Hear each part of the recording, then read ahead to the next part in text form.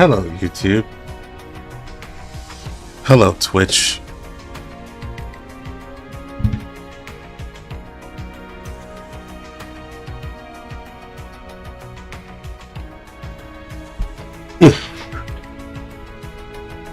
Let's see. Everything's good.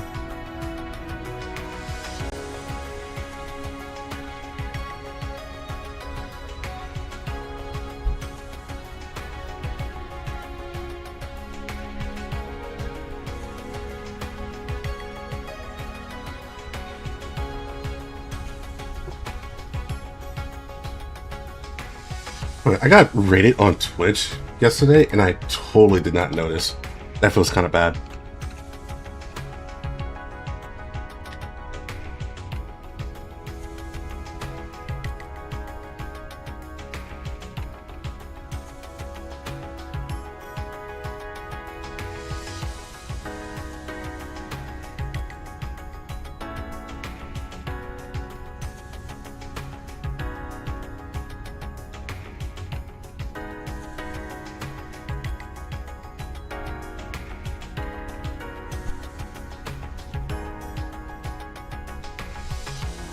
Alright, so we have 5 minutes before we start, so I want to put up a poll.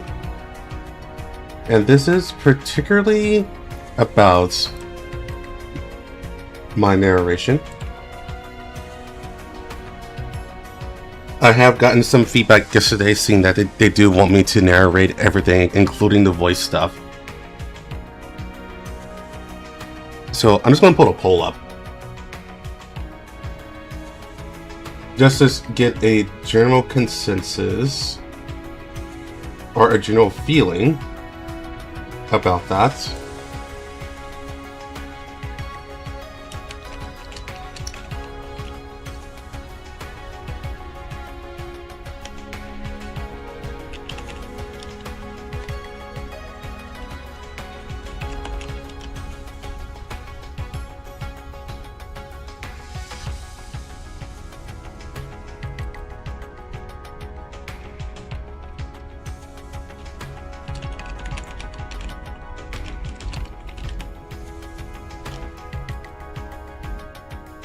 Oh, I got double chat boxes.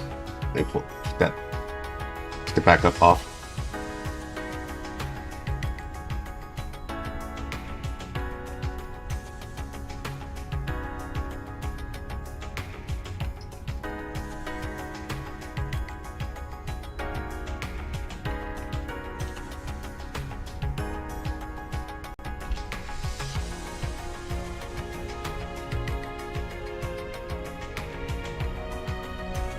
Okay, I went ahead and pulled out the poll. And yeah, I know a fair amount of people prefer that I don't voice everything, especially when there's voices. But I did got a fair amount of people tell me that they prefer me voicing everything because they don't watch the screen 24/7.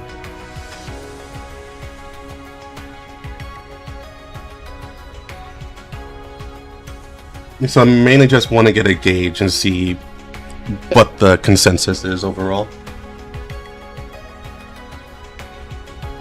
Because it's not really a problem for other games, but since Ghost Frontline is more girthy, I guess is the best way to put it. It appears to be more appreciated.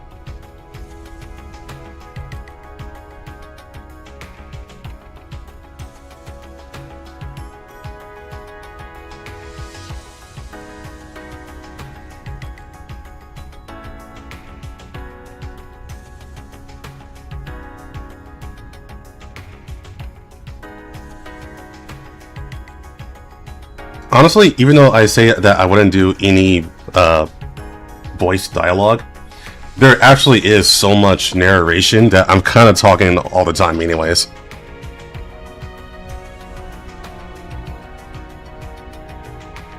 The little Lee petite women.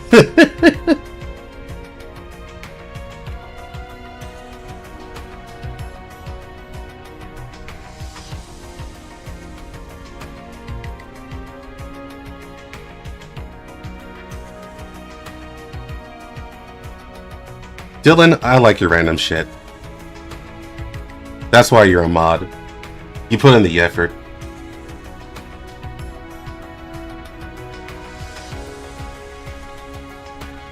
I'm also hoping that lurkers also answer the poll, because I think this might matter more to them than anyone else, to be honest.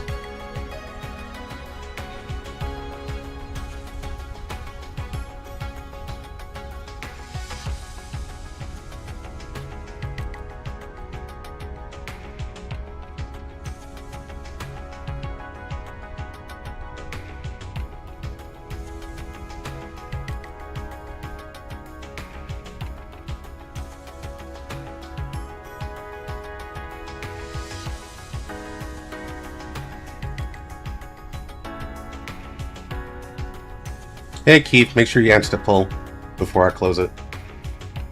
I should close it now, but I'll give about a minute. Actually, I'll give it 5 more minutes because I did say stream start at 3 o'clock. So I'll give it 5 more minutes.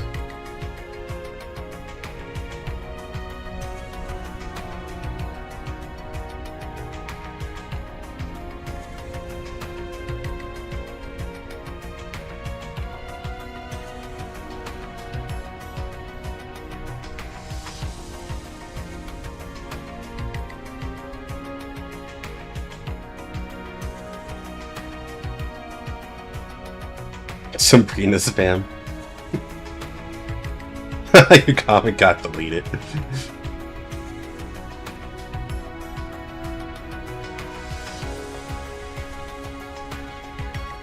Alright, congrats Keith. I know that's a lot.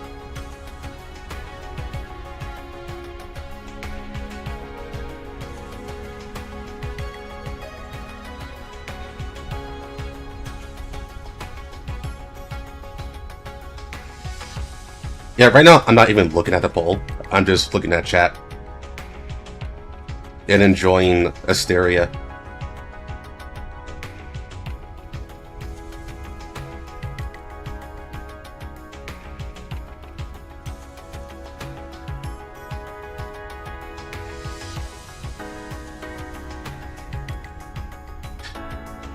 Yesterday Dylan said this is a harem game, so he can't cheat. It's impossible for him to cheat.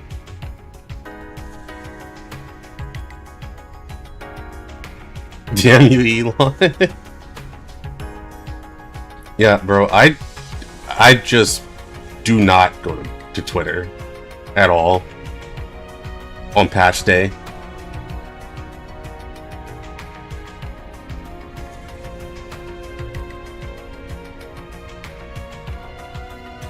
Everything is suicidal, to be honest. I mean, I've been doing it, so I guess I'm killing myself each time I do it.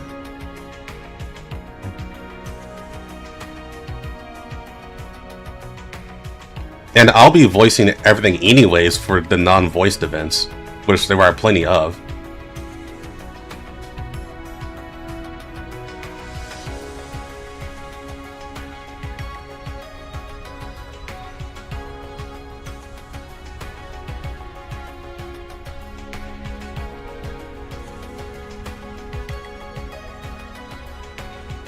Got 2 more minutes.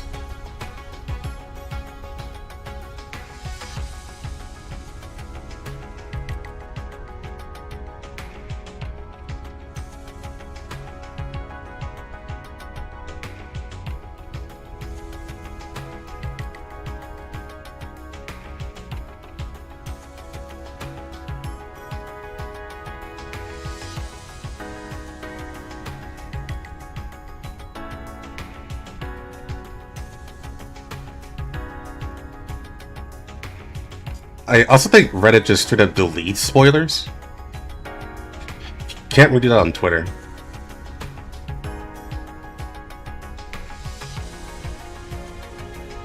And Twitter just loves throwing like the most spoilerly thing as like your first post on your Twitter feed. You got 1 more minute.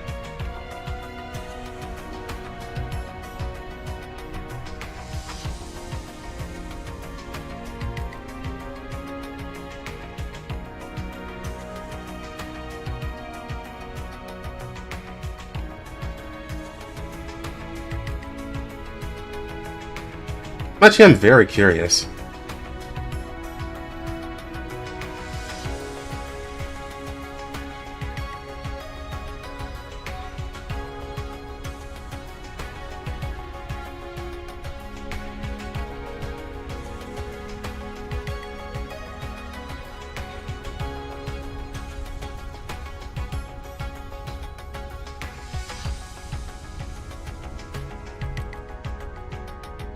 Yeah, I've even looked at my own Discord. Except one on voice spoilers. Alright, time's up. Let's see what we got.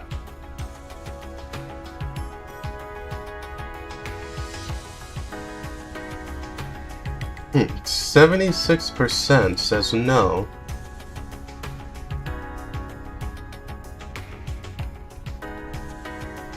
Okay.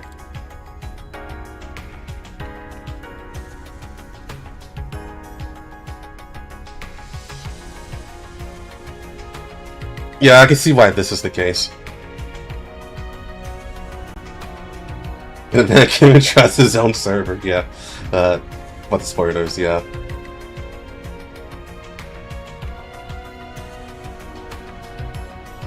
Yeah, I can see why the no, just narration won. Alright, so it looks like all of the lurkers?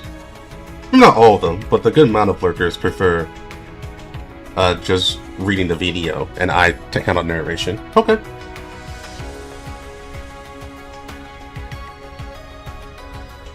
I'll have to take that into account.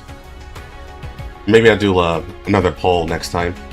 But we'll continue as is, and I'll see what happens.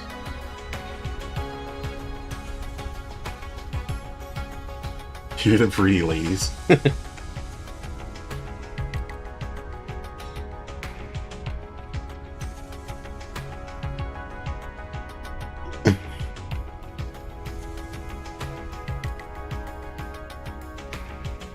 Let me pull up my camera.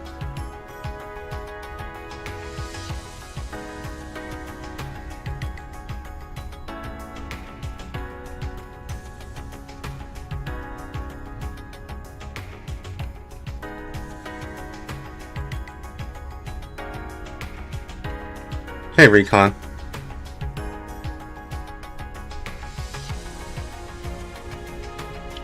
I'm sorry, Dylan. I don't have a VTuber outfit. And I don't have a voice morpher. You know what's funny? I did have a voice morpher, but I didn't use it for streaming. I used it for fun. I had a phase when I was a teenager.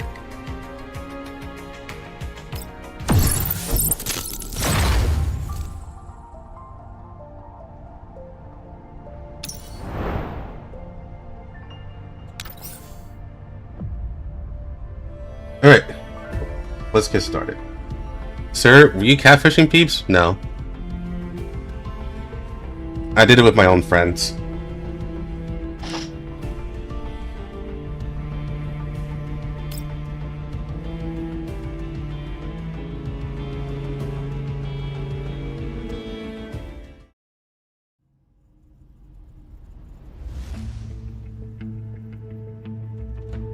If any, what VTuber would you pick out of the cast?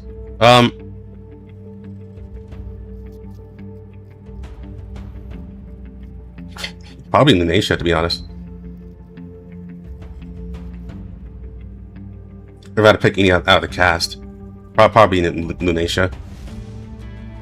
Though there is a sort of irony if I picked IDW. Okay, let's start. We got a lot to go through.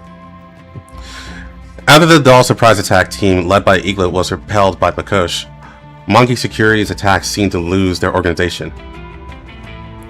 For a whole night, the other party continued to dispatch small teams and drone combat groups to carry out scattered attacks, but compared to the previous offenses, the attacks of these teams were obviously not to scale and completely disorganized, and were soon defeated by the doll squads again. A night passed. On a tactical sand table, the red dots marked as the team gradually shrank in a direction away from LocalCache. And looking at the victorious battle report one by one, Vosley's tense expression finally loosened a little. 指揮官、イグラの撃退は効いてるようだ。戦局は私たちの予想通りに進んでる。ああ、昨夜から敵の連携が乱れてきたが、まだ油断できない。もしかしたら油断を誘う、あるいは撹乱のためにやっているのかもしれない。You'll pick Nemesis? Why? 引き続き周囲の状況に気を配ってくれ。Actually, I agree with Federico. 指揮官、東側の攻勢が緩んだわ。今野営地へ向かってるけど、敵の姿はまだ見えない。西側のほとんどの敵が遮蔽物の裏まで後退しました。一部小競り合いが続いていますが、これも撃退しつつあります。こちら2番隊、外周エリアに敵影なし。こちらそよ風小隊、ドローンは全て撃ち落とした。でも西側の対人対戦車地雷を全部使ってしまった。分かった。シャイアン、西側は君が遠距離支援してくれ。2番隊は外周エリアの動きを引き続き警戒。シャイアン了解。2番隊了解。Judging from the reports of each squad, the enemy's attack is indeed slowing down. This is certainly advantageous for LocalCache's battle situation, but I can't help but ponder the reason for the enemy's sudden change. Before either squad attacked, the enemy's command still has some degree of organization. After the squad led by Iliad retreated, the battlefield completely devolved into chaos. Judging by this, the commander the enemy previously relied on was probably the commander of Iliad's squad, Lentin. Since it's her, she definitely wouldn't just simply retreat. The reduction in the scale of the subsequent attacks seems more like a deliberate disguise to make it look like they are still attacking. Of course, there's another possibility. Someone more composed than Lentin is taking over the new tactical command. The enemy is trying to test LocalCache's defense line with small-scale offenses, looking for flaws in our every move.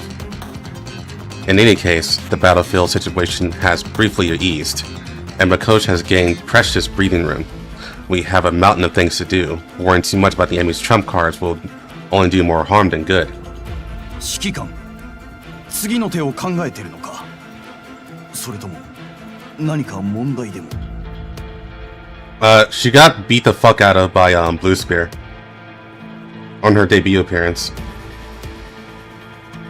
相手が次の作戦に出る前に、今得られたものを確固たるものにしよう。地上も空中も、これからより苛烈な攻撃が待ってる。ボルフガング、対空砲の操縦はこれから砲兵に任せよう。いいけど、対空ってなると連度が足りんぞ。大丈夫、人形にサポートさせる。それから各地上部隊および友好集落に警戒を強めるよう通達してくれ。モコシと集落間の要衝は特に。Dude, this is the most maxed up NPC I've ever seen. You can't see a goddamn thing on his face. Can't see his eyes, his hair, nothing. What a lonely life. は、通達しました。With the orders issued, the atmosphere in the command room became tense again. Bosley couldn't help but show a bit of anxiety. 指揮官、相手は次どう出ると思う？セオリーは大体使ってきたから、今度は思いがけない戦術を考えてくるからな。Thanks to him for the gift, and congrats to Warlock for becoming a member. NPC maxing. Sure enough, less than an hour later, a piercing air raid siren suddenly sounded in the command room. 指揮官、中央市街地上空に大量のミサイルが。Do NPC model? 来たか。ボイマスティナ、ターミネーターで撃ち落とせ。ブローザ14は重装部隊とともに迎撃支援。そよ風小隊と404は地上を警戒。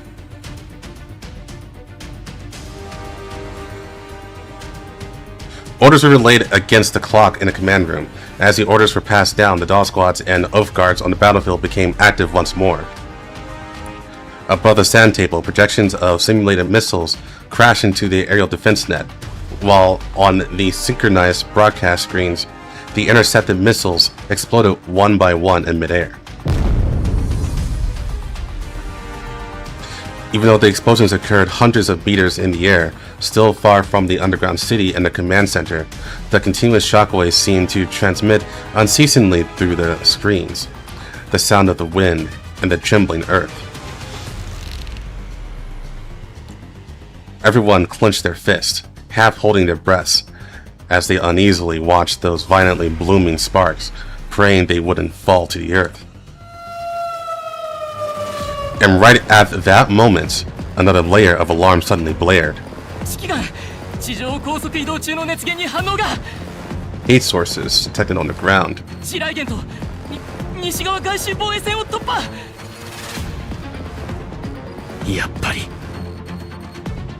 Due to the loss of the minefield's destruction, the west side front line was broken through by enemy troops in an instant.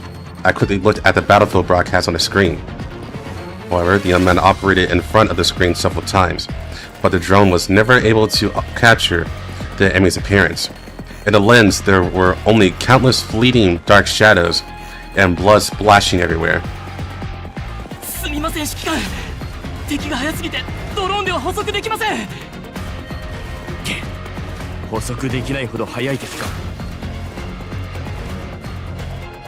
Hi! A familiar feeling surfaced in my mind, and a sense of foreboding gradually grew stronger. I immediately issued orders to all squads.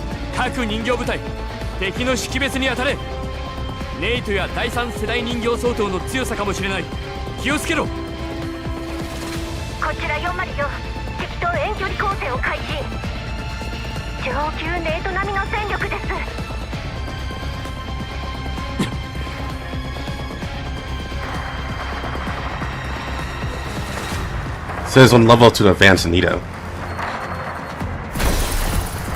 The sounds of fierce crossfire came from the comms channel. At the same time, a group of agile and terrifying figures, like demonic beasts from mythology, appeared in the center of the screen. They leaped several stories high and dashed at high speeds, breezing past the obstacles on the battlefield, and attacked visible sentry posts with immense firepower. And even when hit by defensive fire, they managed to survive, relying on their tough physical structure and astonishing judgment.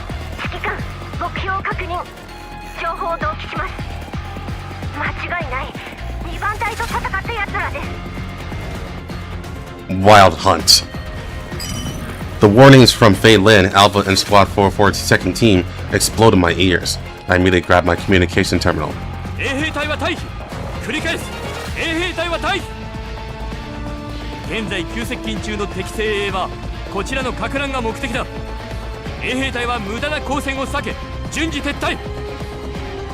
Honestly, I wouldn't be surprised if they died already. The Oath Guard.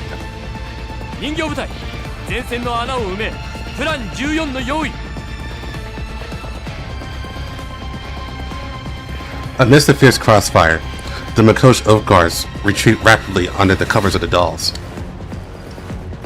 I stared intently at the actions of the eerie creatures on the screen, while quickly recalling the battle situation described by Alva and Fei Lin, verifying the known situation. According to what they said, the Wild Hunt's individual combat ability is almost equivalent to a high-level Nito. That's actually not as high as I thought it'd be. They excel at group actions and create immense battlefield pressure in a short time through high-speed attacks.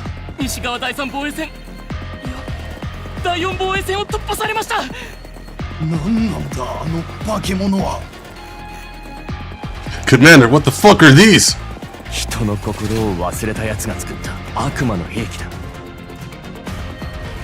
Compared to Nitos who possess complete personalities, these creatures do not engage in complex thinking.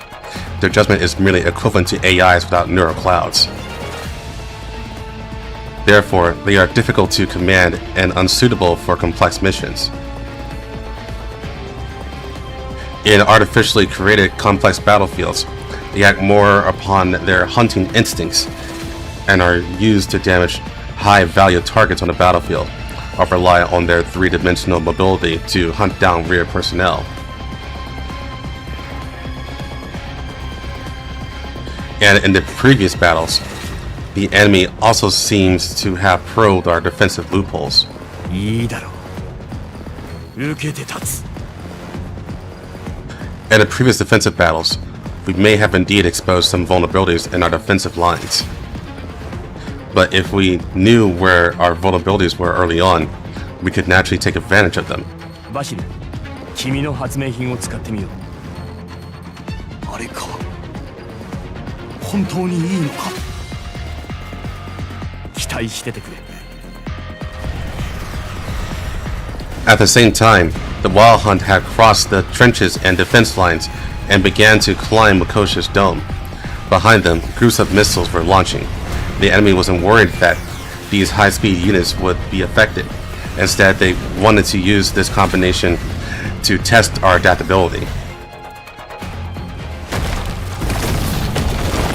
When the first Wild Hunt entered LocalCache City, what greeted it was the fierce bombardment of OTS-14's muzzle. The Wild Hunt's lower body turned into debris, but it still attacked OTS-14 until it was completely destroyed. Third generation Doll squads, the almost comprehensive echelon, 404 Monsoon. Several Doll squads shuttled among the Wild Hunt. Bullets, blades, artillery fire, all available weapons were applied to them. However, the rapidly moving Wild Hunt were like evil spirits, using the sharp claws on their fingertips and the protruding spikes on their bodies to madly tear at everything blocking their way, sprinting into LocalCache City. Except for Void Messina, striking from the air, and OTS-14 with higher frame performance, the other squads still gradually showed signs of decline in the face of the high-speed moving mass-produced Nidos. 内外から挟み撃ちにするつもりか。各隊、ワイルドハントは複雑な思考ができない。足止めして対音波防御用意。了解。了解。 With the cooperation of Doll squads, the Wild Hunt swarms charging everywhere on the battlefield were intercepted one by one, and the speed of the Dark Shadow's impact gradually slowed down. But this was far from enough. Although the Wild Hunt were surrounded in batches, relying solely on Doll's movement speed, it was even more difficult to further restrict the Wild Hunt's actions. ビオカ、ミッティ、西側の攻撃を押し返して。そよ風正体、リモールディングパターンの出力を上げて。絶対突破させちゃダメ。 Fires broke out all over LocalCache for a time.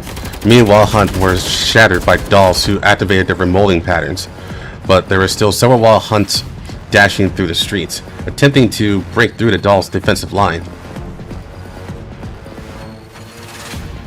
We can't let these monsters penetrate any deeper. I turned my gaze back to Vasily and nodded. 30秒後に全ての通信を切って保温システムを起動する。繰り返す。全ての通信を切って保温システムを起動する。 Under Vasily's command, soon, the entire city of LocalCache fell silent. Because of the sudden loud buzzing sound, everyone soon uncontrollably held their heads and pressed their eardrums. One of the defense systems deployed in LocalCache is the sonic weapon defense line I had Vasily built, and according to Fei Lin and the others' reports, this is especially effective against Wild Hunts. A minute later, communications reopened, and we saw the Wild Hunt moving noticeably slower, with large amounts of tissue fluid pouring out. Their internal neural structures were damaged, allowing the Dolls to suppress them. After the damage exceeded the critical point, the Wild Hunt did not retreat, but chose to further assault into LocalCache City. However, with both their sensors and nerves damaged, their ability to dominate their terrain also dropped significantly. 衛兵隊は元の持ち場に戻って人形部隊と共にワイルドハントを迎撃。各隊衛兵隊と連携を取れ。可能なら5分以内にワイルドハントを殲滅するんだ。了解。Said kill them all in 5 minutes.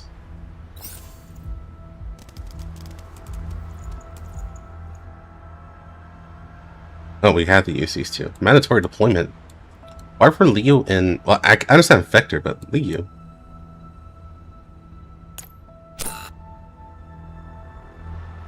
Oh, okay.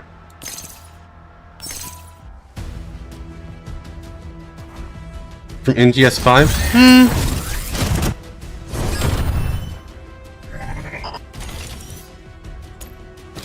Not this time, Sam.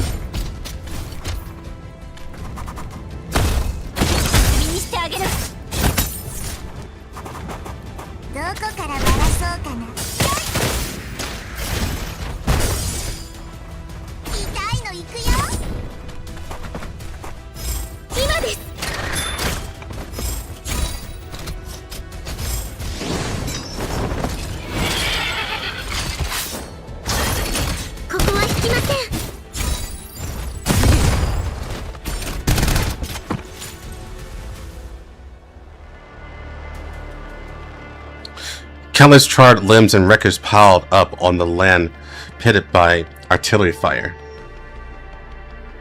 Not yet, Dustblight. Not yet.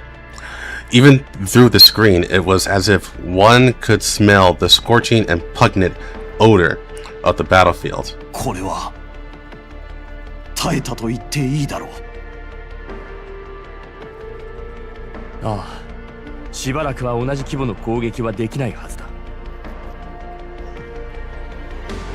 Thanks to the cooperative combat of the dolls and the guard troops, although the assault from the Wild Hunt briefly broke through the defense line and caused some damage to the dolls, it did not deal a devastating blow to Mikoshi's defense. At this moment, in that ruin covered with scars, the doll squads gradually converged, assisting the oath guards to rest and transfer, forming a bright color amidst the scorched black.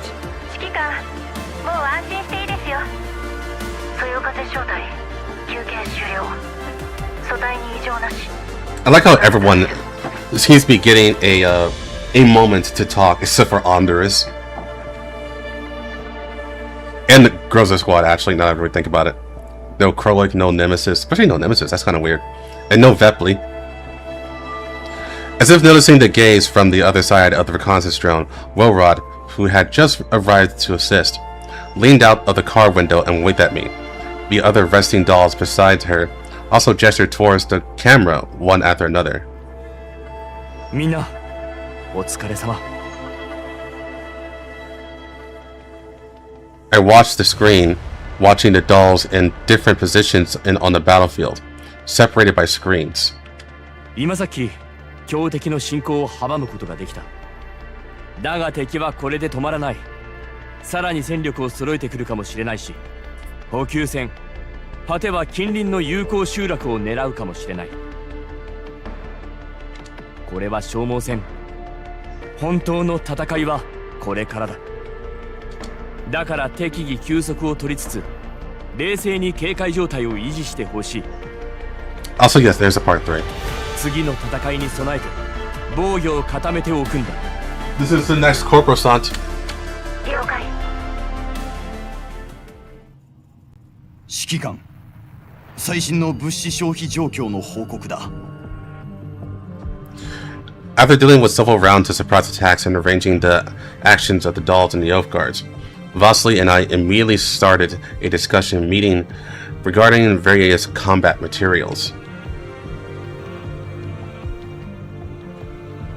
Compared to the hail of bullets on the battlefield, the invisible slaughter of the battlefield is equally brutal.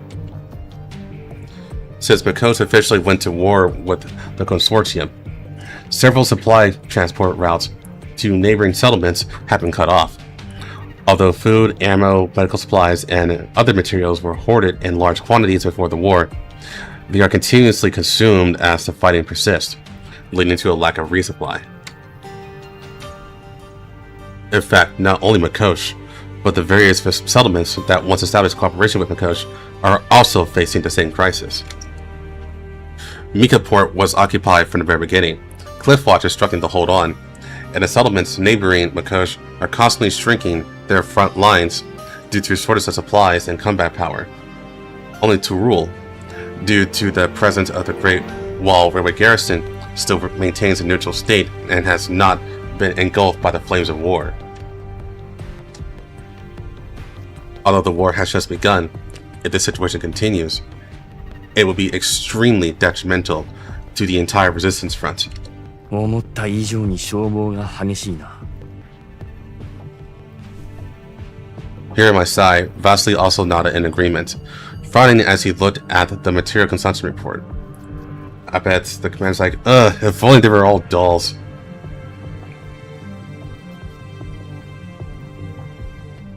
McCoast right now cannot afford to waste even a single bit of supplies.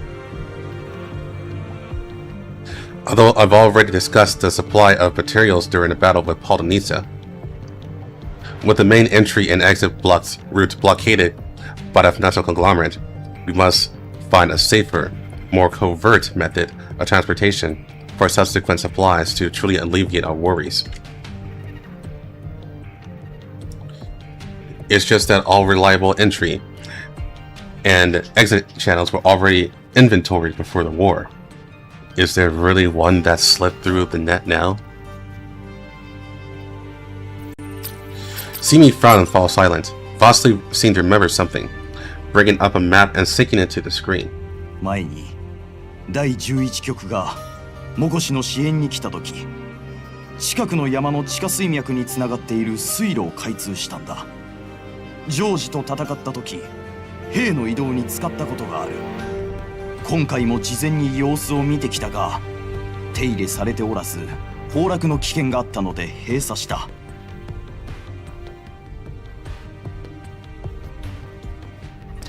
No explanation needed. I quickly understood Vasily's intention. This channel, which was abandoned early due to safety issues, might be able to regain its value in the current situation. Even if it is dangerous, we must try to overcome it. バシル、人形部隊にサポートさせるから、可能な限りのルートを確立してくれ。うまくいけば、物資だけでなく、戦力も補充できるかもしれない。わかった。手配する。わかった。目立ちたくない。一番信頼のおけるものにだけやらせるんだ。ポルドニッツァには私の方で話を通しておく。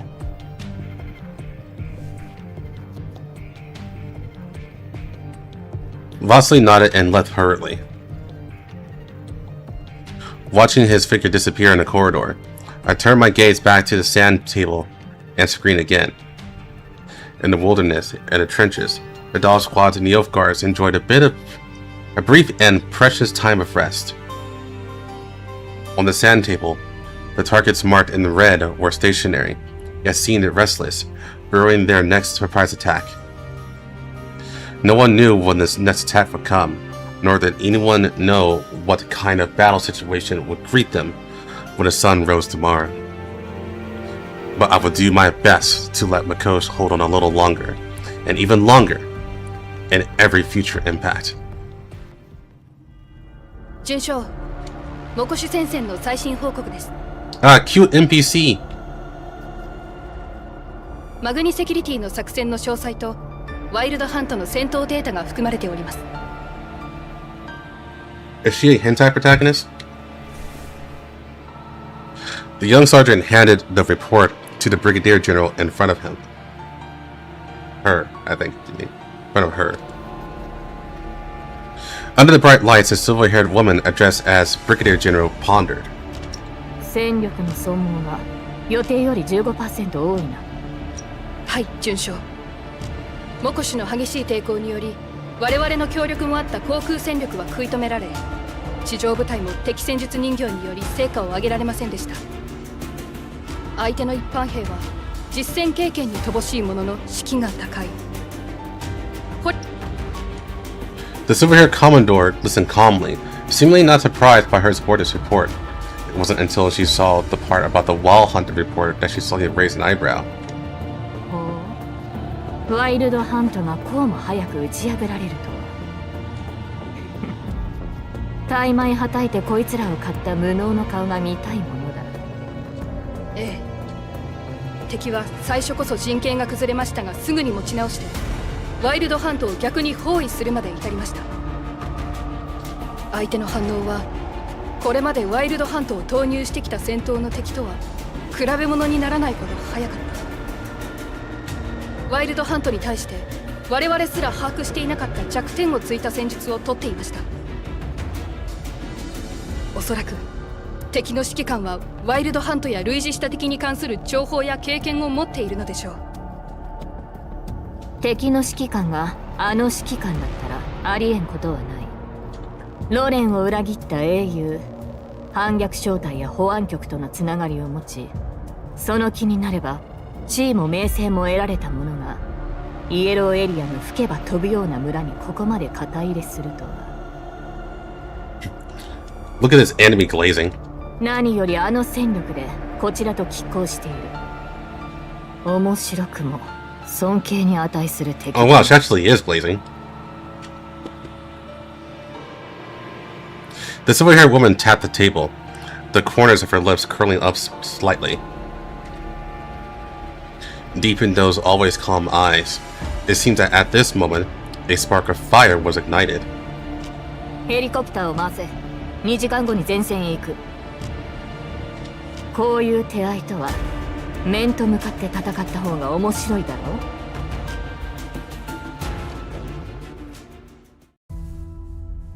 次の目標を教えてください。Make sure there isn't another side story. There will be after this one.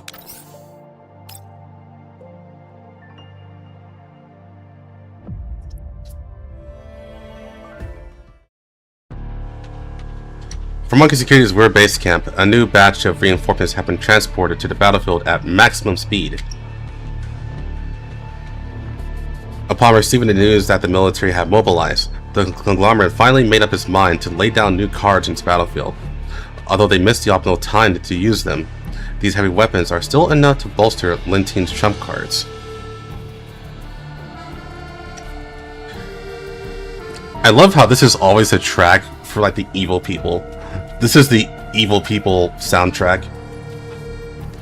And the most conspicuous among them was undoubtedly the huge walking vehicle that made Lintine's eyes light up, and made Kenny and Lisa surge with emotion and shout loudly, which is the integrated mobile command platform that only high-level military officials could use in the past.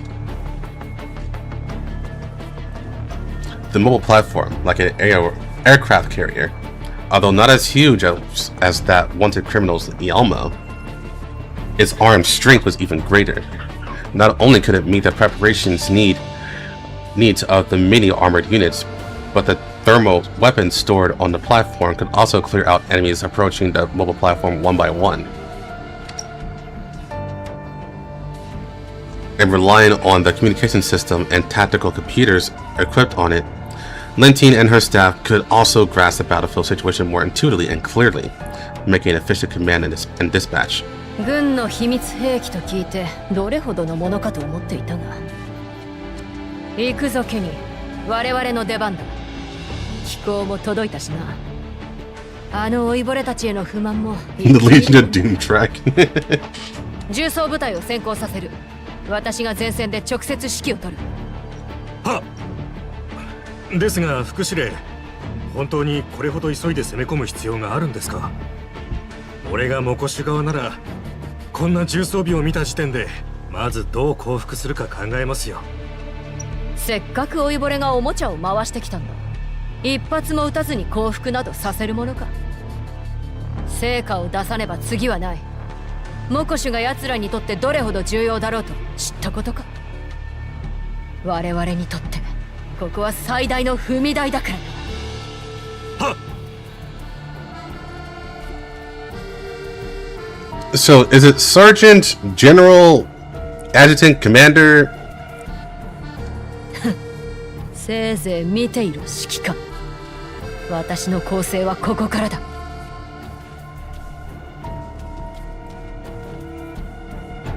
Lentine looks in the direction of Makosh, her eyes full of vigorous fighting spirit. The setbacks she experienced during their past encounters now have the outlet for venting she's been waiting for.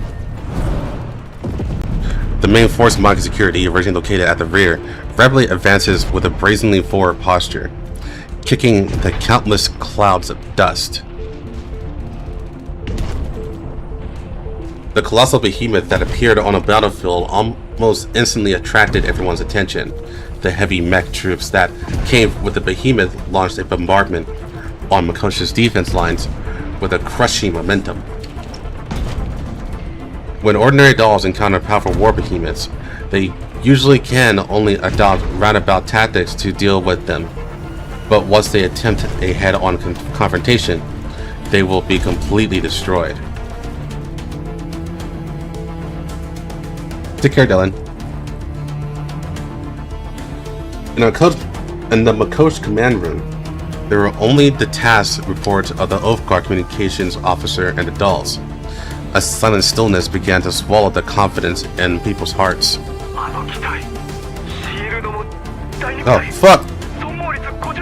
What do you say? That thing has a force field shield. Stop resisting. All outposts retreat. Abandon the position. Okay.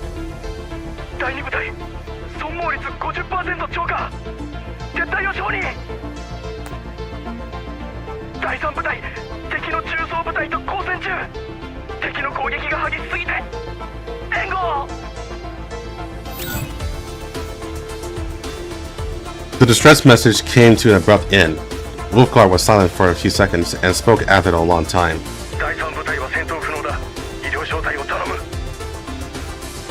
Boyマスティナ404 2番隊防衛線を引き継げ。百獣戦車は第3部隊と第2部隊の撤退を援護しろ。After the enemy's armed platform appeared, the situation inevitably tilted in a direction unfavorable to Makosh. The threat of death loomed over the entire conference room. Even though everyone was silent, the rate of casualties among the Oath Guard had already begun to accelerate. Unlike dolls, Oath Guards cannot return to the battlefield after replacing their frames, and every person's fall means a family has lost a beloved son, daughter, brother, or sister. Bosley clenched his fist, obviously trying to calm down. His nugs dug deep into his palms. The stinging pain felt by this body far less than the torment endured in his heart. Just how big are their fingernails? Like, it digs deep in their skin. It's like, see, I'm doing it right now, and I can't pierce my skin with my fingernails, so yeah. The number of Oath Guards killed in action gradually increased. These comrades who once dreamed of having a happy life vanished in an instant under the devastation of artillery fire. No one showed any willingness to retreat, as the leader vastly understood everyone's sacrifices, and facing the casualty situation, he forcefully suppressed the sadness in his heart.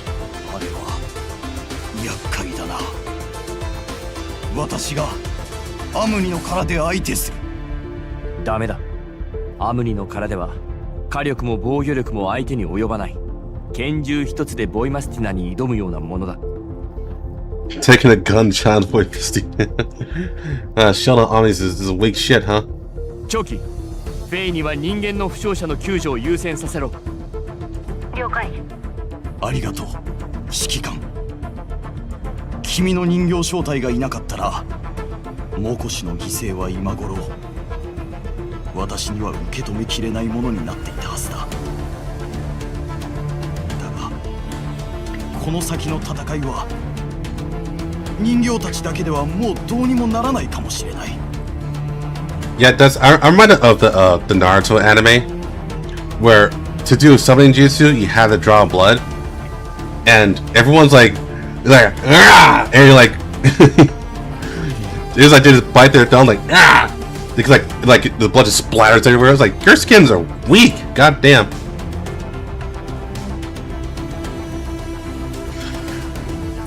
Although their combat capabilities are strong, Vasily also knows that dolls are ultimately just infantry units. Facing the impact of Monkey Security's heavy tanks and mechs, it's impossible to fight them head on no matter what. Even though Makosh has tried it's best to prepare backup frames for the dolls, as well as signal enhancement system to facilitate emergency neural cloud uploads when they are unable to fight.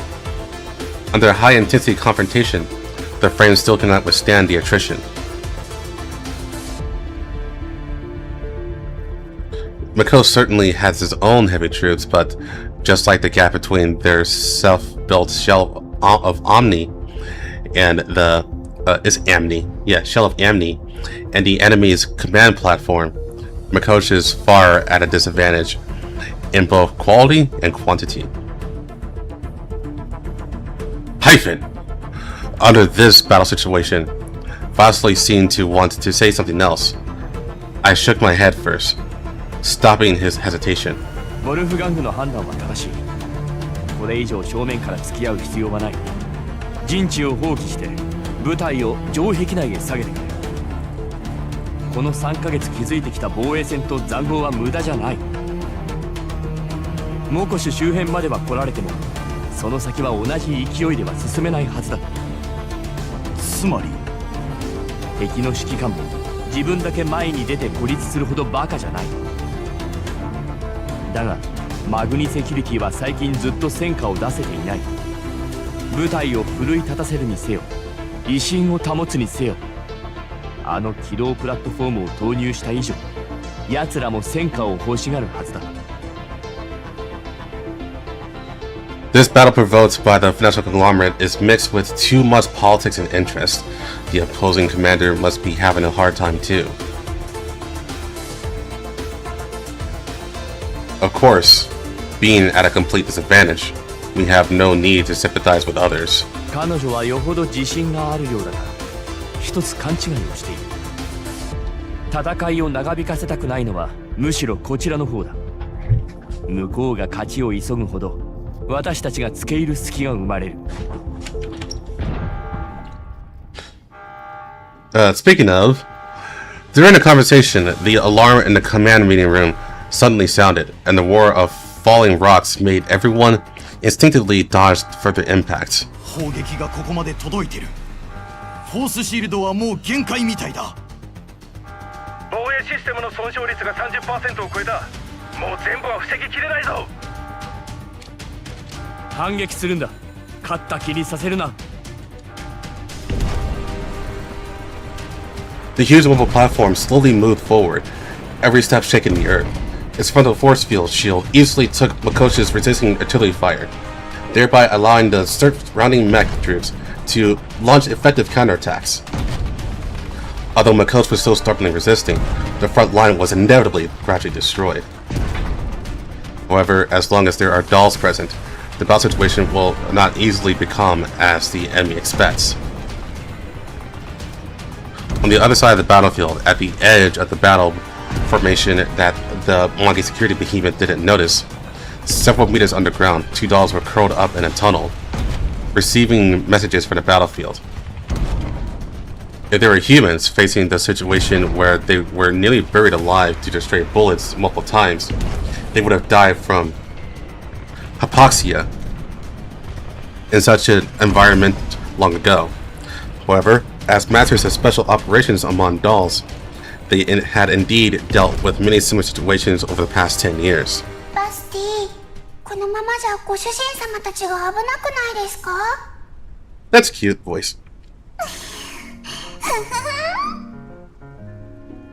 何笑ってるんですか? って何それ? お花? 綺麗でしょ? ダーリンとの結婚式で使うブーケなの。式の時はフェアリンに投げてあげるね。私の次に素敵なお嫁さんになってね。現実を見て、エルモ号の人気ナンバー1は来るかいですよ。そんなの知らない。ダーリンを一番支えられるのはこの私なんだから。I like how she said the most popular doll only almost Kukai because of the popularity vote.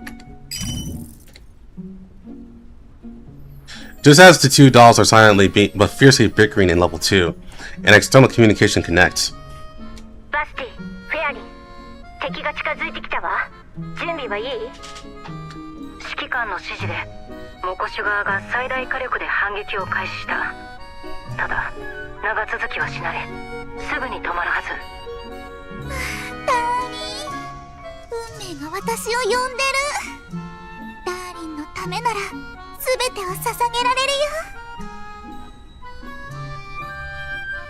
You didn't expect that high-pitched voice? この戦いが終わったらモコシュでお花いっぱいの草地を探して立ち会い任務呼んで、そしてちょっと待って、その手の話は絶対ダメだってば。自分からフラグ立てないでよ。っていうか、なんで喋り方までドゥシェーブヌイみたいになってるのさ。そうね。それに指揮官と結婚するのは私よ。Yeah. こういう時くらい作戦に集中できない？新人隊長さん、これが私たちなりの気合の入れ方なんだよ。恋も戦いも全力じゃなきゃね。来るかい？指揮官の隣に立つべきなのは私だって証明してあげるわ。挑むつもりなら実力を見せなさい。An actual friendly rivalry? 望むところだよ。はっきりさせようじゃない。Compared to Fukai and Macchiato, who actually want to tear their throats out? はいはい。外への修復もメンタルバックアップもどっちも超面倒なんだからね。来るかい？喧嘩はもう済んだ？ I'd like to remind everyone that there are explosions going around right now. 無駄口を叩いてないでさっさと行くわよ。じゃあダーリンに私たちの一番輝いてるところ見せてあげなきゃね。フェアリー、行こう。Finland rechecked her beloved gun, her pupil color constantly changing as she made final calibrations for combat. わかった。勝ってご主人様の負担を減らして、それからバスティの妄想結婚式を阻止します。 Destroy Bastie's delusional wedding. ちょっと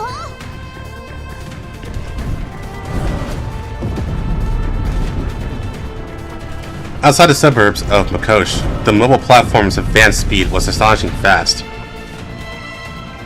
To curb the enemy's pace, all heavy firepower on Makosh's outer defense line was used to combat the enemy's armored forces and mobile platforms.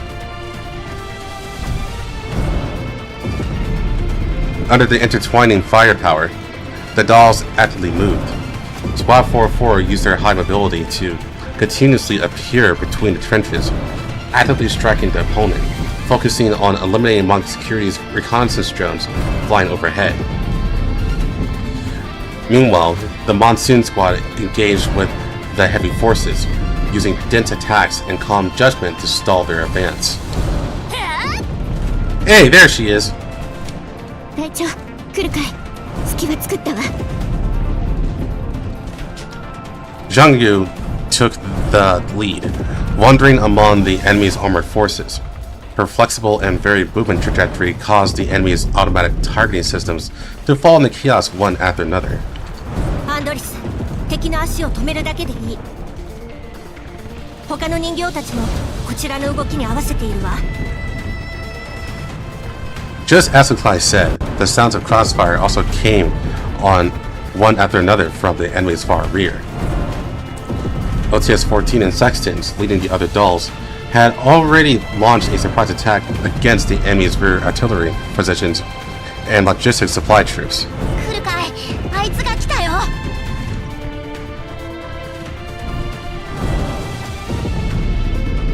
The Falcon dance light Lin Teen's body. The familiar third-generation doll appeared on the battlefield once again. This kind of surprise attack operation couldn't possibly not attract her attention. However, Simbric's massive fuselage once again blocked her way. Vomestina's shadow was too massive, and Igla and the heavy armor units immediately focused their attention on her. Meanwhile, Squad 404 and Monsoon Squad also successfully drew the enemy's attention to themselves. No one noticed two small animal-like dolls crawling out of the tunnel, blending in with the sand of the yellow zone using the camouflage clothes covering their bodies. ダーリンの恋愛事情よりドロドロだよ。ここは戦場よ。無駄話しないで。Bossy and Fei Lin successfully avoided the biggest threat and broke to a 0.800 meters in front of the mobile platform. But the armored forces in front of them, along with the various armaments escorting the mobile platform, made the short distance of a few hundred meters feel like an insurmountable chasm. こんなのどうやって近づけっていうの？あの起動プラットフォームを壊すのがあんたたちの役目でしょ。なめないでよね。404リモールディングパターン解放準備。アンドリス、私の合図に合わせてさ長期、私たちは左から仕掛けるからバスティたちを援護して。了解。全員バスティとフェアリンをプラットフォームまで送れよ。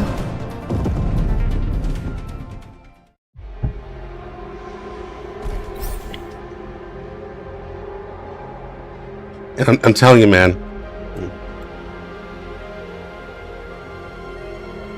The remoting patterns is such a massive fucking game changer.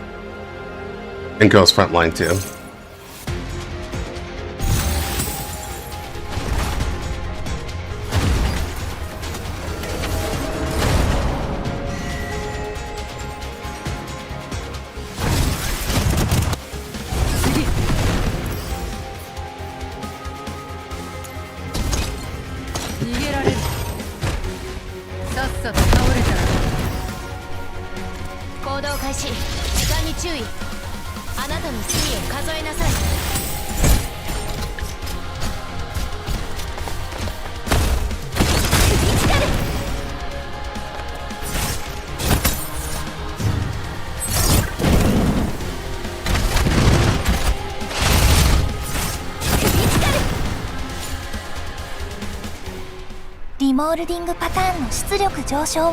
Hey, Honors is here. Cool. 環境データの同期完了。クルカイ隊長のリアルタイムデータをリンク。ロックオン。発射。 The particle cannon fired a brilliant beam with an almost limit convergence rate, and the particles focused on one point continuously wore down the defensive force field on the mobile platform. Even a focused particle cannon couldn't fully pierce the defensive force field. After just 10 seconds of particle irradiation, the weapon on Andor's hands was almost letting out a wail of overload. The dazzling particle cannon drew the attention of everyone on the battlefield, and this momentary decoy was enough to complete the tactical deployment formulated by the dolls. Basti, Fairy, ima yo. At the moment Andor's particle cannon attack ended, the two dolls who had been approaching the mobile platform in a crawling state suddenly threw off their camouflage and rushed directly into the mobile platform behind the defensive force field. Monkey security, distracted by the particle cannon, was unable to stop this boarding operation. The special explosive in Bossy's hands flew out, and with a loud bang, turned a force field generator into scrap metal. And Kukai also opportunity fired thermal smoke grenades, obscuring the vision of Monkey security attempting to return for support, buying more time for Basti and the others. After failing to block the rapid shotgun fire from a close-range anti-personnel defense weapons, Basti quickly threw bombs to destroy the defense facilities. Both dolls simultaneously fired their grappling hooks, rapidly ascending towards the bridge in a relay fashion. 隊長、フォースシールドが敵の攻撃で破られました。敵人形2体が侵入を開始しています。人形だと近くの敵から優先して叩け。ブリッジに近づけるな。Lentine, what will you do in this situation? 早すぎる。対応しきれません。Even the dolls of that commander in front of the mobile platform carrying nearly 100 personnel and equipped with a large number of defensive weapon systems couldn't possibly cause too much of a stir. In just a few seconds, this perception was completely overturned. Bathed in a hail of bullets, they pulled each other onto the platform with exquisite cooperation, while not forgetting to make precise counterattacks, probing the weaknesses of the defense line. The mobile platform Lentine was the hub of the battlefield. But because she brought the heavy troops too close to the front line, the number of infantry capable of stopping two dolls was severely insufficient. Outside Squad 404, as well as Voidmastina in the sky, kept Lentine overwhelmed. It was somewhat wasteful to use heavy mechs to bombard them, and the close-in weapon system couldn't rapidly destroy their frames. The Mongol security commander made a prompt decision to recall the mechs that were about to assault Makosh, which forced the dolls at the base of the platform to retreat. But dealing with the two dolls who had already infiltrated inside wasn't as simple. どういうことだ。まだ片付かないのか。そこら中にいるじゃないか。やっかな人形どもめ。気をつけてください。あいつら大量の爆発物を持っています。The door is blasted open by a high energy bomb, and two dolls rushed onto the deck. Although Bassie's movements were as elusive as a cat's, and Fei Lin's speed was faster than a bullet, the Monkey security members stationed on the deck were enough to form fire coverage and block their movement paths. However, as if they had just encountered a little trouble with shopping, they quickly counted and organized the weapons on hand. 今日は雨予報じゃないのにすごいフリップリだね。きっと私たちのために用意してくれたんですよ。でもダーリンとの結婚式の日に雨とか最悪。それなら屋内であげましょう。バスティは私のドレスの裾ちゃんと持っててくださいね。いいよ。って花嫁は私なんだけど。おしゃべりはおしまい。行くよ。あの偉そうなのがここのボスでしょ。Bassie threw out a large number of fully shaken and mixed spray cans. The moment the can hit the bullets, they erupted into colorful smoke, and the two dolls used it to quickly dash out. The frames restricted by the remolding pattern quickly broke through the fire blockade and pounced on Lentine. The doll's shots poured onto her, but were all defended by the force field shield. Rather, Bastie threw a special grenade, and Phelan shot through it when it touched the shield. Lentine felt her body blown away by a strong force, crashing heavily onto the console. やっぱ一筋縄じゃいかないか。ずい Kenny, wearing the mech, blocked the doll's bullets with his body. Then Monkey Security's hail of bullets poured onto the two dolls. Fei Lin, who was originally charging at the front, successfully jumped up and blocked Kenny's shot. Although she also struck a series of sparks on Kenny's mech, her gun-holding hand was soon torn apart by large caliber ammo, and her body lost balance and fell down. At the same time, Fei Lin lifted Bastie with one hand and threw her out. 助かったよ、相棒。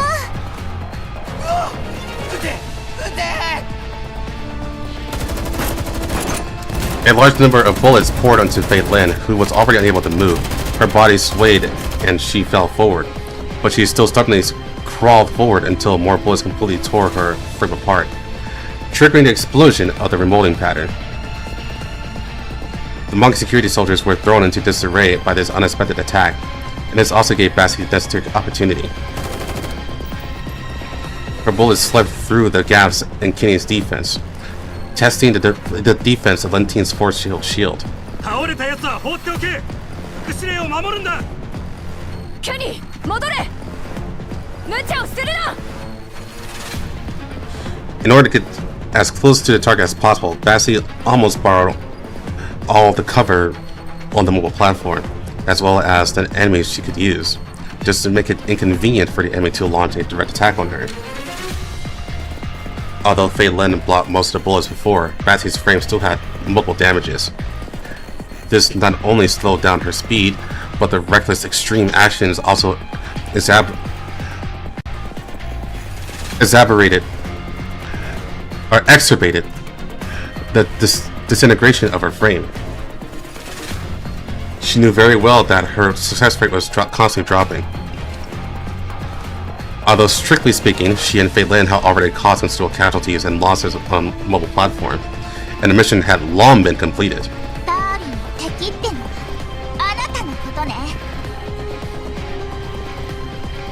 Basty didn't know Lentine, but seeing the tight protection the other party received, she realized she had set her sights on a big fish.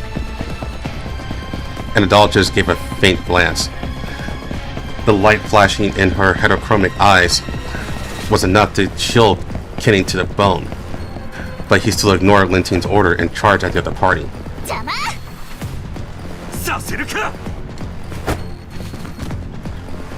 With the power of his mech, Kenny grabs Basty, who was trying to jump over his head, and the two crashed to the ground in front of Lentine. The members of the Monk security try to support Kenny, but during the scuffle between the two sides, they don't dare to rashly attack using heavy firepower.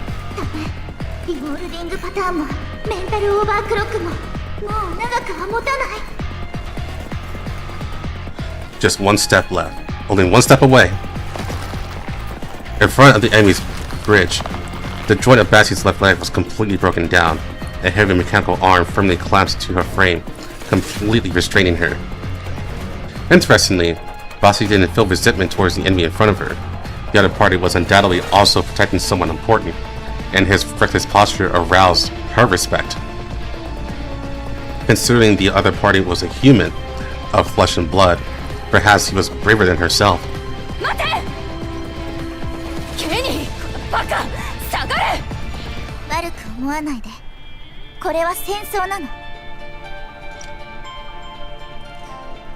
Dazzling light burst from Basty's body. With the final glow of the rolling pattern, her frame also exceeded its limit and broke free from the mech's restraints. Although this came with the price of her frame almost completely breaking, she still completely shook off her opponent and blasted a bomb inside Kenny's power unit. Ah, Kenny died!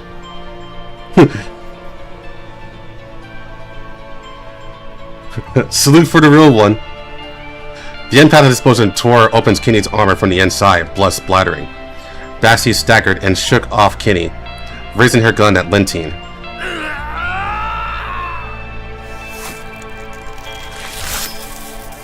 A saber popped out from the back of the mech's hand, piercing through Basty's chest and remolding pattern. She let out a whimper, and the bullets harmlessly grazed past Lentine's temple.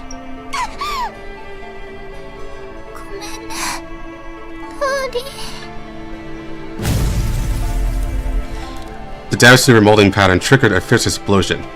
Basty's face disappeared in the smoke, becoming the most brilliant fragments in the center of the battlefield. The huge impact caused the entire Monk security command platform to tremble violently. Fortunately, Kenny leaped and blocked his body in front of Lentine.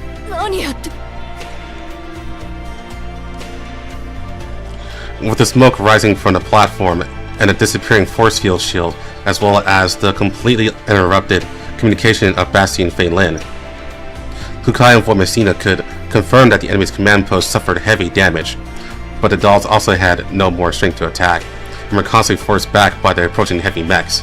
Basty! Fairy! 応答がないわ。来るかい？撤退しよう。敵がもう迫ってる。十分な戦果を上げました。二人のことは戻ったらたくさん褒めてあげましょう。わかったわ。C1 まで交代。The alarm in the platform command room kept ringing. Subordinates advised Lentine to evacuate immediately, but her eyes were fixed on the incapacitated mech not far away. The damaged mech had exposed the operator inside, and the blood was gushing out, suffering an explosion impact at such a close distance. Even with the protection of the mech, death was almost a certainty.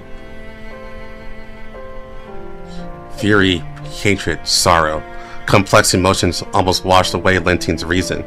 Before leading her former old subordinate into monk security, she had made a promise to let everyone live a good life. Kenny was not the first comrade she lost, but she was the most important comrade who witnessed her journey all the way. And it was precisely because she was too eager for success that it led to such consequences.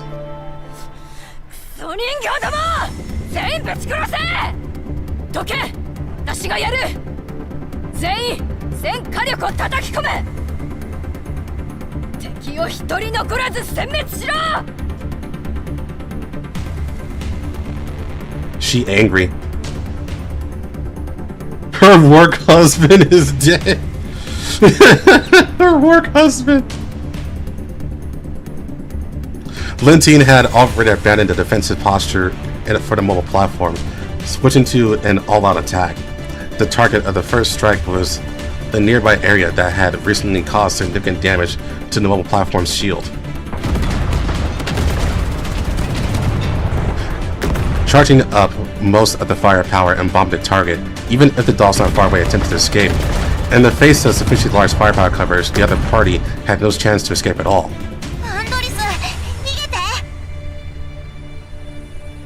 Mekti and Bucko, who were originally surrounding Andres to provide cover, could only retreat in a sorry state in the face of the enemy firepower. Before Andres could evacuate to a safe area, a laser cannon had already completely hit the area where Andres was. A huge explosion occurred after the frame was attacked. Mekti and Bucko were completely overturned to the ground by the aftermath explosion before they could dodge.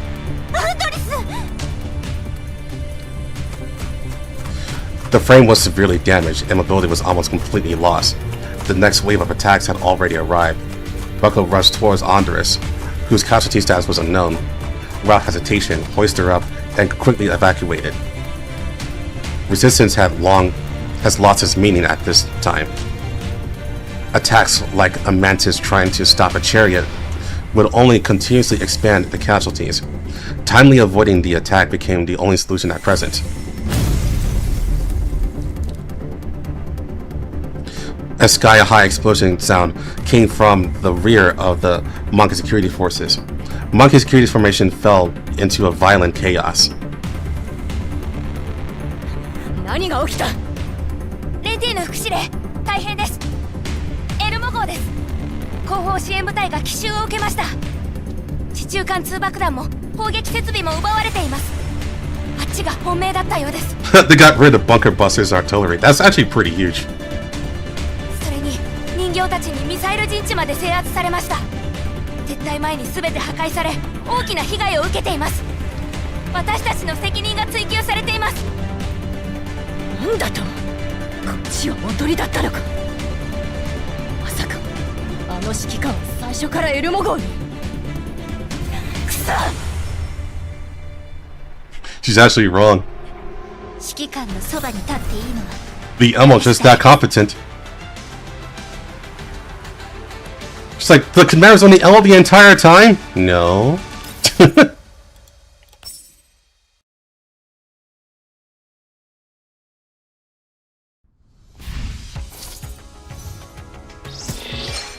Yeah, I think work husband is very accurate.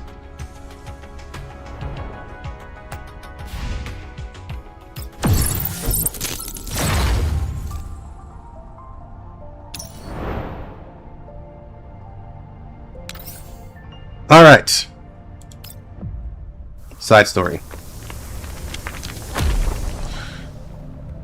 The sky full of yellow sand was like rough sandpaper, rubbing against the steep rock walls and making a harsh sound. At the bottom of this desolate canyon, a transport formation consisting of dozens of mechanical horses was moving forward under a heavy load. Leading this team forward was the leader of Cliffwatch, Liushi. She was escorting Makoshi's logistics transport team. Unlike usual, Liu currently only had Zishui by her side, while the other Cliffwatch members had been sent by her to other settlements to help them consolidate their defenses. Everyone, how is the battle situation now? As leader of Cliffwatch, Leo couldn't appear on the front lines with her compatriots at this moment, so she naturally couldn't help but worry. Don't worry. The enemy's attacks are weak and powerless. No matter how much firepower they deploy, they're just poshing paper tigers. On the contrary, please make sure to deliver those supplies to Mikoshi and that commander. We believe in you, boss. Thank you, everyone. I definitely will.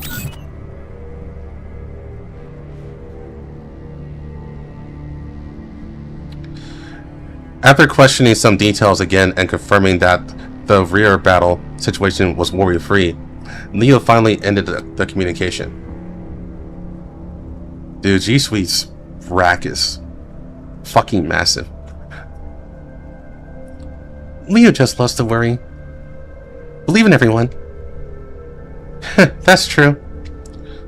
What's hurry, Shishui? The frontline situation is tense. The commander must really need our assistance. But mentioning this, Shishui showed a worried expression. I wonder if the other settlements still have enough supplies. Those settlements we passed by earlier, you just saw them too, right? Let alone gathering extra supplies from them, Cliffwatch even needs to dispatch members to assist him. Can we really complete the mission? Mentioning this, Liu also felt a wave of bitterness. We still have to go and see. However, after continuing forward for a half an hour, Leo's team had to stop.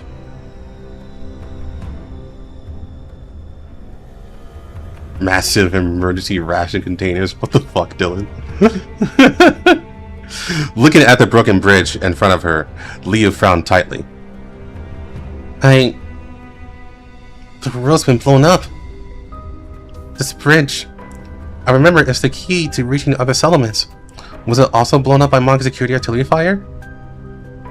This is the most critical main road in the route. If the detour to the other routes... Hearing this, Leo's neurocloud rapidly calculated, but no matter which route or how the plan was optimized, there was no way to bring enough supplies and reach Mikoshi at the agreed time. What should we do? However, just then, Leo heard a muffled explosion in the distance. Everyone, take cover! Hearing Leo's words, the logistics transport team immediately hid behind nearby cover, standing by in full readiness. After a while, the ground gradually quieted down. Leo took the lead, riding Dilu out of the cover. Everyone, stand by. I'll go check the situation. You be careful too. Leo nodded, then set off towards the direction they were supposed to check. She rode Dilu to the relatively high place, and then scouted with high magnification binoculars. Oh, the double tap.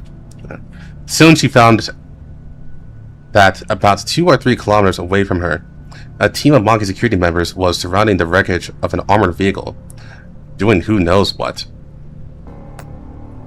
After further magnifying the telescope magnification, or binoculars magnification, she found that the armored vehicle was sparking, and those Mongol security members seemed to be arguing. This is Mongol security's logistics transport convoy? Leo was stunned. She didn't expect that outside the front line frames of war, the enemy's logistics supply line would appear in this location. Is this a trap by the enemy? Did the other side discover Mikoshi's logistics route? No. Leo pondered for a moment. She found that the logic didn't add up. If that were really the case, then their armed forces should have made a move a long ago, instead of exposing their own logistics supply line as well. And it looks like that a single convoy... Did they get separated? Looking at the shape of the armored wreckage, It seems that artillery shells exploded during transport? Hold on. Soon Liu found that this was not one of Monkey Security's teams. She slightly reduced the imaging scale and found that on a distant wasteland, there were very many Monkey Security convoys like this. They were like swarms of little dots of light, forming loose formations and moving along several different trajectories across hundreds of square kilometers of wasteland. And their direction was unified. However, just as she wanted to further investigate the source of those dots of light, she found her line of sight blocked by huge mountain peaks. If she wanted to investigate further, her current position obviously couldn't provide a good view. Liu suppressed the urge to thoroughly investigate. Her years as a leader had taught her to keep her cool. What was the most important right now was to digest this unexpected intelligence first. Returning to the main force, Liu saw that nearly half of the war horses' backs were empty. According to the original plan, they should be fully loaded with supplies and rushed to Makosh. But currently the road is blown up, and detouring to other settlements will take extra time. Liu couldn't help but think, with the battle situation so tense, can she really collect enough supplies from other settlements? For supplies, do we really have to reach out to our own people? Liu fell into deep thoughts. On one side is the distant Monkey Security logistics team. On the other side is the unloaded mechanical horse herd. Subsequently, a plan that had the best of both worlds, but was slightly dangerous, brewed and took shape in Liu's neural cloud. Okay. Liu? Shisui, I figured out how to solve our supply problem. She flashed Shisui a serene smile. A little while later, having sorted out everything, Liu dialed the commander's comms and got Groza instead. Liu's like, fuck! Miss Liu, do you have something for the commander? He's in a meeting right now. If there's any situation, I can pass the message along. Ah, Miss Groza, there's something I'd like to coordinate with the commander. But telling you should be fine too.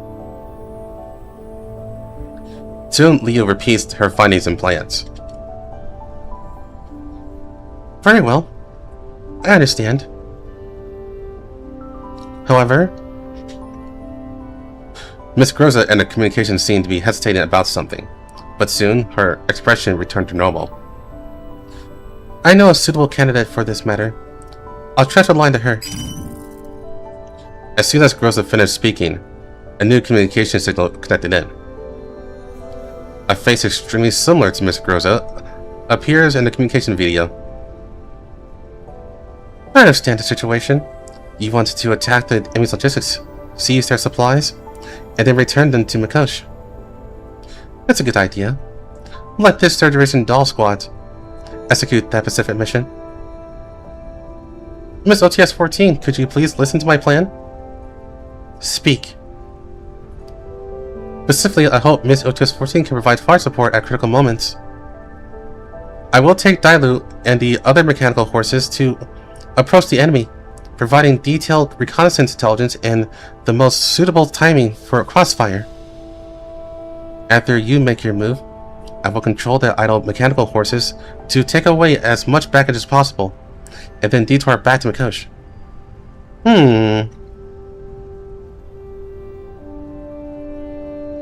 OTS-14 pondered for a moment. Then she calmly pointed out the inadequate parts of Liu's plan. The overall arrangement is coherent. The third generation doll squad can indeed provide firepower far exceeding other ML teams, but the problem lies in the same place. After engaging in combat, we are not confident that we won't accidentally injure you and your mechanical horse herd. As far as I know, those are extremely expensive specialized vehicles for mountain environments. Do you have the ability to ensure the safety of yourself and the mechanical horse herd? Hearing Miss OTS-14's question, Liu smiled slightly. Please, rest assured. My ability is, I am very much rich. What? Hearing this, even OTS-14, who have fought on the battlefield for a long time, couldn't help but frown tightly. No matter how much it costs, I'll repair them. Of course, I will also do my best not to let them get hurt. As you wish.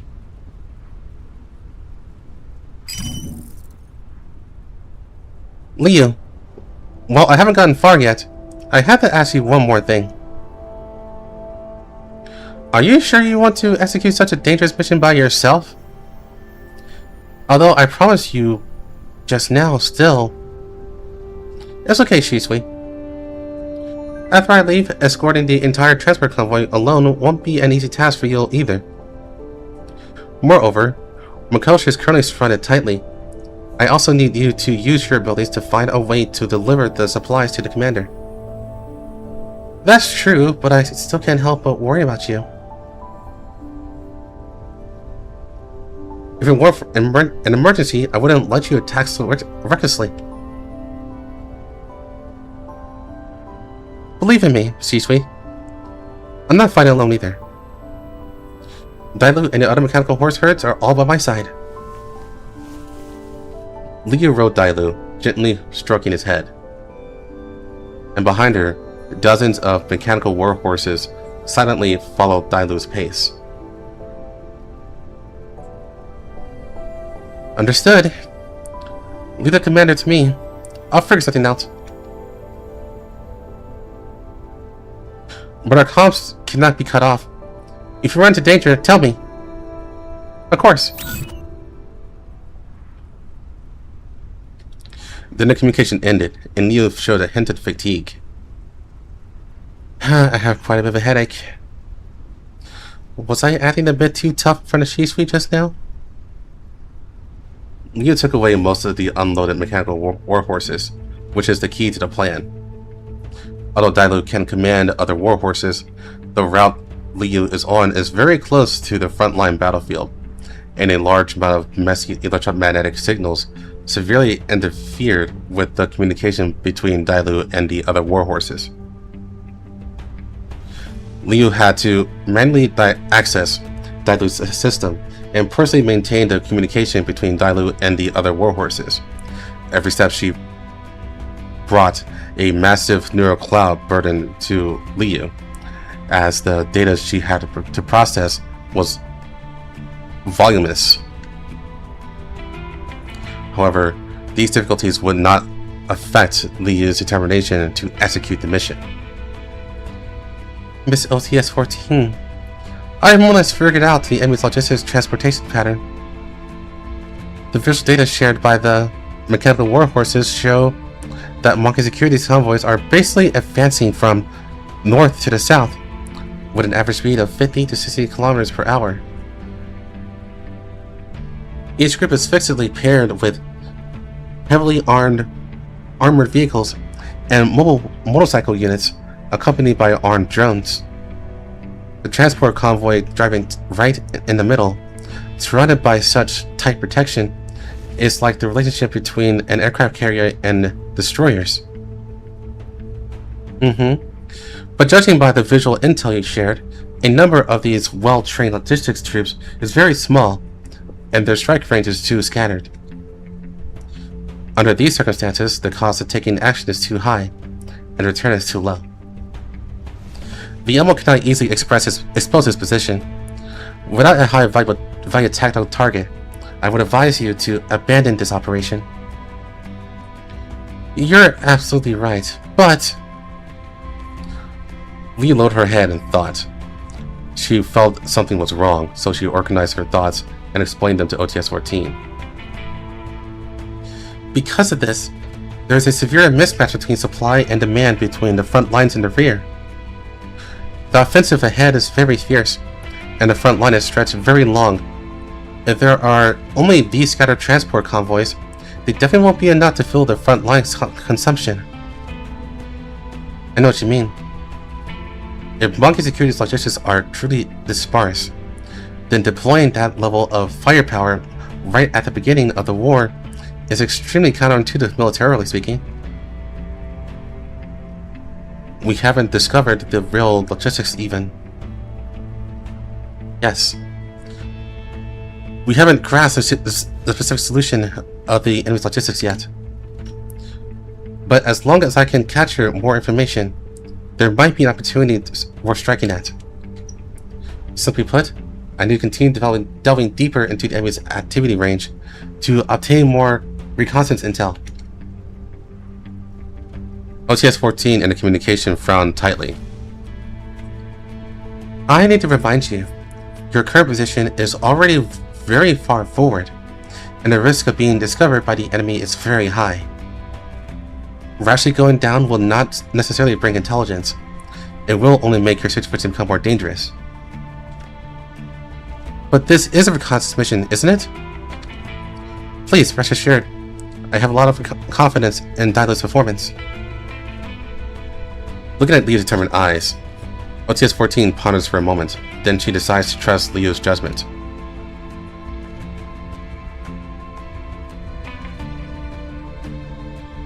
Act carefully, and don't be rash.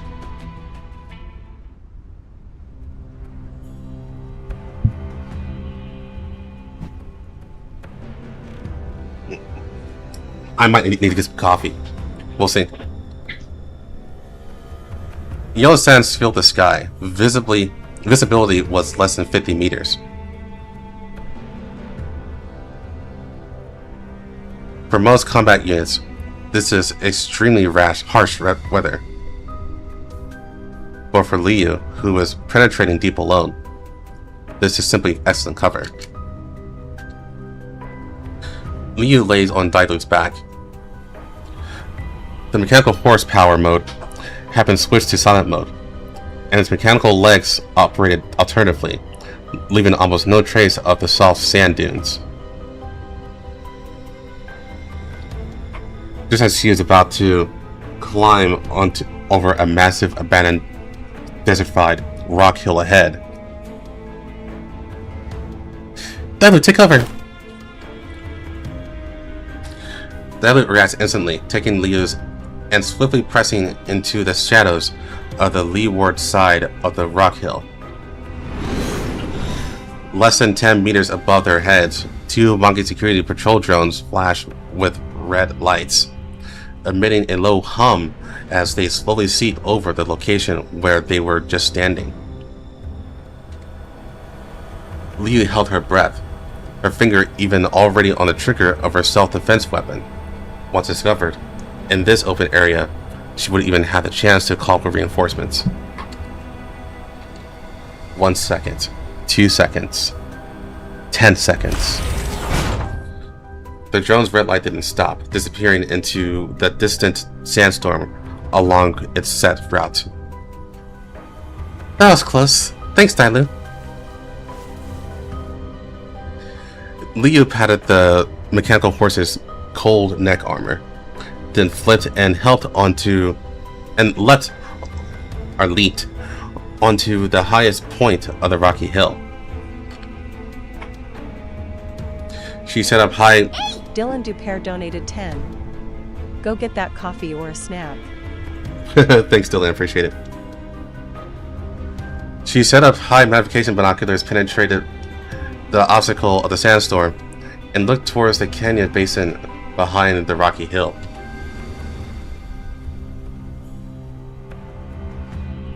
I really got distracted by Cheetah soundbite.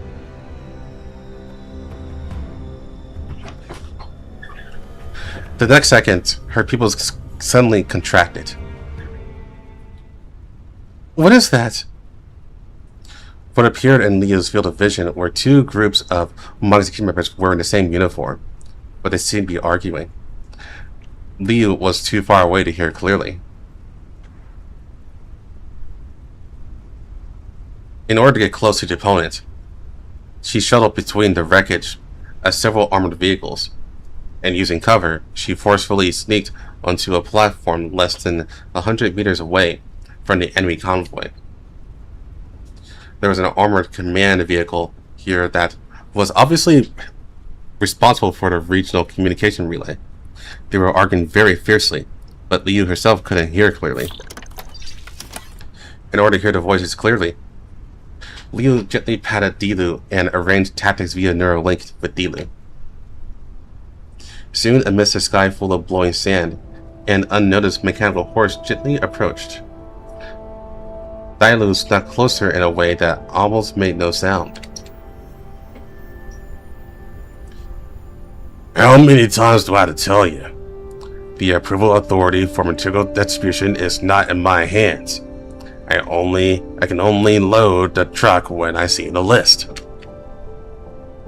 Soon, Dilu transmitted the veto data from ahead.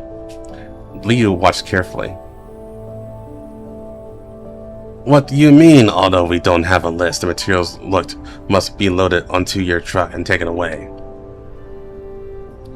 Your bullshit approval authority is clearly just making trouble out of nothing. Our Frontline command post has already called your logistics support department. Why can't we load the truck and take it away? I told you. This isn't the logistics support department. I'm with Logistics Transport Regiment. The logistics support department process needs to go through the logistics command procedure. It hasn't even circulated to us.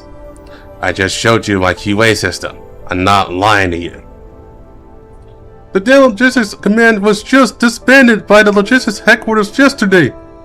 How are they supposed to approve your process? Then go and find a logistics command. Why are you still yelling at me? Besides, do you think you're the only ones getting stuck in this process?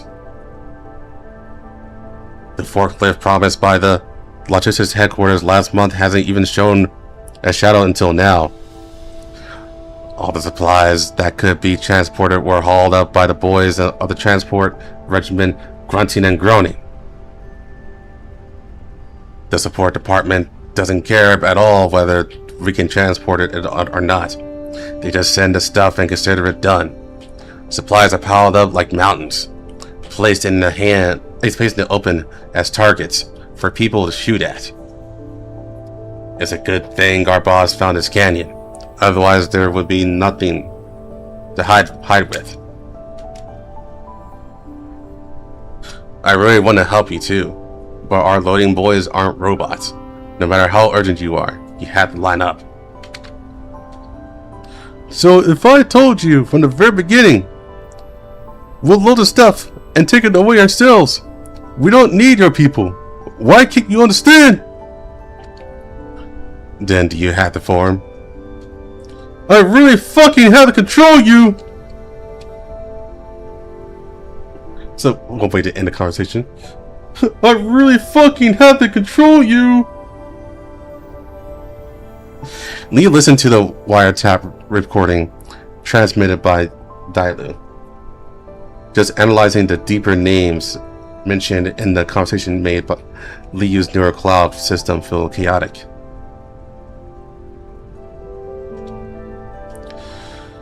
Although I didn't understand what they were saying either, what can be confirmed is that the enemy's logistics are very chaotic. From what they mean, perhaps the distribution centers nearby. Thinking of this, Liu controlled Dilu to return to her side. Then she and Dilu bypassed the two groups of Vargamon security members and came to position behind them. After scaling several hills, what appeared in Liu's line of sight wasn't the dispersed, hidden battlefield logistics modes she had expected, but a rather unseatingly exaggerated, bloated steel serpent.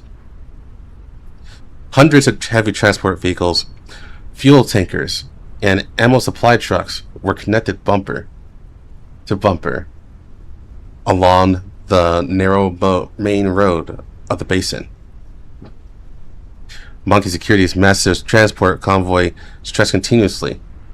You couldn't even see the end of it at a glance. Still reeling from the shock, Liu connected the transmission to OTS-14. OTS-14, intel confirmed. I take back what I said before. We indeed didn't find any high-value tactical targets. So the recon result is nothing gained? It's okay, as long as you retreat safely. No, I mean, I found a super high, no, extremely high value tactical target.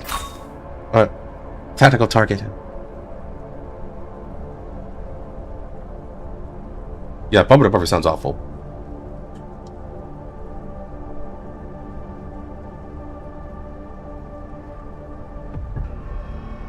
Especially the ones in the middle. You ain't going fucking anywhere. Liu sent over the wiretap audio she just recorded, along with the panoramic thermal imaging taken by Dailu, all at once. Look here. A large set of bunker busters, artillery, heavy armored vehicles, tens of thousands of supplies, all trapped in a one-way street with no tactical depth. Combined with the conversation we just heard, it can be inferred that Mongol Security's entire logistics structure is completely chaotic. The command chain is too complex, and supplies cannot be transferred out on time, resulting in a massive backlog at the distribution center. A soft chuckle came from the other end of the communications channel. That really is an eye-opener.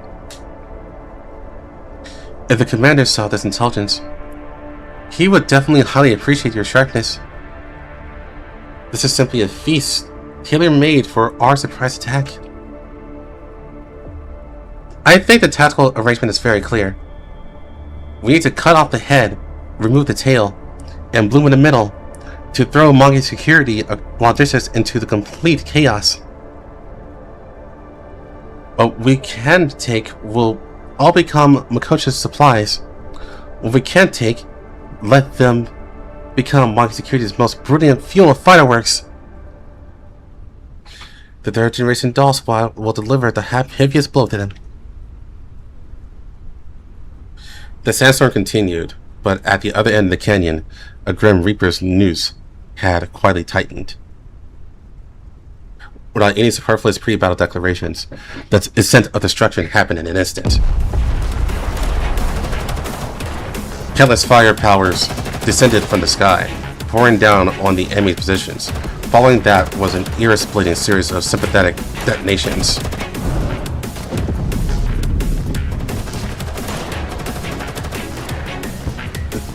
The third division doll squad raised what was cold and deadly. Precision-guided bombs cut precisely into the most vulnerable nodes of the Mongol Security convoy like a scalpel. Enemy attack! Enemy attack! Deploy the anti-aircraft fire net immediately! Damn it! The heavy armored vehicles of the 2nd Battalion, stop backing up! You're crushing the logistics troop carriers! Holy crap! Do you even know how to drive? Breaking down at this critical moment. Don't drive me down to die with you! My Wilhelm got blown out! Do you think I want this? Stop making sarcastic remarks! The ticket trucks in front are all on fire! Hurry down and help me change the wheel, bro! Back up my ass! Back up my ass. The road behind is completely blown up. Where are anti-aircraft guns? Why aren't they firing? Anti-aircraft guns, my ass! The ammo supply vehicle is trapped 5 kilometers away. The tourists can't turn around at all. Hurry and abandon the cars and run! How much pension are they paying you to risk your lives like this? The convoy, connected head to tail, was in chaos. They didn't even survive the first round of strikes before being completely paralyzed. Vehicles fully loaded with high explosives and fuel turned into a continuous sea of fire, and the violent shockwaves flipped heavy trucks over like toys. Outside the canyon, Mongol security soldiers fled in a panic amidst the firelight and thick smoke. Their proud armored escorts crushed each other in the narrow terrain. completely reduce the burning of iron coffins. Now, Dailu! With Liu's command, the mechanical horse herd ambushing from the high ground swooped down along the steep rock walls like a pack of wolves smelling blood.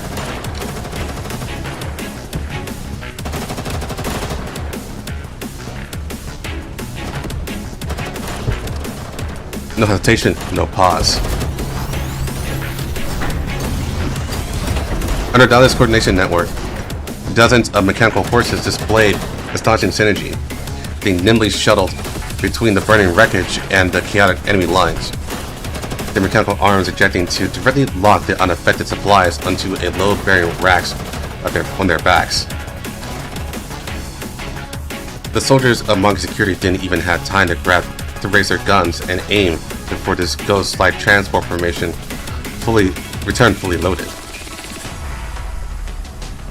The supplies commander needs are secured. Dailu, full power output. Destination Makosh. Liu led the mechanical horse herd, fully loaded with spoils, and sped away right under the enemy's nose. However, Monk Security was not entirely without the ability to resist.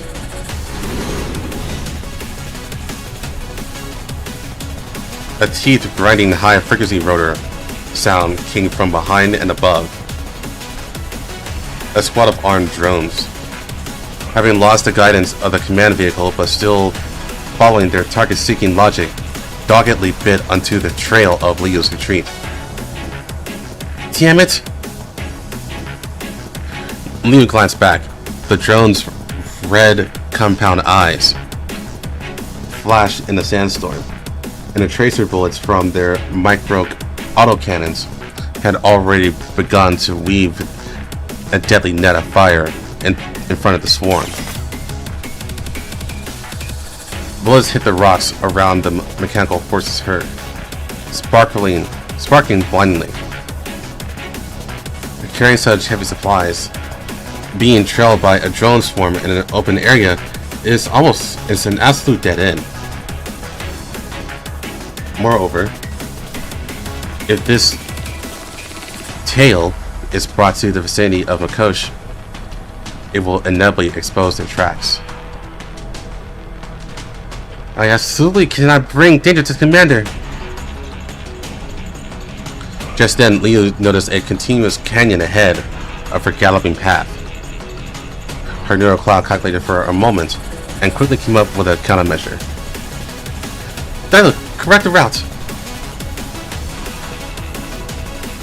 The mechanical horse herd neatly drew an arc while speeding at full throttle, plunging headlong into a fault canyon with extremely complex terrain.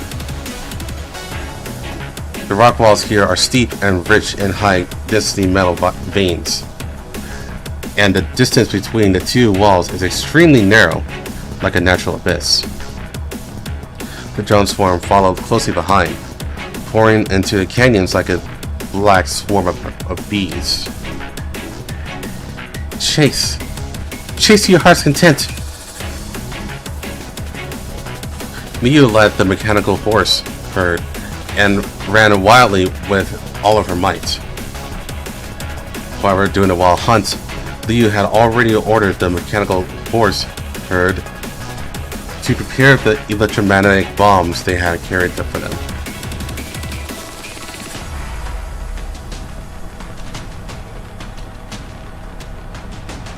Five, 4, 3, 2, 1. Dailu, right now! Subsequently, the mechanical horse herd fired several cylindrical bombs into the mid-air of the canyon behind them.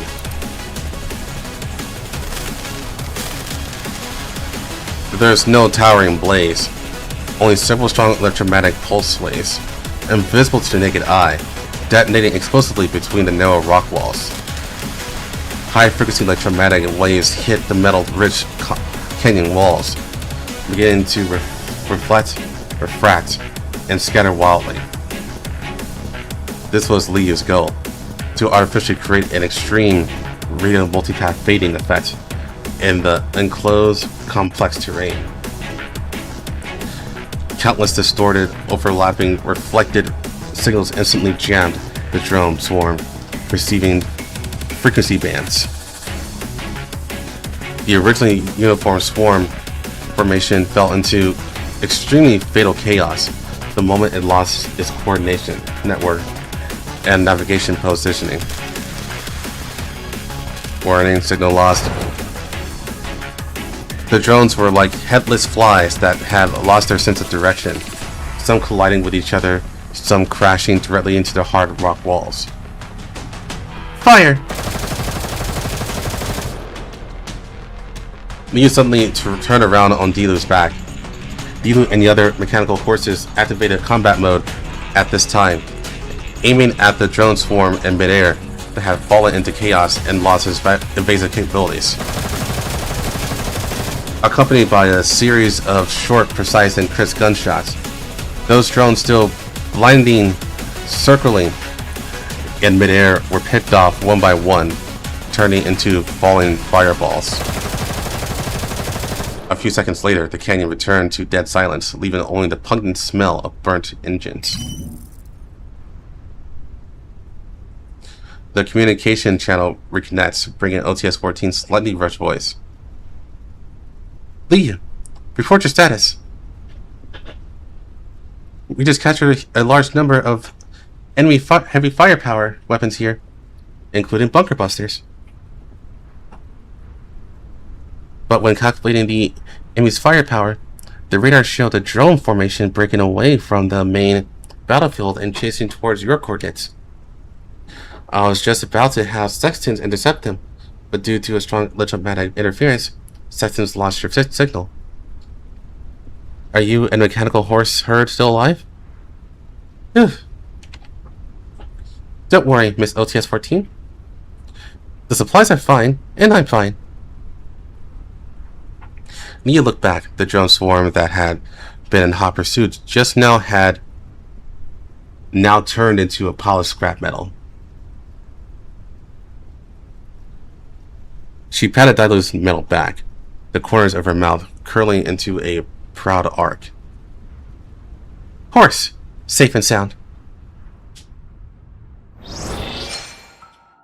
Cool. Alright, give me one moment. I'm going to get something.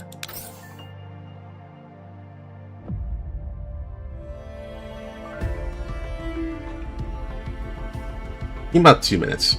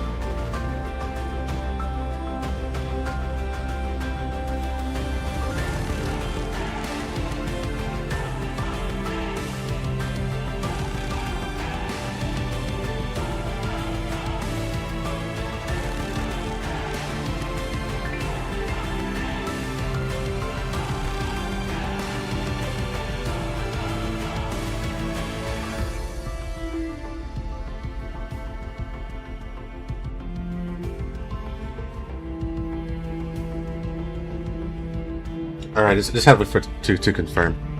Alright, we're good.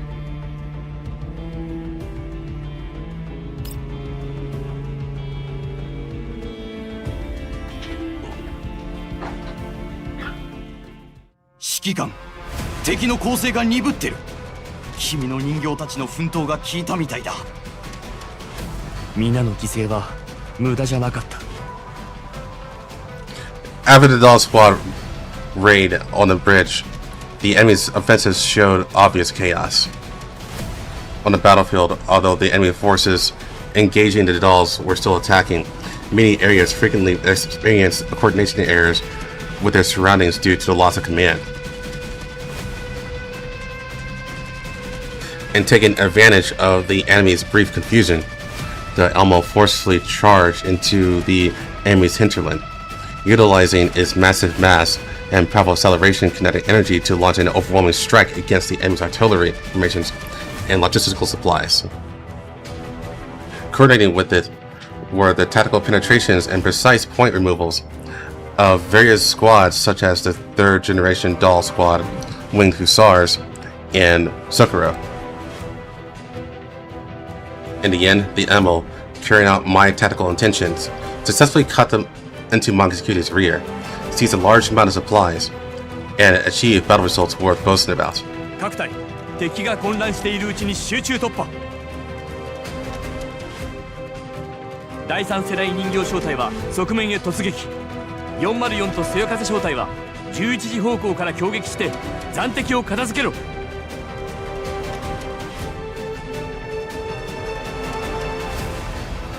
Soon the squad counterattacking in the central ground war zone merged into a sharp knife, slicing through the densely woven battle formation and piercing towards the enemy's heart. The enemy's battle formation visibly fell into chaos. The remaining forces were surrounded and showed signs of routing, even starting to affect the entire line of surrounding troops. Witnessing such a victorious scene, the atmosphere in the command center immediately became excited. Vasily clenched his fist in exhilaration, and the young technicians and signalmen nearby couldn't help but let out low cheers. Looking at their exhilarating appearances, I couldn't help but show a bit of a smile. If such a smooth battle situation can continue, Makoto's wish to take back its future from the national conglomerate will surely be realized soon. However, the excitement in the command center didn't last long before a sharp alarm suddenly blared. The constantly flashing, glaring red light even rose to the peak of brightness in an instant, enveloping the entire command center in an ominous blood color. She's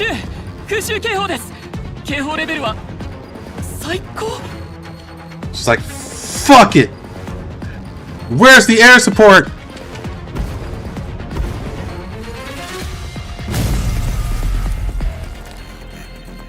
Synchronized with the red light and alarms came a deafening roar that echoed through the dome, and a tremor that spread across the earth. The young man in front of the console let out a scream at the screen.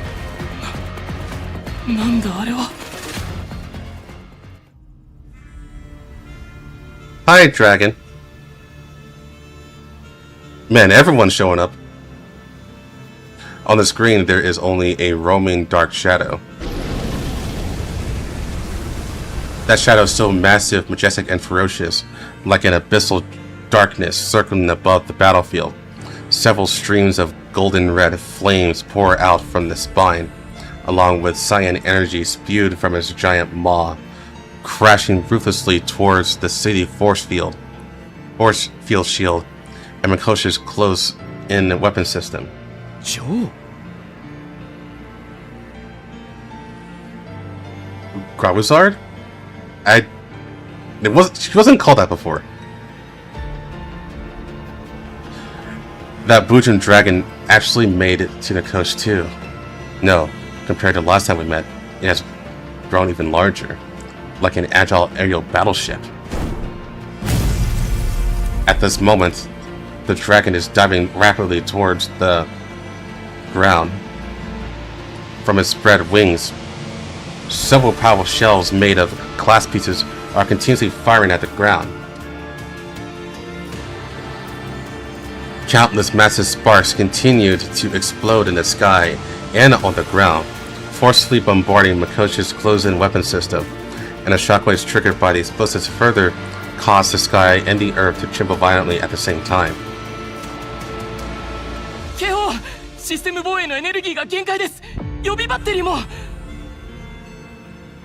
This dense attack has exceeded the limits of Makoshi's air defense system. A white light seemed to flash briefly before my eyes. Everything seemed to stand still for a moment. Only the roar of energies clashing with each other echoed through the screen into the command room. Next moment, golden sparks tore through the sky.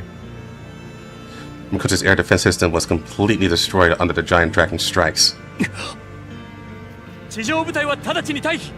近くの遮蔽物へ隠れて空襲を回避しろ。 With the failure of the air defense system, the ground combat troops quickly fell into a predicament. The Oath Guard's offensives completely paused, and the Doll Squads were trying to counterattack, relying on cover. However, in front of the massive giant dragon, all resistance was futile. Heavenly fire was still bombarding the ground. The giant dragon spat energy, swiftly flew over the crowd, and its huge wings swept across the battlefield, blowing away all tiny obstacles. Under the giant dragon's continuous strikes, the tremors coming from the dome became increasingly violent, and once the dome was destroyed, the enemy troops would pour in through the destroyed entrance, which would be extremely disadvantageous to Makosh. On the other hand, outside the Oath Guard ranks, there were still many remaining personnel left on the ground to assist the resident evacuation and support logistics. If the dome was breached, falling debris from high above would very likely cause harm to them. 指揮官、もうドームが持たない。私は地上に残っている人を避難させる。そっちも早く移動を。ああ、気をつけてくれ。司令部全員、直ちに移動を開始。地下に司令部を移転する。司令部よりボルフガングへ。直ちにアムニの殻を起動し、落下物の防御と住民避難を開始してくれ。Vasily grabbed the communicator and prepared to leave, and the other personnel in the command room also quickly began to move. But at this very moment, a loud noise came from the broadcast screen and Xena simultaneously. The earth trembled again, and amidst this continuously intensifying tremor, a crack appeared in the sky. Then a second, and a third.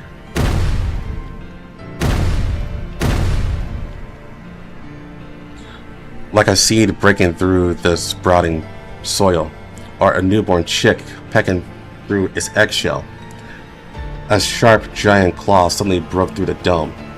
Then a second and third claw tore at the sky, and the massive dragon body squeezed into the crack, continuing to impact the obstacles in front of it with cannonballs and energy.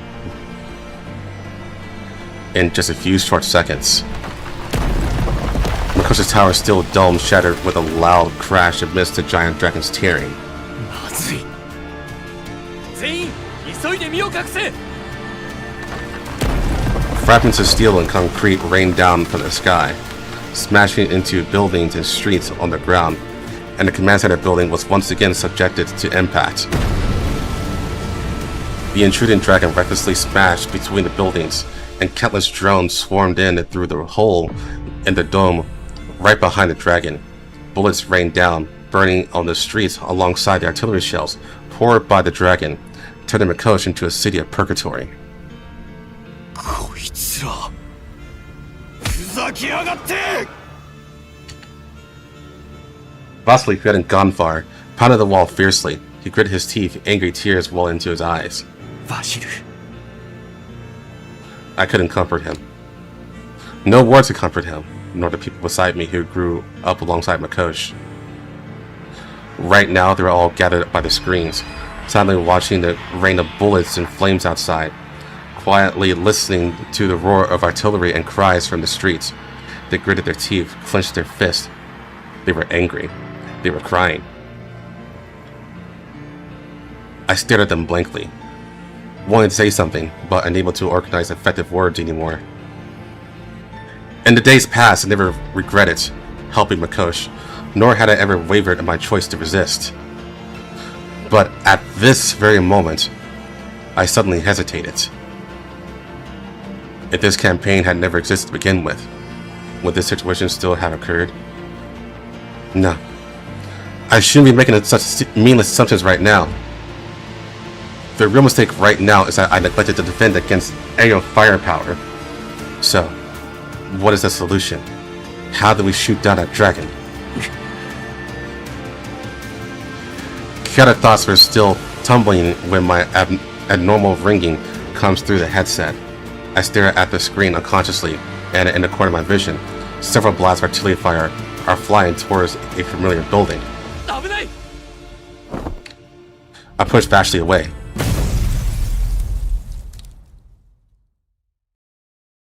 A huge shockwave came from the wall. The thick tempered glass shattered under the artillery fire. I fell to the ground. For an instant, the world was left with only endless darkness and buzzing sounds.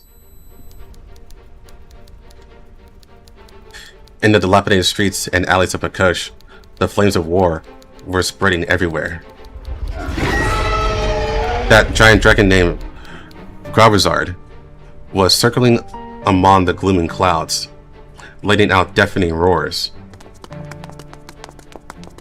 After a long trek, two vigorous figures leaped out from the shadows like ghosts, lightly climbing onto the roof of a nearby ruin with a relatively open view. ようやく現れたか。そろそろ決着をつけないとね。この力だけじゃ仕留めきれないだろうけど。そういう悲劇のヒロインみたいな独り言やめてくれない？ A lazy voice, out of place with the current tense atmosphere, interrupted Asteria's soliloquy. 何年経ってもまだ罪と罰とかいう中二病から抜け出せてないの？ Seeing the doll in front of her, disdaining to pay attention to her, just staring fixedly at the giant dragon, Dandelion cleared her throat and began to imitate it with a vivid tone. この感覚だけが私を安心させられる。 Asteria's movement suddenly stiffened. もういい、黙って。あんたが迎えに来いなんて言わなければこんなに遅れなかった。だってせっかく久しぶりに外に出るんだし、新しい服を汚したくなかったのよ。あなたみたいなピンクの、今はピンクのロデレロと言うべきかしら。とにかくあなたと違って私はデリケートなのよ。この、あら、手を出すの？確か昔の面積特権、まだ結構な回数が残ってたわよね。 Damn, what a reference. あんなくだらないもの、よく覚えてたのね。Dandelion shrugged with a wicked smile. Asteria ignored her teasing and turned her gaze back at the giant dragon soaring in the sky. Asteria had been tracking this Bujim named Gravizard for a long time. She had wanted to wait for the perfect moment for a one-hit kill, but the current battle was urgent, and she couldn't wait any longer. This attack would at least help the commander temporarily alleviate the current predicament. Asteria unfastened the heavy weapons case from her back and slanted heavily onto the rubble on the roof. She drew out an exaggeratedly large weapon from it. She had secretly sworn that she would absolutely not easily use this power, lest that person looked down on her. But now, she understood that right now was a time when she had to use this power. Asteria finally understood her a little. Asteria set up the Vindicator's mark, constantly adjusting for the best shooting angle, but due to still having some unfamiliarity with this weapon, she found it a bit difficult to perfectly control it for a while. Dandelion watched leisurely from the side. 左、左。ああ、行き過ぎ。もうちょい右。って、また上に飛んでっちゃったじゃない。そこで見てないで、手を貸して。はいはい。それで触れてもいいかしら？いいから早く。Dandelion steps forward with a soft chuckle, gently resting her hands on Asteria's shoulders. In an instant, Asteria feels a vast ocean of massive data streams surging into her neural cloud. The power that was severely depleted from her long-distance raid and tracking is replenished to a great extent, even overflowing, in a fraction of a second. そんな力まないの。ほら、深呼吸。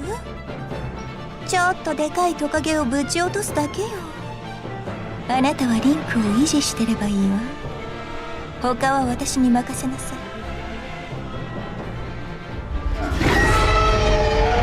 The giant dragon above the horizon was still flapping its wings and roaring, arrogant and overbearing.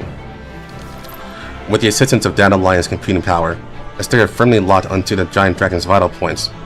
Her finger rested lightly on the trigger, and her eyes instantly became as cold as frost. 消えろ。ここにいるべきじゃない。復讐者の印は、お前に捧げるレクイエムなど持ち合わせていない。バーン。Accompanied by Data Lion's understated, playful onomatopoeia, Asteria pulled the heavy trigger without hesitation. Next second, a snow-bright energy beam, bright enough to cause temporary blindness, crashed through the sky, carrying world-destroying energy, like a mythical spear Gungnir that never misses. It pierced straight towards the giant dragon's head.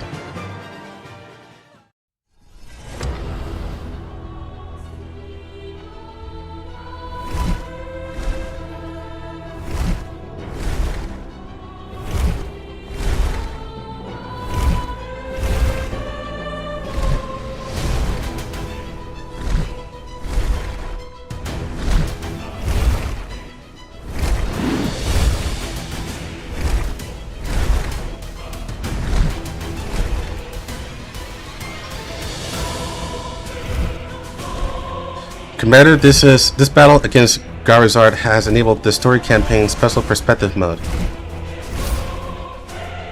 Plus perspective. Some stages in the story campaign will use a special combat perspective to provide the commander with a more immersive combat experience. The commander can also change the settings and okay.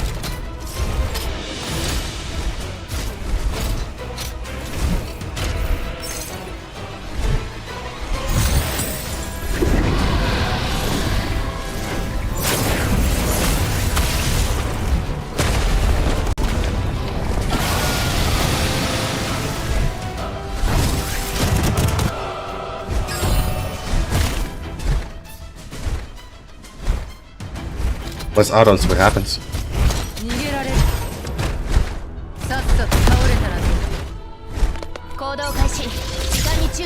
It's actually kind of beefy.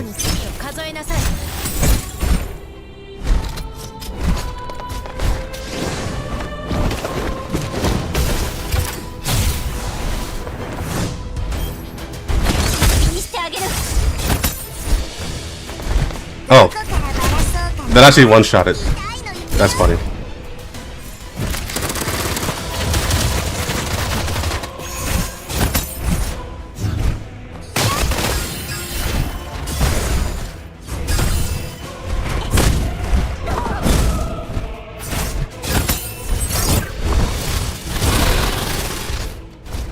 I'm the AP sponge.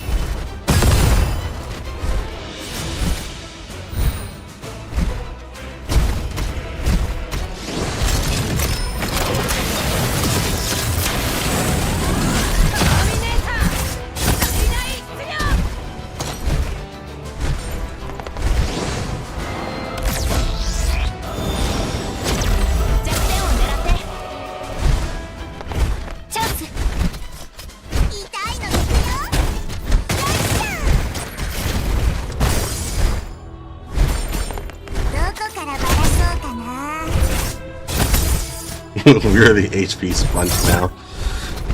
Here, I think. Let me check. Oh, not yet.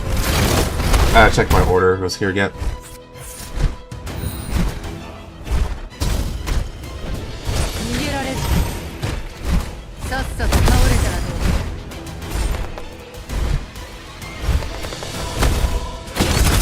It would be a great time for my order to come in now, but not yet.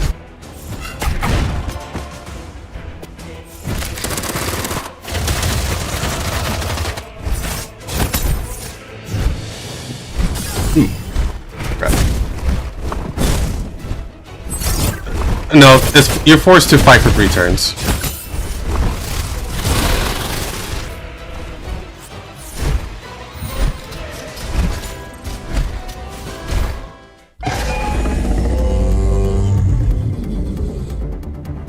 After being hit by the powerful energy beam of the Vindicator's mark, the giant dragon let out a mournful roar in the sky and plummeted downwards as if out of control.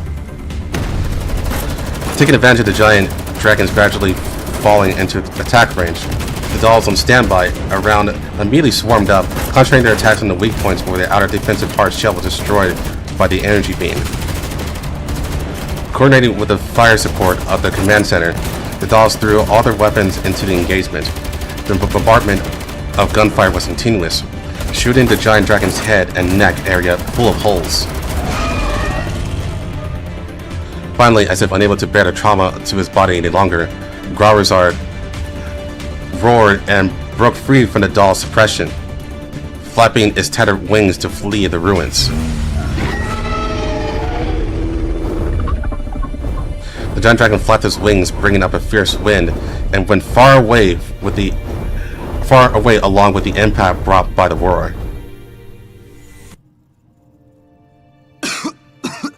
Garcel's like, fuck this!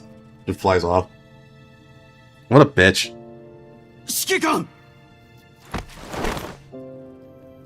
As soon as Vasily, who had just been dug up out of the rubble, opened his eyes, he anxiously knelt before the temporary camp bed. The commander was lying there with his eyes tightly closed. His forehead and body were tightly bound with bandages, and blood was still constantly seeping out from under the bandages. まだ来てないのか。医者はもう向かってます。パッと見は爆発の衝撃と失血による失神ですね。Commander's down! Everyone panic! すぐ緊急手術をするように伝えないと。それからバシルさん、落ち着いてください。指揮官にはすでにこちらの部隊で応急処置を済ませています。それとあなたに相談したいことが。分かった。聞かせてくれ。バシルさん、もし私たちを信じてくれるなら、この先の指揮は404小隊に任せてください。ただし指揮官の安全を守るため人手を増やしていただく必要があります。指揮官の安全が確保できるなら、そよ風小隊は単独行動に移れる。Vasily pondered for a moment, then firmly shook his head. 今指揮官を守れるのはモコシュ衛兵隊じゃない。君たちだ。This is a bad idea. This is a very bad idea. どういう意味？ As if having made up his mind, Vasily looked around at the dolls surrounding the commander. モコシュには指揮官が必要なんだ。だから今は何よりあの人が生き延びることを優先したい。頼む。指揮官を連れて安全な場所まで退避してくれ。Vasily suppressed his anxiety in his heart. Under these circumstances, every bit of combat strength seems especially important. But facing Doll's proposals, he knows well that a choice must be made. 指揮官のこと、頼んだぞ。Oh, what did he do? So basically, the commander's down. He's in the coma right now. He took a pretty big hit. So the doll said, "Okay, you need to protect the commander, and then we can continue fighting." And then Vasily said, "No, we'll keep fighting. The Oak Guard will keep fighting. You guys get out of here and take the commander." モコシュにはこれからさらに苛烈な攻勢が仕掛けられるはずだ。私はここの長だ。何があろうと最後まで戦い抜いてみせる。指揮官は私たちの希望なんだ。もし私がここで倒れてもあの人ならモコシを支えてくれる。それはできません。モコシを守ることは指揮官の望みです。この状況で撤退するのは指揮官の意思に反します。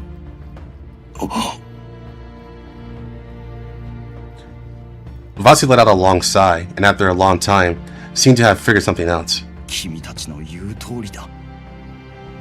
指揮官のためにも、モコシのみんなのためにも、私は死ねない。長期戦になっても構わない。だが、それでも指揮官だけは退避させたい。あの人がいる限り、希望はある。Watching Tukai nod with difficulty, Vasily took out his communication terminal and showed the dolls the recently cleared underground passage. みんな、まずは指揮官の安全を確保してくれ。その後は地形と地下通路を利用して敵を引きつければ、まだ勝機はある。そよ風正体はモコシの戦場を一番把握してる。護衛は他に任せて、私たちはここに残った方が動きやすい。指揮官ならきっと同じ判断をするはず。僕も支援に回ります。モコシの地形や路地なら一通り把握しています。2番隊も残るよ。中央市街地を開けるわけにはいかないしね。At least we won't lose too miserably. 分かったわ。1番隊は指揮官の護衛を最優先する。そよ風、シャイアン、2番隊は引き続きモコシュの防衛をお願い。指揮官はモコシュに来てからずっとこの町のために動いてきた。指揮官もきっと最後まで一緒に戦うことを選ぶはずよ。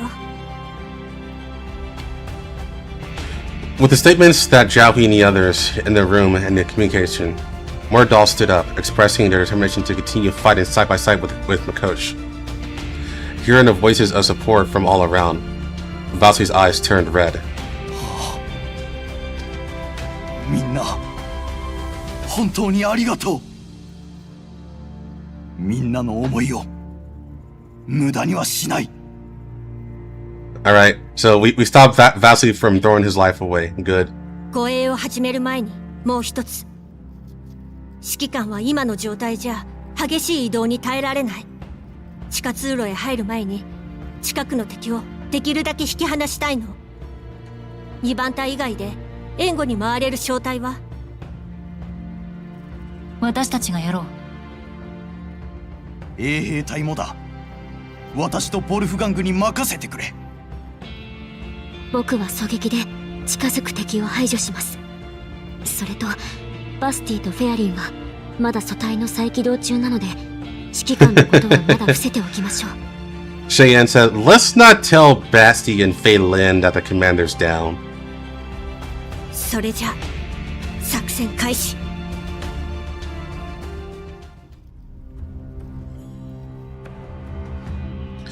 Tens of minutes ago, after sending Kenny to the infirmary for emergency rescue, he might live. I really doubt it, but we'll see. Lentine returned to the bridge.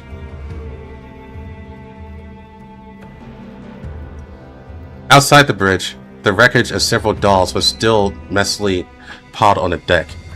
But with the tense situation on the front lines, Lentine had no time to deal with them. 西側の突撃隊が強力な人形2体に襲撃され全滅しました。 B 小隊は今すぐ西へ回せ。副司令、南東方面の空襲ドローンが迎撃されました。撃墜率 87% です。追加のドローン部隊を投入。ミサイルと合わせて火力投射。モコシュの防空網を突破するんだ。副司令、上空に巨大生物を確認。ドラゴンタイプと思われます。敵軍へ接近中。何？ Before Linton can question further, she already sees an apocalyptic scene before the porthole, or seen through the porthole. A giant flying dragon the size of a battleship dives down from the cloudy sky, spewing artillery fire and energy towards the enemy anti-air network that has withstood attacks for so long. Linton stares in disbelief at the legendary creature. She remembers seeing that thing from a distance in the red zone once, but after such a short time, the other party has grown to such an astonishing size. and can even launch objects like missiles from its wings? Is that really a Boojum? Or some kind of artificial dragon-shaped weapon? No. What made her even more unbelievable was the fact that the dragon was now attacking in an almost crazy posture. Without distinguishing friend from foe, soldier from civilian, missions rained down on Makosh. In mere seconds, Makoshi's long impregnable anti-aircraft system was crushed by the dragon, and what's more, the dragon was crashing towards the ground alongside a barrage.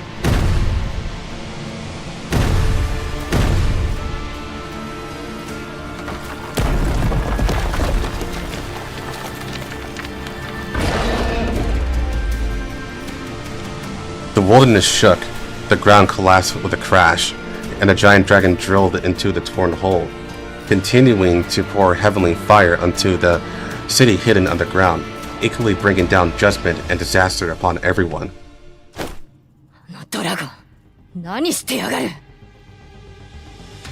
Linting stood up abruptly. Through the reconnaissance drone that followed the giant dragon underground, she saw the terrifying scene in that city, saw the corpses smashed in half by falling dome fragments, and saw the crowd fleeing in panic under the heavenly fire.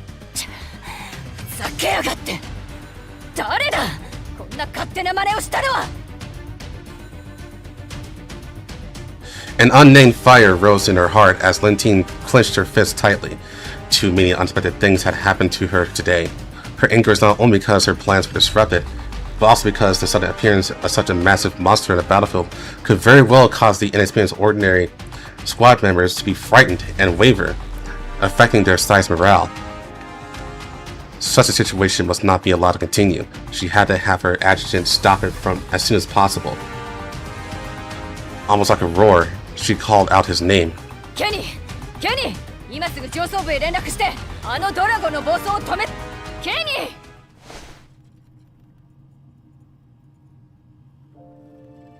With her calls going unanswered for a long time, Linty subconsciously turned around. The spot where her adjutant, who always smiled at her, used to stand was now completely empty, devoid of anyone.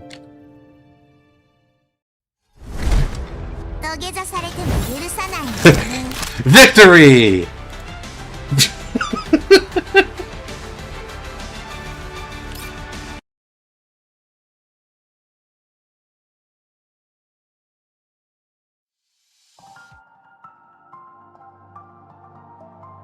Okay, it's still not here yet, but it's here. Let me hear this just a second. Like 5 minutes.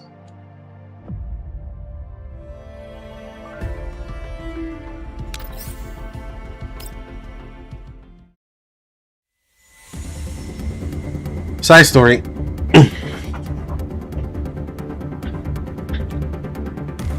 Kenny, where's my coffee?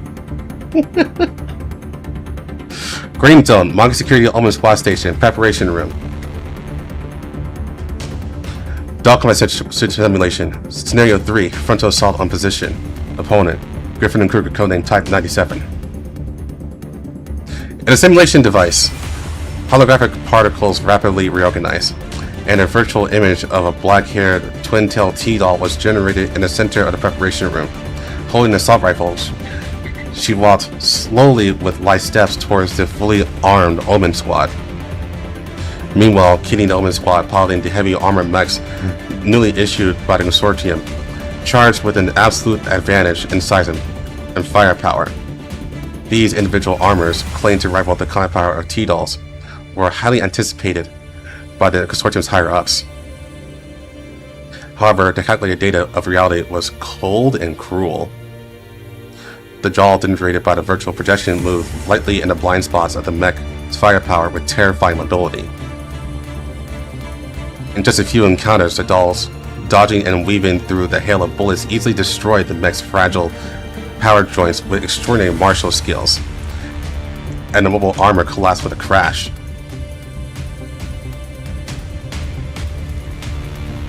Combat failed. Resetting. Dog confrontation simulation, Scenario 4, Night infiltration and sneak attack. Opponent, codename HK416. Failed.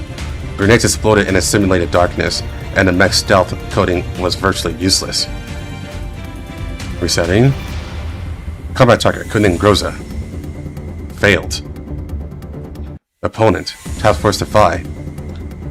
Combat objective, protect VIP. Failed. Super failed. Oh, mega failed. On the simulation interface, the glaring red failed text popped up again and again, ruthlessly mocking the Omen Squad efforts. Continue correcting parameters. Countless numerical adjustments only resulted in one suspense-free defeat after another. Kenny, turn out the machine and let everyone rest. The brother's almost at their limit. Rest. That's great. I thought you had become a Spartan instructor like Adjutant Lentine at some point. Lentine. She just wants to consider things thoroughly. This is her and our first large-scale core operation. She hopes that no one from Omen Squad will drop out this time. Me too. I hope everyone can come back safely. I know that. Agent Lentine took out all the high bonuses from Frankfurt and distributed them to the brothers, and also gave us people with nowhere to go, a place to stay. To be honest, we're all very grateful to her. Yeah, without Agent Lentine and you, Kenny, us guys who were forced to retire would only be reduced to eating sand in the Yellow Zone. By the way, Kenny, wanna go grab a couple of drinks later? Have you forgotten the alcohol ban issued by Agent Lentine? Miss Lisa, why are you here? That's obviously because the tech department filed a protest saying that not only are you making a racket late at night, but you also accidentally wrote off a power suit during your training. Sorry, that's my mistake. Alright. Hurry up and go get some rest before this gets reported upwards. Kenny, there's an external communication request for you here. What? External? I thought our Captain Kenny wouldn't have any normal social life other than running errands to buy cigarettes for Agent Lentine. But you're just ignorant. Last week I happened to see Kenny in the Green Zone Commercial Street, wandered around the entrance of a very exquisite jewelry store over half an hour. Oh, an exquisite jewelry store. Quick, tell me, what good stuff did you buy? Do you really want to be complained about by the technical department again for disturbing the peace late at night? Let's go! Otherwise this month's allowance will be really completely deducted by Miss Lisa. The members of the Omen Squad filed out, winking and laughing. In the blink of an eye, only Lisa and Kenny were left in the originally noisy preparation room. Thanks for bailing me out, Lisa. That's nothing. Don't mind it. Alright, hurry up and answer your call. Don't make this little girl wait too long. Also, good luck. Lisa tossed the communication terminal to Kenny and left the training room with a sly smile. After watching Lisa leave and closing the metal door, Kenny confirmed the encrypted source of the external communication and pressed the connect button. The communication was successfully connected, and an enthusiastic, crisp voice with the unique vitality of a young girl came from the other end. Brother! Good evening. Good evening, Nadia. Huh? Why isn't the camera on? Why can't I see your face, brother? Ah! Are you using your Monkey Security internal secure line again? Brother, you should switch to the civilian line sometimes to video call me. I haven't seen your face in so long. You must be looking all scruffy with dark circles and stubble again. And that's why you don't dare let me see you, right? No, that's not it. You hesitated. I definitely guessed right. Work has indeed been quite busy lately. We're about to go execute a very important mission. So I've been living at the headquarters lately. That fast? I thought I could give you guys a longer vacation. After Mom and Dad saw the news report, they immediately came to ask me about your situation. They asked me if you've been eating well and if you've been taking good care of yourself. And most important point, asking if you had a girlfriend yet. Brother, when exactly do you plan to officially bring Big Sis Lentine home to show Mom and Dad? Nadia. Facing his family's inquiries, Kenny felt slightly embarrassed. No way she didn't agree. Looking at your reaction.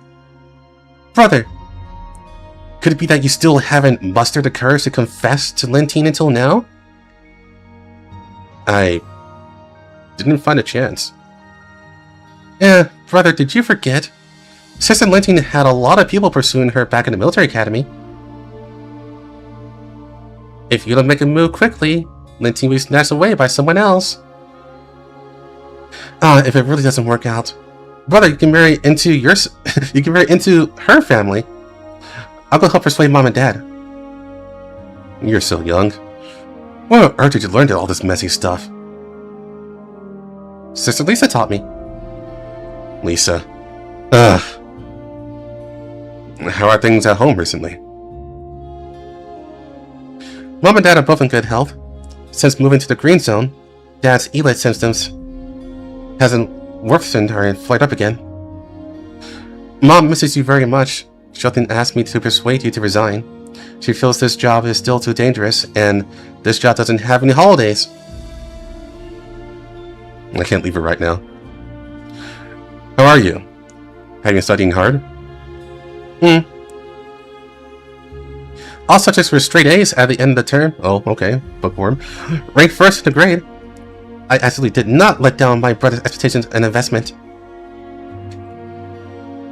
My mentor told me privately that as soon as I graduate, he'll recommend me for an internship at a subsidiary under the Falcon Group. Even if you're lucky, getting the qualification to intern at 16 Lab is not impossible. Really? Brother, you've been preparing for so long. Aren't you going to confess to Sister Lentine yet? Actually, sometimes I think Mom is right. You could actually come back with Sister Lentine. Hearing his sister's pleading voice, Kenny was silent for a while, and finally sighed. Wow, that is the best death flag ever. Greatest death flag ever. After this mission is over, I will bring Lentine home together. Really? Yay! Like, is that a death flag? It's a crimson death flag. Then can I really start practicing changing my tune and calling Sister Lentine's sister-in-law in advance? It's a bit early. Nadia. Yeah? If this time I failed to fulfill the agreement, don't blame Lentine. She... Brother, what nonsense are you talking about? What happened? Why are you suddenly saying such ominous things? No, it's nothing. I'm fine. I just want to get Lentine a surprise tonight. I'm a little unsure in my heart. Kenny forced out a somewhat stiff laugh, trying to soothe his sensitive sister on the other end of the terminal with as calm a tone as possible. You'll definitely be fine. Have confidence. Besides, you've been with Sister Lentine for so long. There will definitely be no problem. Definitely. Hearing you say that gives me a bit of confidence too. Then I'll go prepare. You should rest early after finishing your homework too. Good night, brother. Hanging up the communication, Keen took out the small box he had ordered a long time ago and only went to retrieve the day from the inner pocket of his combat suit. a black velvet case smaller than a palm, with a burgundy satin lining. Lying quietly inside were matching rings, made of special precious metal, engraved with a griffin pattern.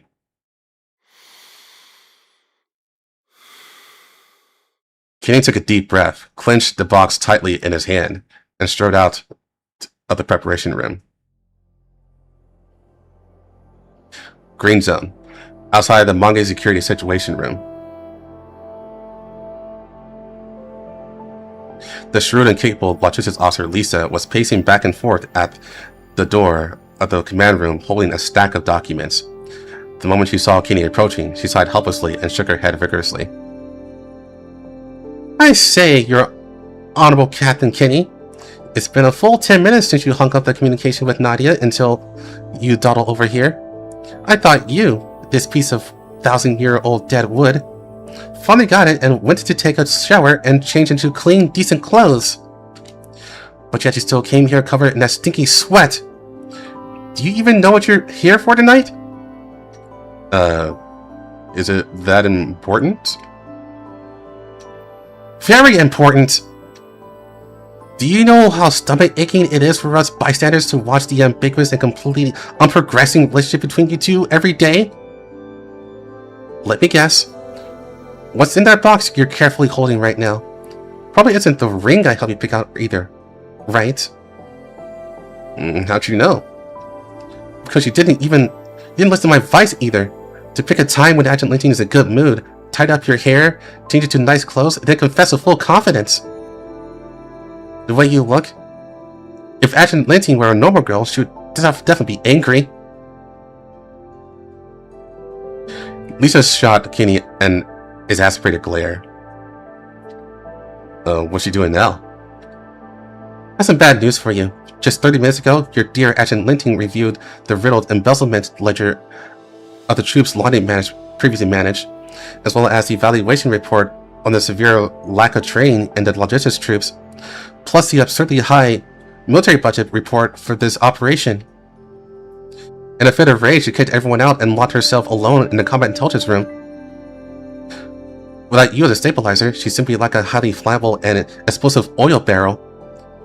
I don't want to touch her bad luck. Oh, right. And the matter with Liberty. We have too many things we can't let that little one know, but we lack capable and trustworthy people. She is very important, Linting. Keep her away from the front line as much as possible. I know.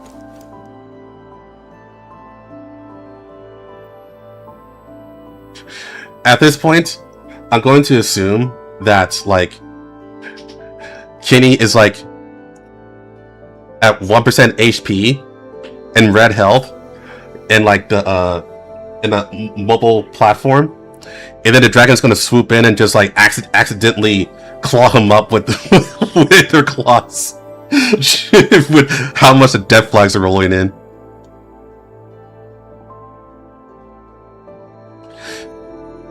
Lisa stepped forward, took a clean handkerchief from her pocket, and with a hint of disgust, wiped the sweat seeping from Kenny's forehead, then reached out to smooth his messy hair a bit.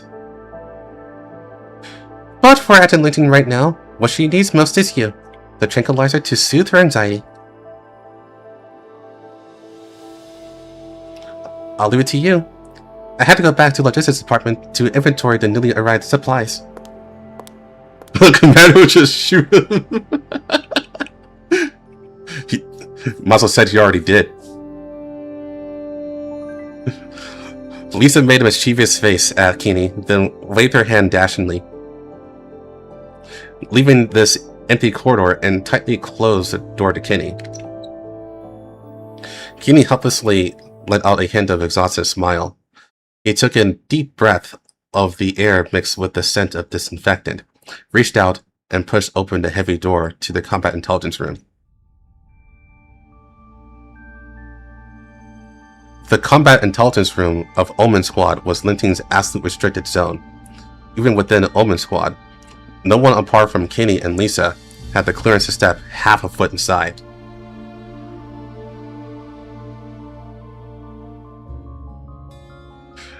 The main light source in the room had been intentionally dimmed, and the air was permeated with the pungent, choking smell of a burning cheap tobacco. In the corners of the room, discarded tactical documents crumpled into balls piled up haphazardly like small mountains. Oh shit, I just realized. Kenny is Lintine's Kalina.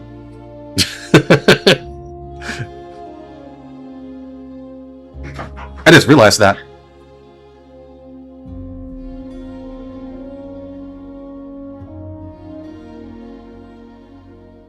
The only area that remained absolutely pristine was the virtual holographic sand table emitting a faint blue light in the center of the room. The sand table was densely marked with the tactical simulation Lintine had mapped out to deal with various contingencies. You only just now realized that? Yes, I did. Kenny looked around and, piercing through the dim light, quickly located Lintine. At this moment, she resembled a small animal that had exhausted all its stamina, curled up on a leather sofa in the corner, her breathing slightly tired but steady.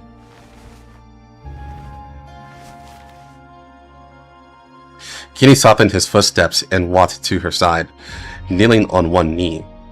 He gently untied and removed her tactical boots, then picked up a wool blanket from the side and carefully draped it over her. Kenny reached out, wanting to smooth out the slight frown she wore even in her sleep, but paused midair. His fingertips trembled slightly before he slowly lowered his hand.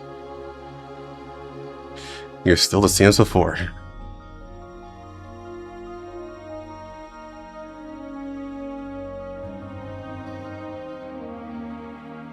Hello, I'm Lintine, your Kenny, who got second place in this tactical sandbox simulation test, right? Good job.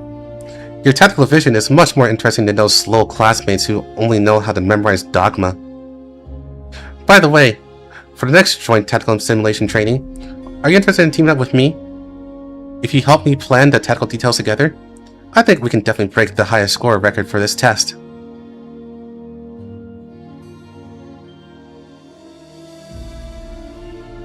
Kenny, do you know Hero? That's a commander. That's me, the legendary graduate whose grades were all the most outstanding. I heard that person went to a PMC to be a commander. What a pity. I originally wanted to spar with him. Kenny, are you interested in breaking all of that person's records together with me?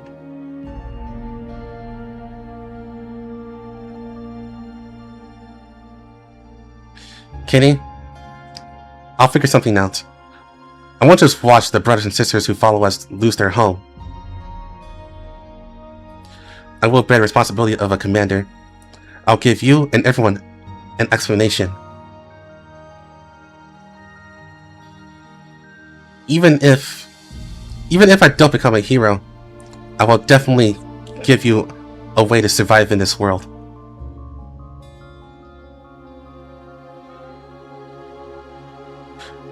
By the time Kenny snapped out from his long memories, he had silently cleaned up the messy combat intelligence room, but he didn't go and wake the still sleeping Lintine as originally planned.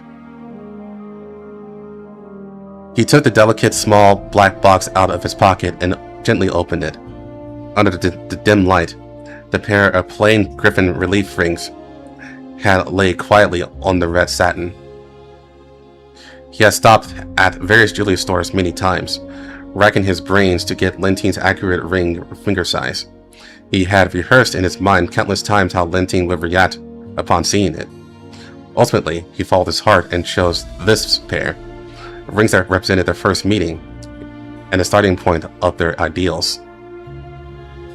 Kenny took a deep breath, and just as he had practiced countless times in empty places into the air, he knelt on one knee before the sleeping Lintine. Lintine, I like you. I've been deeply attracted to you ever since we first met. From our first meeting to the day we graduated, from joining Griffin to the day Griffin disbanded, from joining Manga Security up until now, I've missed countless opportunities to speak up out of cowardice and hesitation. Naturally, I really want to leave all this behind and say to you, let's go. Let's leave this hellhole together. Leave this quagmire that only treats you as a handy, mindless killing blade. Manga security is not our only chance. As long as we are alive, there are still many choices. But I know you won't stop. The dreams of those dead brothers, the oaths we once swore, and your damn obsession with that guy. So I absolutely cannot selfishly become the resistance dragging your footsteps at this time. A trace of determination flashed in Kenny's eyes. He silently closed the lid and stuffed the box containing the couple rings back into his inner pocket. Then he reached out and gently covered Linting's somewhat cold back of the hand with his palm.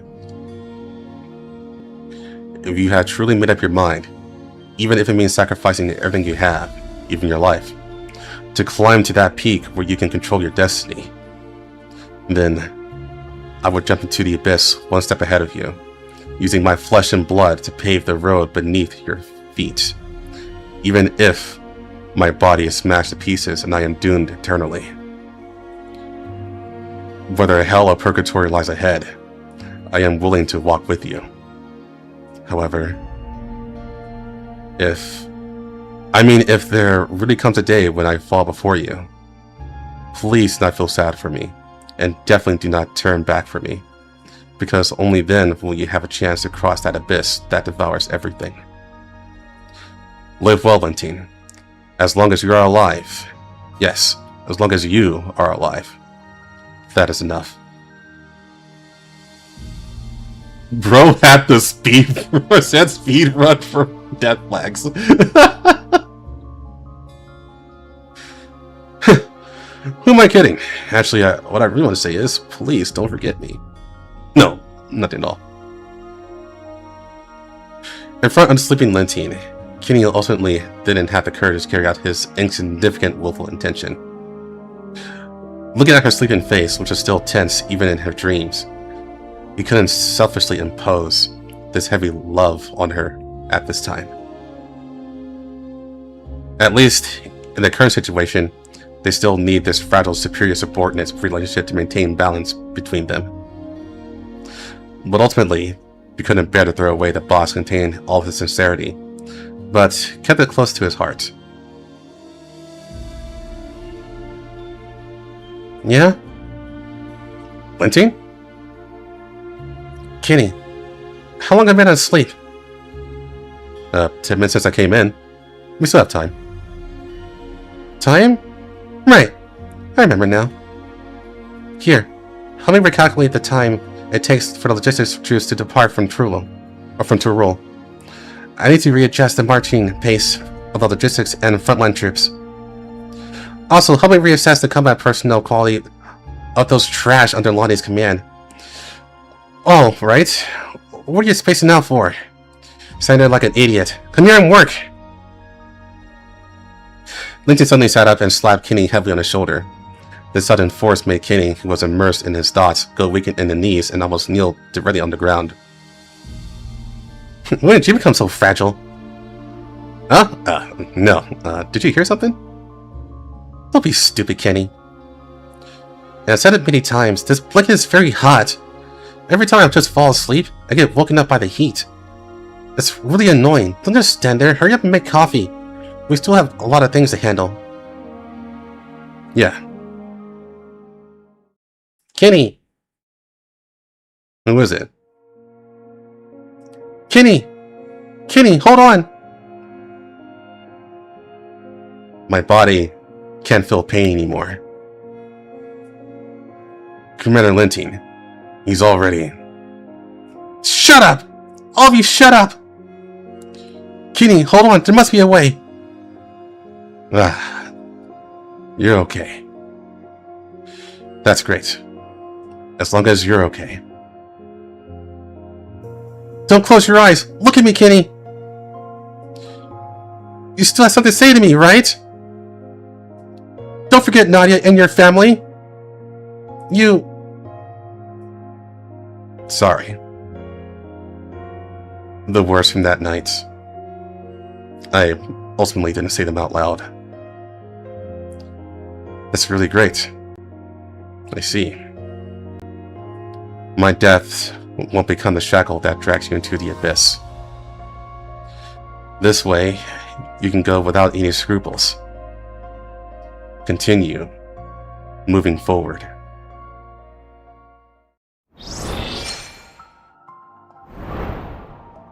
Damn, that was thick. Yeah. Salute to Kenny, even though he was the bad guy. Alright, I can get my stuff now. Be right back. Woo!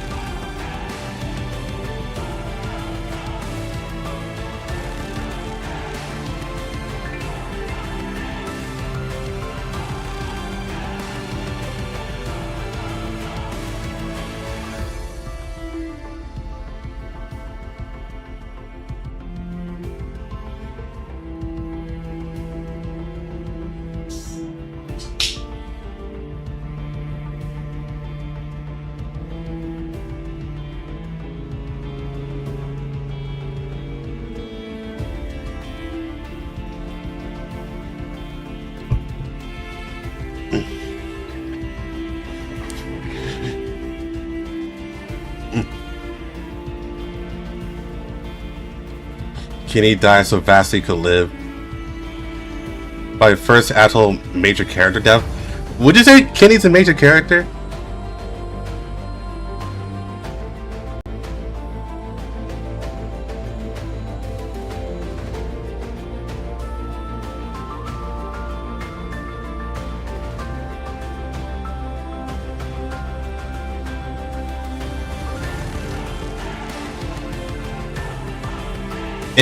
Yeah.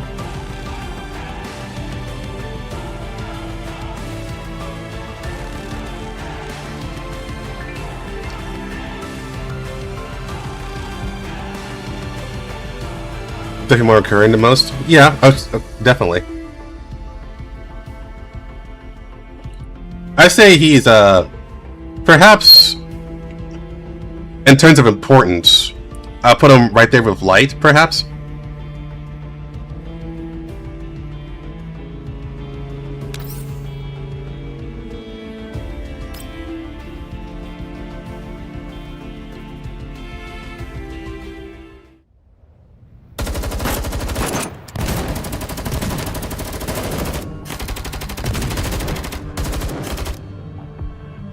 Under the cover of the Oath Guards and Dolls, Squad 404 drove the commander through the hail of bullets and rushed rapidly into the tunnel.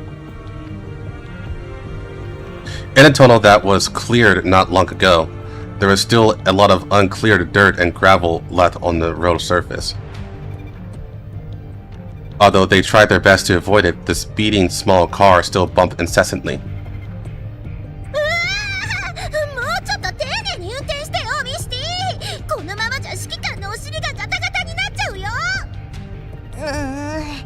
私はただ来る会の後ろを必死についていってるだけだし、障害物が多すぎて余裕ないよ。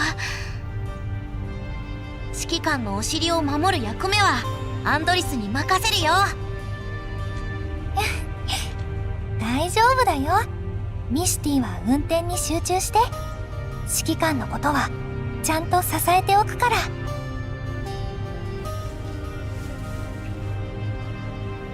Andres checked the human lying on her lap for a moment, then gently tightened her embrace again. From the moment the small car started, Andres had been protecting the injured commander in her arms, maintaining as stable a sitting posture as possible, ensuring that the bumps during the ride could be gently buffered by her own body. She can feel the body heat of the human in her arms slipping away. They must race against time. Fortunately, under the cover of the partners in the rear, the small car temporarily shook off the pursuit from the ground troops, speeding all the way in the dark until... The most recurrent character is NPC dude. Man gets the bread no matter what. True, actually.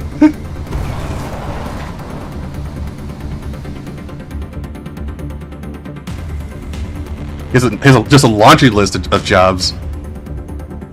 He was even a kid in like one of them. Before Kai finished speaking, a golden arc suddenly flashed in front of the tunnel. The speeding motorcycle made a sharp turn in the air, barely avoiding the explosion close at hand.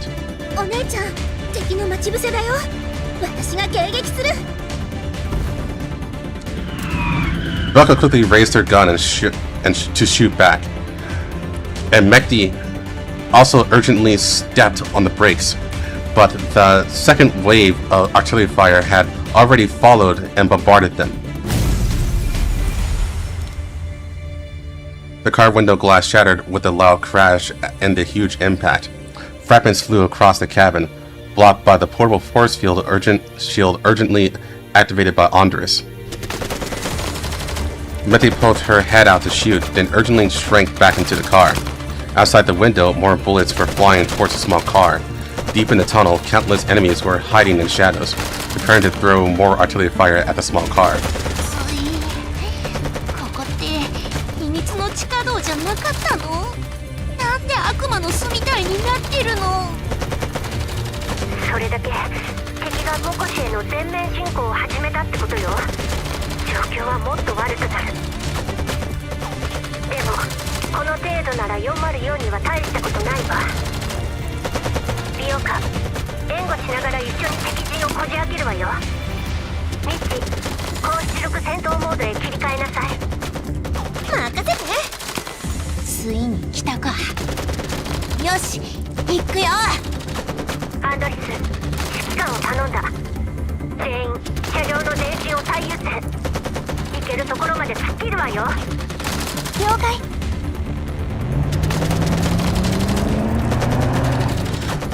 With Kukai's command, the roar of dual engines echoed through the tunnel once more.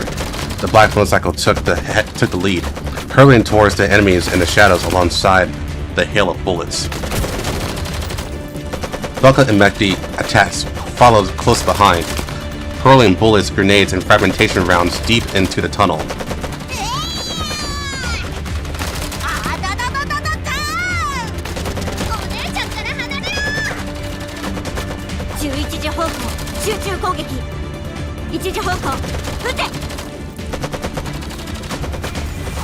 Under the strong firepower suppression of the three working together, with Kukai taking the lead, the small car struggled forward for another few hundred meters. The motorcycle's speed slowed down considerably due to resisting enemy firepower, gradually falling back to the side front of the small car. The bump in the car body continued. While protecting the commander, Andres also assisted in shooting, striving to shake off the enemy pursuit as quickly as possible.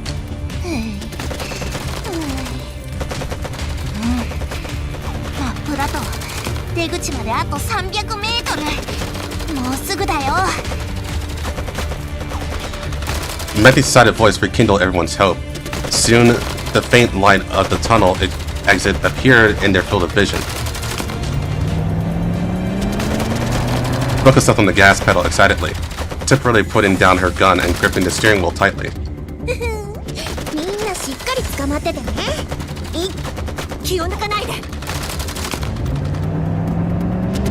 Amidst the roaring engine sound, the vehicle body once again crossed the rubble and dust, speeding towards the small point of light. But as the distance closed, at the end of the field of vision, it was not a light of hope, but enemy forces approaching like ink spots. やっぱり地下道で時間を取られすぎたわ。出口が割れるのは時間の問題だったってわけね。お姉ちゃん、どうするの？このまま突っ込む？ダメよ。敵の弾幕が熱すぎて四方から蜂の巣にされるわ。車体が大破したら指揮官が危ない。隊長、指揮官はそっちのバイクへ。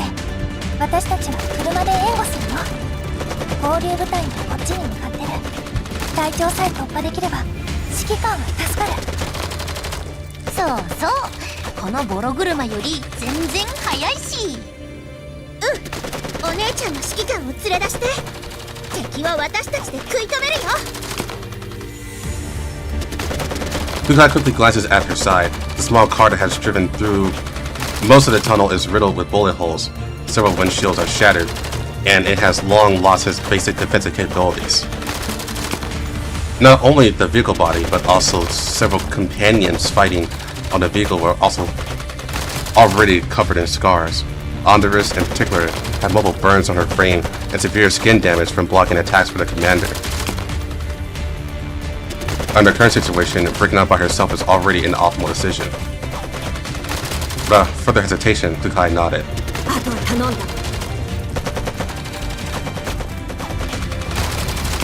Supporting the unconscious commander onto the motorcycle and protecting him in her arms, Kukai twisted the throttle and followed the small car towards the light at the end of the tunnel.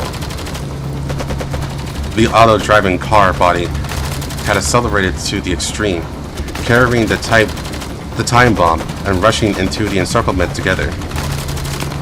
3, 2, 1. A violent shockwave scattered the enemy.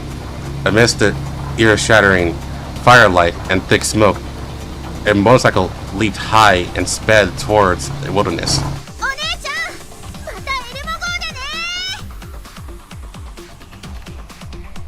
The moment Belko waved vigorously at the departing figure, the scattered enemy forces had already surrounded them once again. Meki turned up the dial once more, leaping into the enemy crowd and firing her gun. Braving the bullets, she darts and leaps among the vehicle wreckage and the enemy forces, her figure as agile as a streak of grey lightning. The great demon king Meki.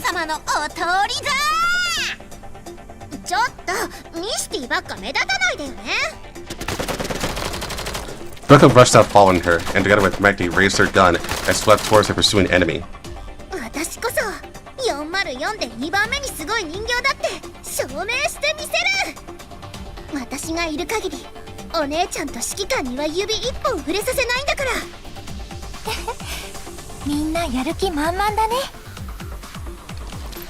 Watching Becca and Meki charge into the enemy encirclement, Andres, striking her severely damaged frame, also smiled and raised her gun, temporarily adjusting both the force field shield and remolding pattern to maximum power.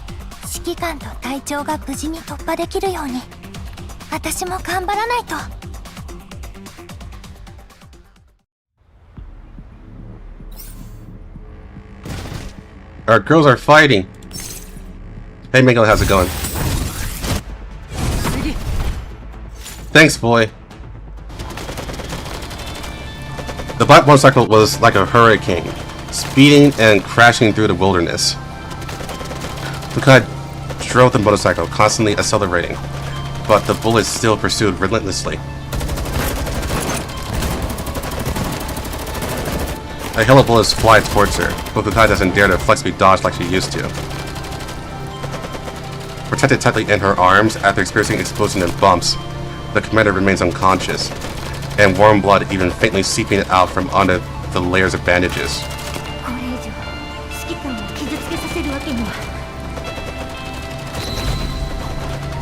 Kukai activates her force field shield again, but the force field shield... Actually, why do we call it force field shield? Why not just force field? Anyways, but the force field shield, which has already withstood several attacks, is out of energy, and quickly shatters under the impact of bullets. The moment the firelight closes in, Kukai maneuvers the vehicle to spin, using her frame to block the remaining bullets.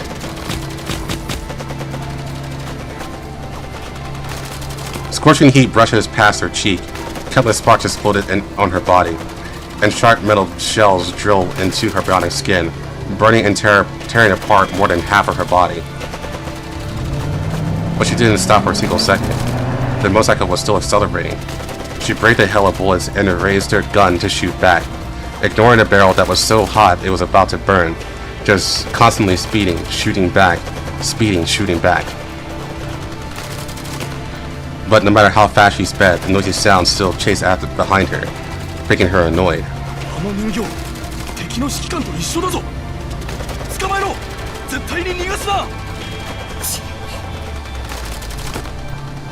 Lukai threw a grenade, the overly large movement, causing the person in her arms to tremble. Although she had already tied him with a safety strap in advance, Lukai hurriedly hugged the commander tighter.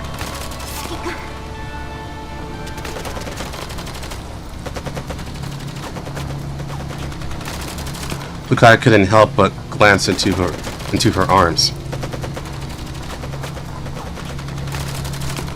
The man who has always been resolute and reliable, the person who has always fought against the storm side by side with her, the man who is always forced to separate and makes her worry, is right now leaning closely in her arms, so close that even every breath seems touchable. But his breathing is so weak, his hair is so messy, his forehead resting against her chest, covered in blood, dust, and sweat. Lukai raised her hand in the gap of acceleration, wanted to wipe the stains for the commander, but frowned at the cold temperature the moment she touched the forehead. If this continues, the commander will... 何を考えてるのよ。指揮官はそう簡単に倒されたりしないわ。敵基地に取り残された時だって最後まで冷静に戦い抜いてきた。どれだけ傷ついてもどれだけ厳しい戦場でも指揮官は一度だって諦めなかった。だから私は指揮官を信じる。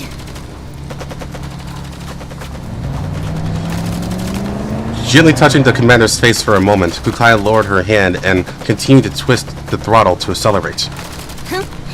よく考えればあなたはグリフィンの頃から人に迷惑をかけてばかりだったわね。バカみたいに一人で全部抱え込んで理想だの希望だののためにいつも無茶ばっかりして、あの場所を離れても結局あなたは変わらなかった。もっと楽な生き方だってできたはずなのにわざわざこんな道を選ぶんだから。でもそこがあなたらしい。撃ち続けろ。第2波攻撃用意。 With the shouts coming from afar, bullets pierced the air once again. Lukai, however, turned a blind eye and showed a confident smile, letting the motorcycle speed along. 指揮官、あなたを一人になんてしません。前に約束した通り、この先にどんな壁が立ちふさがろうとも乗り越えてみせます。必ず安全に連れて帰ってから、あなたの手であのドレスを着せてもらって、一番景色のいい場所へデートに行きましょう。 They made the wedding dress canon. また二人でバイクに乗って走るんです。その時は今みたいに強く抱きしめてくださいね。それからもう一度私に指輪をつけてください。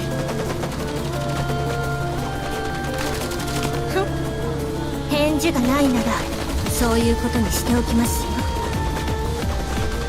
もし破ったらあなたをターミネーターに詰め込んでテラスのプールに叩き落として、その上 I'll throw stuff you into Sandbreaker, throw you into a big pool on the Terrence, and then charge all of 404 expenses for the next quarter to the Elmo's account. Amidst a hail of bullets, Lukai freely poured out the heartfelt words she rarely spoke on ordinary days. Although the person in her arms remained silent, she just snorted coldly, raised her head, and accelerated, and continued to accelerate. Another round of gunfire exploded around Kukai. Bullets and sparks constantly damaged her frame, but she just coldly raised her gun and bullets ruthlessly sprayed out from the scorching barrel once again. この程度で私を止めるつもり？これがエリート人形の本当の力よ。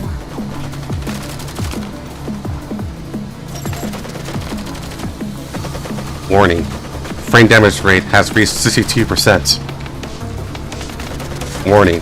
Frame damage rate has reached 67%.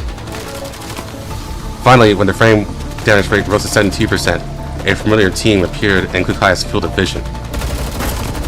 The blonde doll and lead raised her gun and fired rapidly. A flash of red darted into the enemy group. Several bullets flew in from afar, accurately intercepting the pursuing enemies, while the doll in blue, carrying a medical kit, ran desperately towards the motorcycle. ようやく着いたわね。指揮官、今回のドライブはどうでした？次は指揮官の方から誘ってくださいね。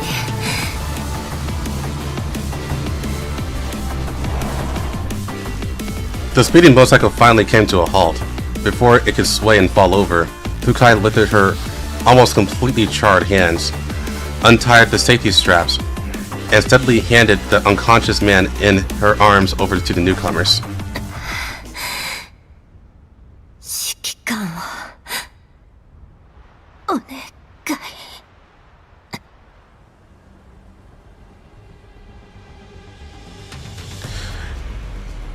After sending out the commander in Squad 404, as both the secret tunnels and the surface elevator shafts were captured, more and more conglomerate troops poured into Makosh.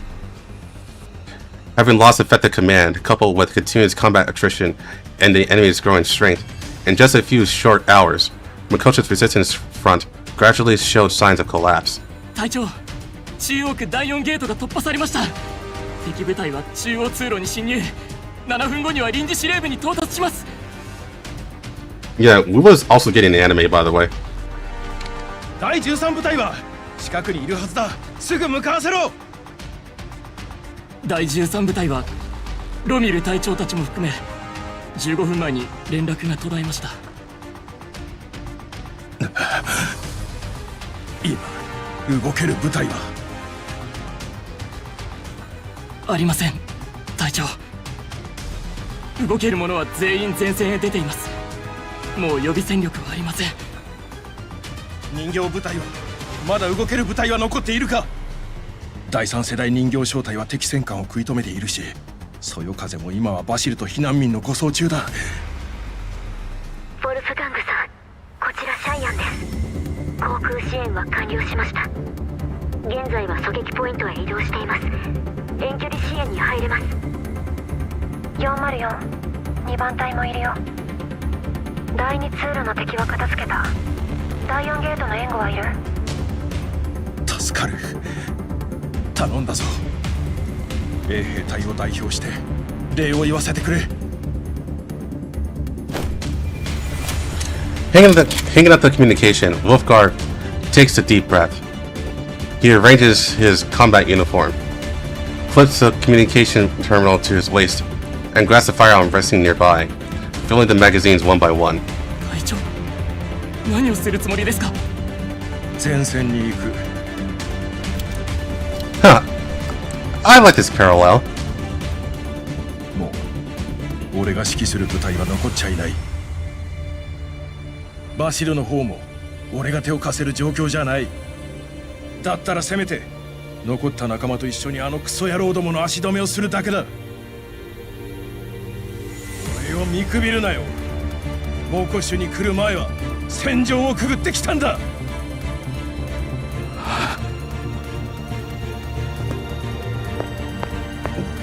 Wolfguard lightly punched the young soldier, said no more, and just grabbed his gun and strode outwards. The young soldier paused in place, gave Vocard a military salute, and also grabbed his gun and followed. 隊長、ご一緒します。もうこそ衛兵隊の力見せてやりましょう。ルートは安全だ。急げ。In the passage, a mercenary squad member held his gun and advanced cautiously. 2 minutes ago, they successfully broke through the defense of the front gate and also smoothly entered the central passage leading to the command building. At this moment, seemingly due to a severe shortage of troops, the corridor that should have been strictly guarded is completely empty, with only debris piled up everywhere. The leading member let out a soft sneer. モコシの防衛も限界みたいですね。もう長くは持たないでしょう。レンティーヌ副司令、また近いうちに昇進しますよ。気を抜くな。静かすぎる。副兵がいるかもしれない。副兵？本気で言ってるんですか？さっきの衛兵隊なんて弾切れ寸前でしたよ。もう抵抗する力なんてないでしょう。いや、戦況報告によれば複数の部隊がこのエリアへ入っている。さっきの衛兵隊の戦力ならとっくに突破しているはずなのに姿が見当たらない。隊長は慎重すぎるんですよ。Also, yeah, they were in a good spot until the dragon showed up. 俺たちも急いで司令部を落としに行きましょうよ。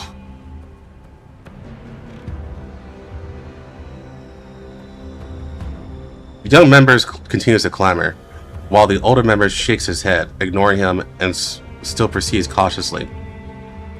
But fortunately, the ambush he was worried about never appeared, at least until they walked into the small hall in front of them. お、隊長、ここ敵の物資保管庫のようです。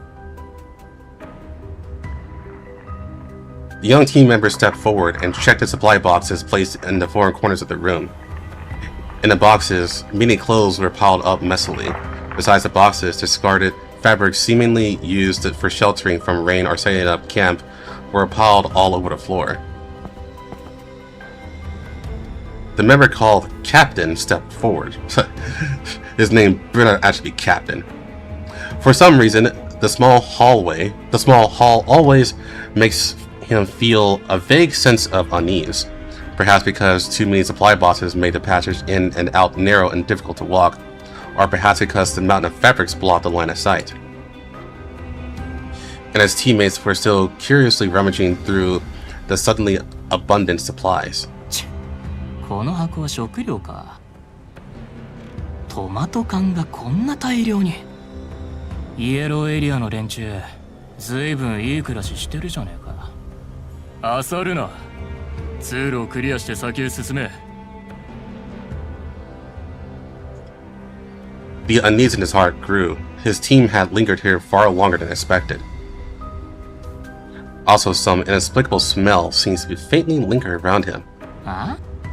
このトマト缶漏れてるのか。なんかベタついて。缶を捨てろ！全員捨てろ！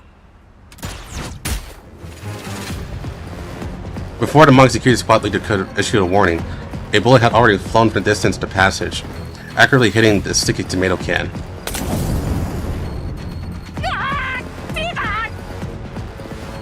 You never realized anymore, are you?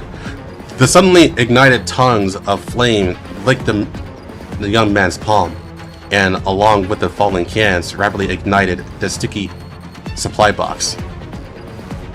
In just an instant, the room filled with flammables was engulfed by a sea of fire.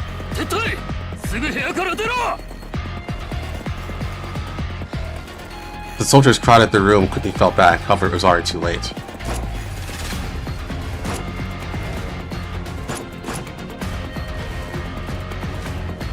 A full bullet struck precisely, cutting out their path.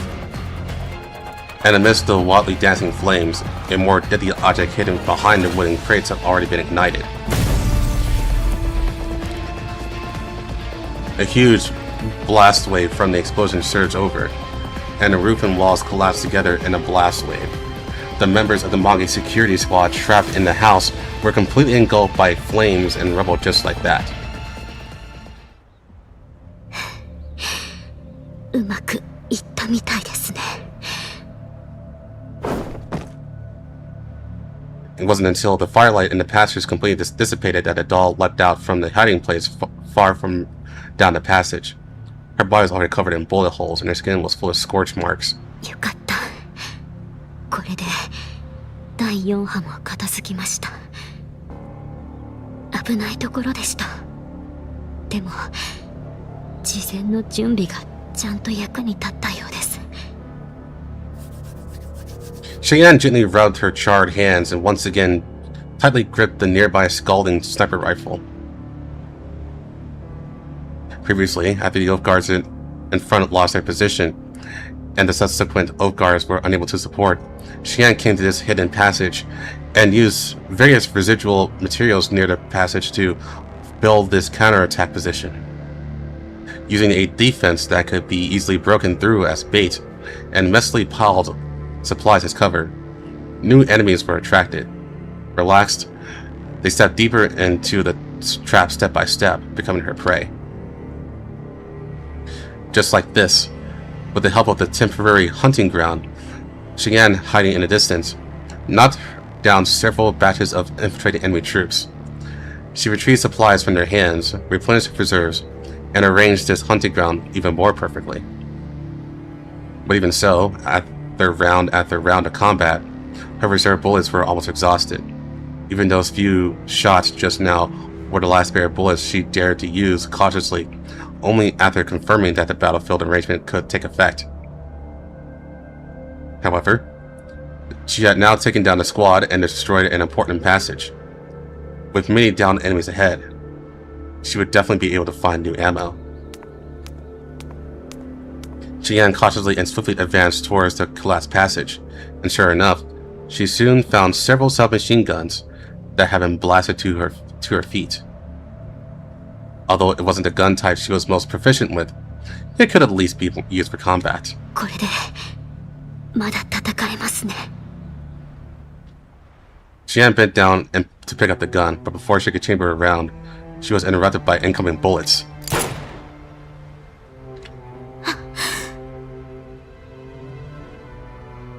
She turned her head. On the other side of the blown-up passage, a new squad had appeared again at some point. More than a dozen fully armed monk security members were hiding behind the ruins of the explosion, raising their guns at her. She tightly gripped the submachine gun in her hand. Like the human she admired the most, she tried hard to regulate her breathing and stay calm, then slowly raised her gun to face the enemy group behind the ruins. 今回も最後まで一人で戦うことになりそうですね。指揮官、力を貸してください。指揮官のそばに立っていいのは私だけです。 She always gets the hard missions. At least they weren't stealing washing machines. Oh, Florence again.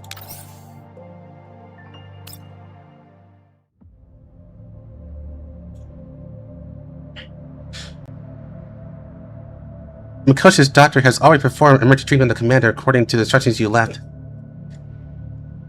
Now his vital signs are very stable. However, to be safe, we have finished discussing it with Vasily. Next, Squad 404 will execute the breakout plan and safely escort the commander back to the Elmo. As for follow-up treatment, just leave it to little Coldfang to judge.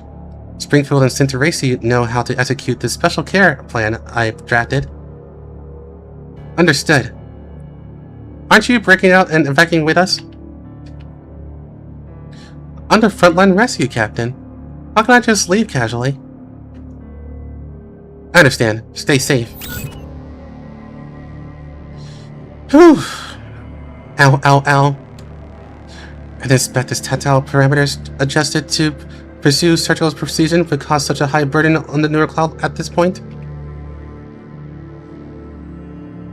I have no idea how little Lindy managed to endure with that kind of frame and neurocloud. Looking this tattered, performing surgery on the commander, even I couldn't handle something this stimulating.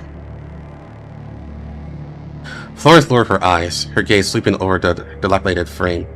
Her abdomen bears a terrifying, penetrating wound left by an armor-piercing round specialized for dolls. The joint of her right arm emits a hissing cry of distress, occasionally sparking with blinding electrical arcs. In order to snatch more lives from this cruel meat grinder, this is already the 10th medical specialized frame she has repaired, and the final one. Blown to pieces by suicide drones, decapitated by third-generation dolls, riddled with bullets by heavy machine guns. Thanks to Mei Lin and Vasquez's new system, I was able to gain so many fresh experiences while retaining my memories. It's just a pity that my carefully maintained exclusive frames were all ruined. This time, I'll have to leave the headache of treating the commander to little Kulfi. Oh well. After this is over, I definitely had to find an excuse to properly touch the commander's body and make up for it with interest. But the problem now is that the stupid dragon ruined my planned safe evacuation route with what it did earlier.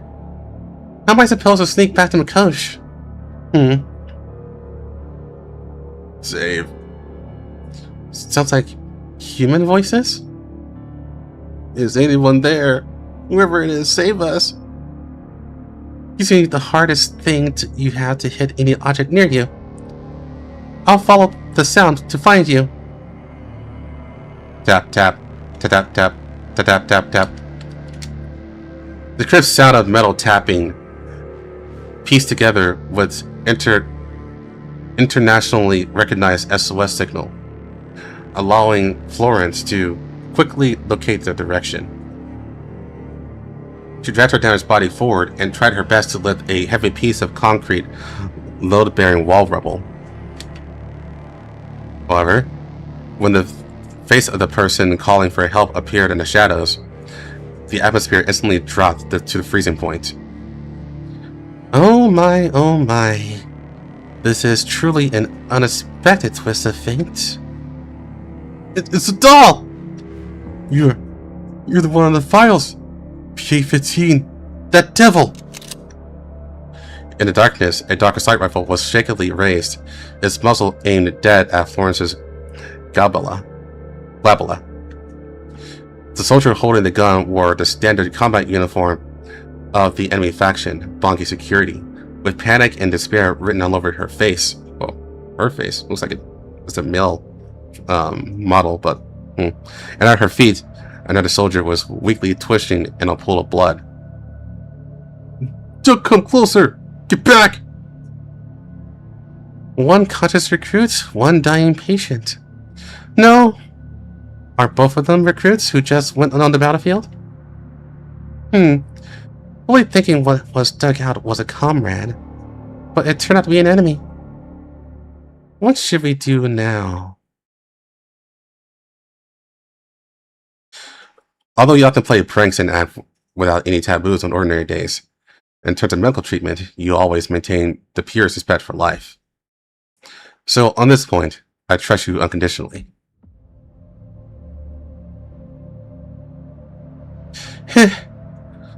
Put your heart in your stomach. I never lay a hand on stray dogs that have already lost their will to fight. After all, no matter what, I'm still a doctor. Doctor? Are you kidding? Us falling to this state, it's all your fault. You obviously have my data, so you should know what I used to do, right? If you insist on stubbornly holding up that fire stick and refuse to believe me, then I'll be forced to defend myself. I guarantee my bullets are absolutely faster and more accurate than your speed to pull the trigger. That way, it'll be the end for you and your pitiful companion. Right. You have 10 seconds to think about it. 10, 9. What a good boy. Hearing the crisp sound of the rifle falling on the rubble, and seeing the monk security soldier dejectedly let go of his weapon. Florence finally put away her gun in satisfaction and stepped forward carrying her battered medical kit. Hit by a blunt object? Right arm ulna fractured. Didn't you in Blanca security even teach you the most basic battlefield self-rescue and self-aid and comrade bandaging? No. In their recruit training camp, every day they teach us only how to deal with you technical dolls. And to remember the doll data recorded in the files. Oh my, I'm a celebrity. But before I continue this topic, lend a hand first. Fix her head properly. Don't compress the trachea. Is she okay? Don't worry, she won't die. It's just a shock coma caused by a severe concussion and intense pain. Are you relatives? Or friends? We're sisters. Okay, so this is supposed to be a female model, I guess. I'll help her with neck fixation and emergency hemostasis first. Speaking of which, how did you get buried alive in your own people's position? It's all because that damn dragon. You demons. Flat sisters. Let me stay in advance. That giant dragon with terrible taste flew over from your camp. Your sister's fine now, but she needs to rest. I'll also simply bandage your own wound for you. Why save us? This question is hard to answer. Just consider it a blessing from an angel in white. Next, please leave this battlefield on your own. But if you appear on the battlefield again and try to raise your guns against Mikosh, next time, I promise to make your departure completely painless. With a click, Florence elegantly fastened the latch of her first aid kit and stroked the sidearm at her waist with a slight hint of a threat. Rather than an angel in white, you mean like a devil in white. I understand. We will leave and absolutely won't come back. We had enough of this kind of thing too. We originally joined bondage security for the vaccine anyway. As expected, this world has no place to accommodate us displaced people in the yellow zone. There will be. Just not now. Oh, right. As a private doctor, let me reasonably collect the consultation fee for this first time. Let me look. Oh, found it. I'll reluctantly borrow the IFF system on your comrade's body. Alright, hand over your squad's deployment map and encrypted communication terminal along the way too. How can I do that? This is a violation of military discipline. Oh my, what's she preparing to leave anyway? Will you obediently take it off and hand it to me? Or wait for me to do it myself and strip you from your warm corpse? You really are a demon in white skin.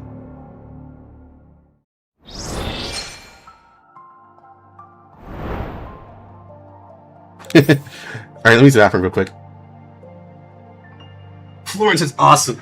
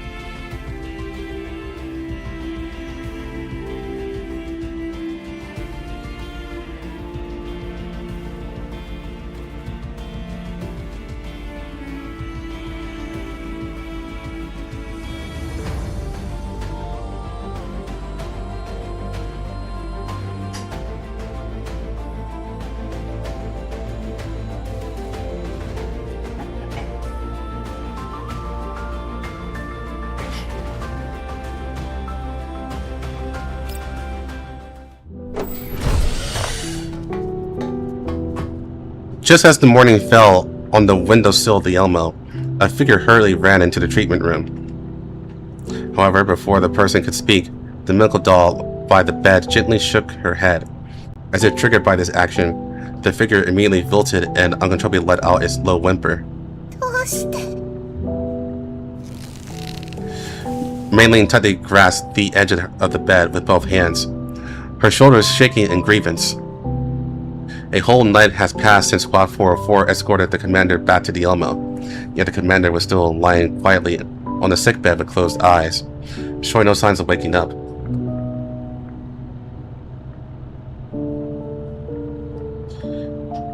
Even though the commander had temporarily escaped life-threatening danger after treatment, the passing time still made Mayling very uneasy.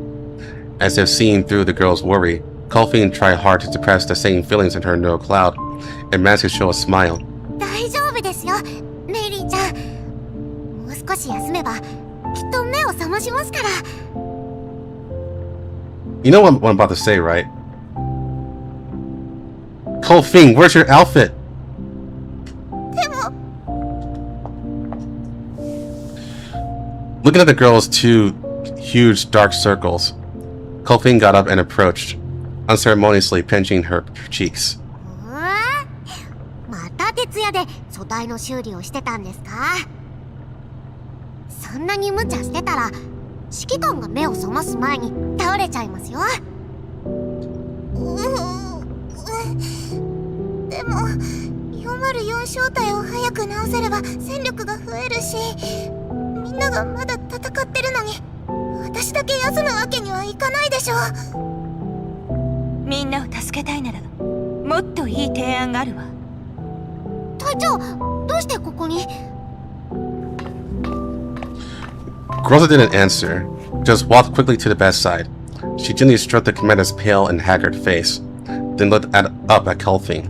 指揮官がいつ目を覚ますかはまだわからないのよね。はい。それに、もし意識が戻ったとしても、今の体調では全然指揮なんて負荷の高い仕事は無理です。ならこれ以上待ってはいられないわ。この一晩でモコシの戦況はさらに悪化している。それって？指揮官が動けないなら私たちで支援作戦をやり遂げる。メイリー、エルモ号を動かすにはあなたの力が必要なの。はい。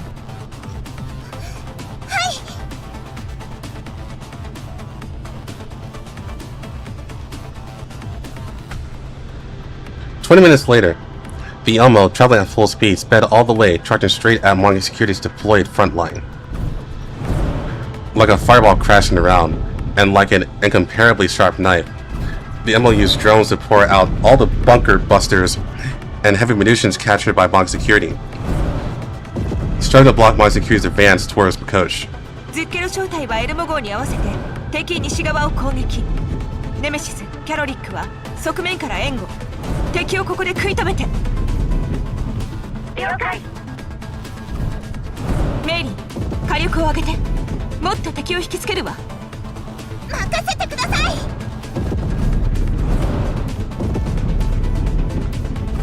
Relying on the huge size of the land battleship and a strong firepower coordinated with the ground, the Elmo quickly attracted the attention of a large number of enemies. The two surging towards Makosh turned one after another and fought with the two squads. Countless sparks bloomed outside the Elmo's windows, shaking the vehicle's body and making it rumble. メイリー、防御システムはまだ持つ。大丈夫です。この攻撃頻度なら耐えられます。いいわ。Amidst the ceaseless roar of artillery, Rosa issued another order into the comms channel. 今はできるだけ敵を引きつけてモコシュへの攻撃を減らす。エルモ号が敵を多く引き受けるほどモコシュは有利になるわ。必要なら各自の判断でリモールディングパターンを使ってエルモ号の最終警報が鳴るまで作戦を続けるわよ。了解。バシルさん、前線から報告です。都市部の外にいる敵部隊が足止めされて増援。まだチャンスはあります。Vasily looked around. In the underground combat base, there were very few spare doll frames left. In the combat material warehouse, the remaining ammunition was about to be exhausted. And on the ground and the streets, Vukal operated the shell Amni, and together with the remaining Oathguard squads, was making the final resistance. Even if they temporarily got a breather, Mikosh at this moment was almost unable to continue. This defensive battle will most likely end soon, with Mikosh's defeat as the ending.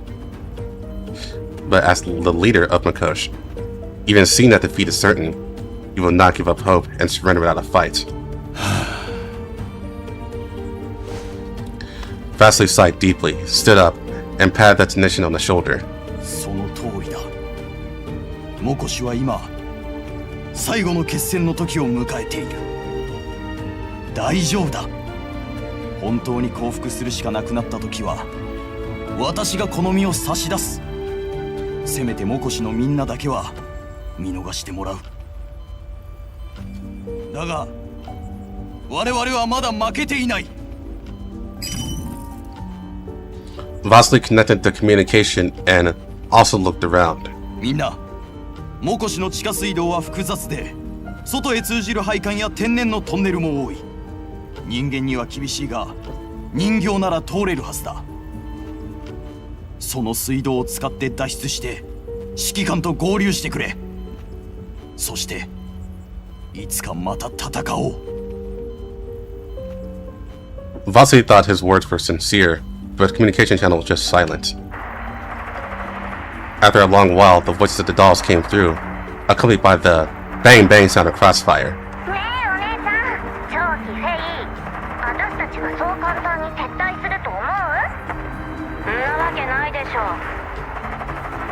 前にも言った通り、そよ風正体はここに残る。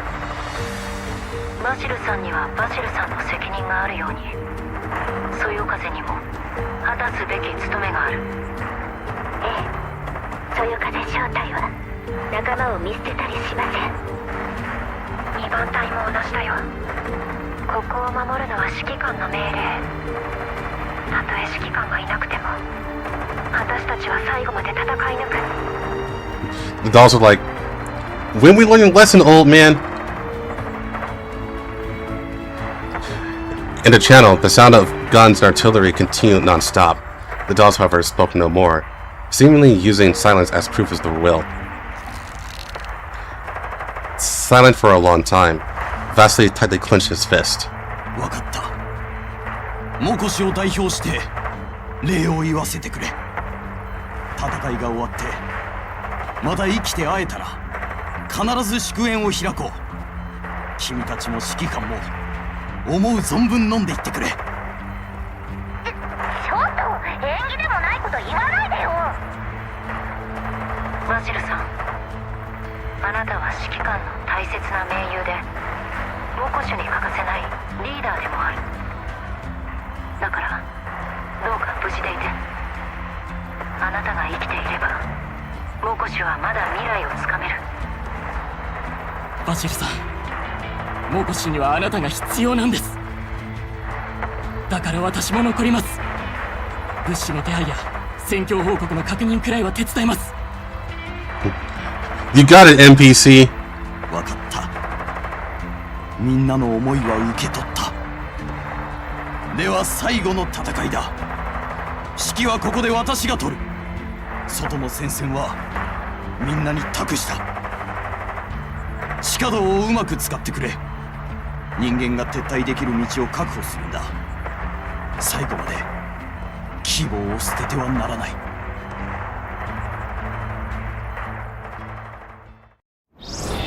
Oh, that's a quick one, actually. Huh. Oh, we're actually... Okay, we have no more side stories. These are just regular missions. So, these won't have anything. We're very close.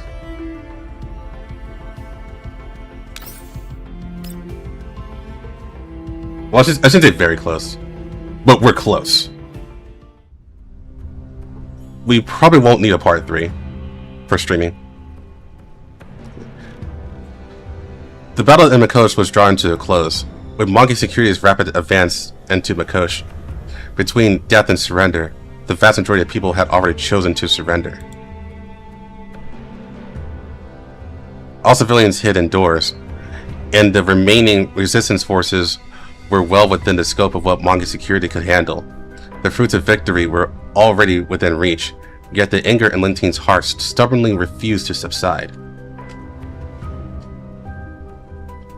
After immediately handing over the control of the military, Linting devoted more of her energy to tracking down the commander's whereabouts. We're doing it all, Dylan.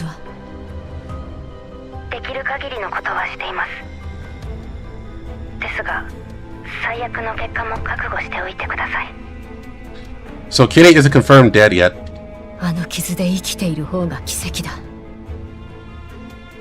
リサ、私はこいつを生かしたい。どんな手を使ってでも。それって。そういう技術は探せばあるはずだ。金もリソースも惜しまない。探せ。Make him an Iliad! Probably. I can't. Well, make him a Nito. Maybe. One of those two. どんなやり方でもいい。助けろ。ですが。Lisa hesitated to speak, and when she saw the expression on Linting's face, she realized that she absolutely shouldn't say too much at this time. かしこまりました、レンティーヌ副司令。全力を尽くしま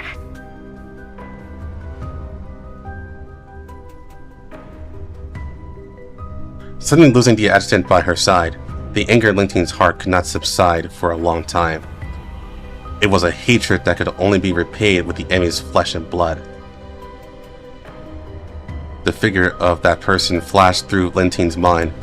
Among the dolls who generously went to their deaths, there must be many of the other party's property.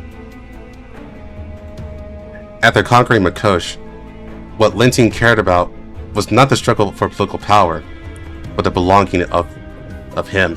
レンティーヌ副司令、例の敵の足取りをつかみました。昨夜、人形正体がモコシの地下道から脱出し、外部の仲間に援護されて逃走したとの情報があります。その正体は人間の負傷者を守っていました。回収映像からその人物が例の指揮官だと確認しています。また昨夜から沈黙していた敵の機動基地が突然外周に進出し、こちらの戦線を崩そうとしています。作戦の手口から見て、機動基地を指揮しているのはその指揮官の可能性が高いかと。後方をついてモコシュへの攻撃を分散させる。確かにあいつらしいやり方だ。精部隊を出せ。機動基地を叩く。必ず生け捕りにしろ。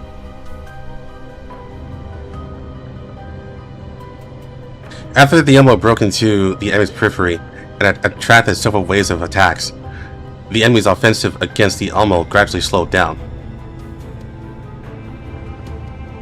Groza took the opportunity to command the Elmo to retreat from the battlefield, and the dolls, whose energy was nearly depleted, also successfully returned to rest.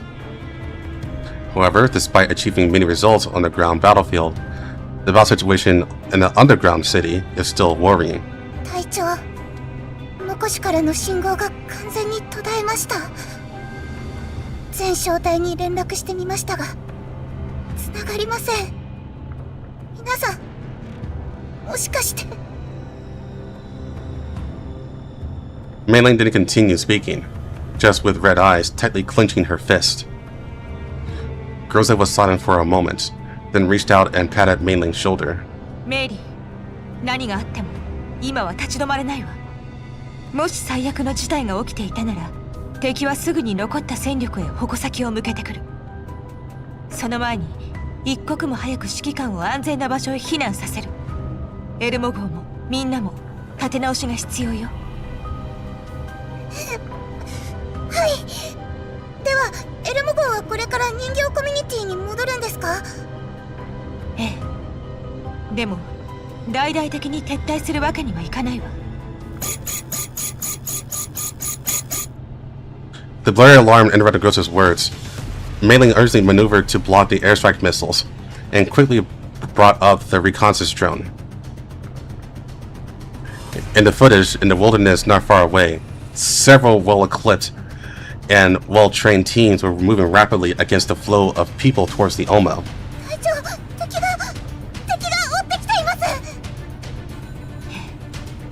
やはり簡単に諦めてくれないわね。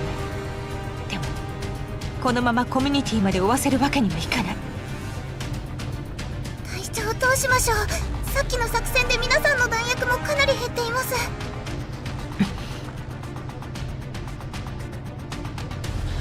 Rosa pondered for a moment. After she quickly tapped the screen until the weather status map of the nearby area appeared before her.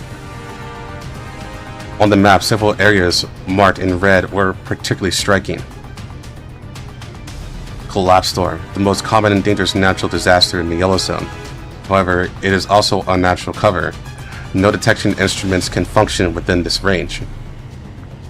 Most importantly, this is an escape route the ML has rehearsed several times. メリー、コーラプスストームに紛れて追跡をかわすことはできそう。嵐でレーダーから姿を隠すつもりですか？できなくはないですけど、エルム号へのダメージが。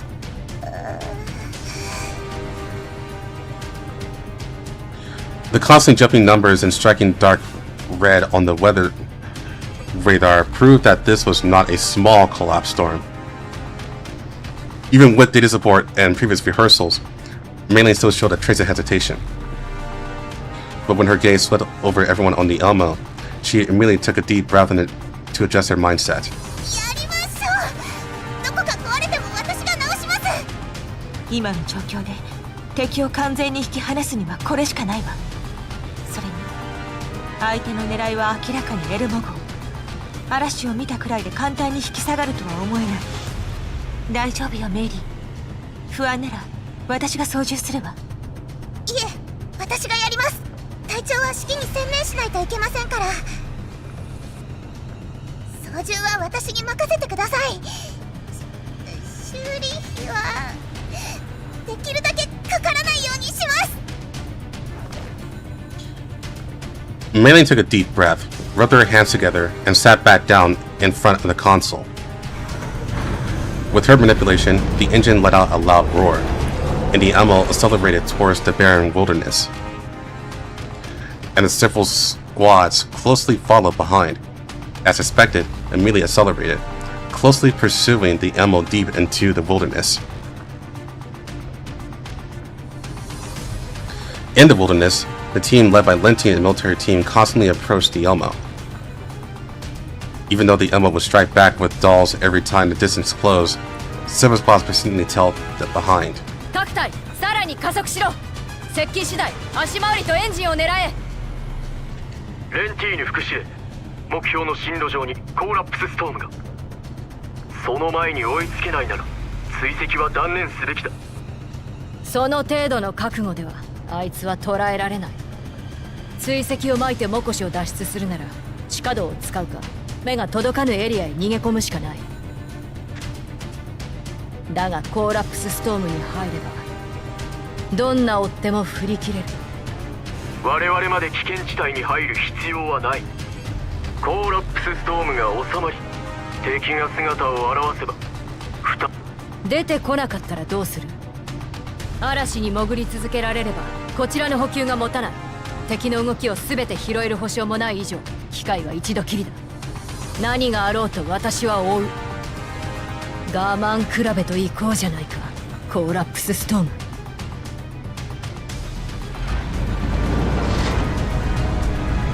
Soon, the Elmo, like a fearless beast, charged straight towards the direction of the storm, and the Manga security squad, led by Linting, also followed the Elmo's figure and rushed into the storm area.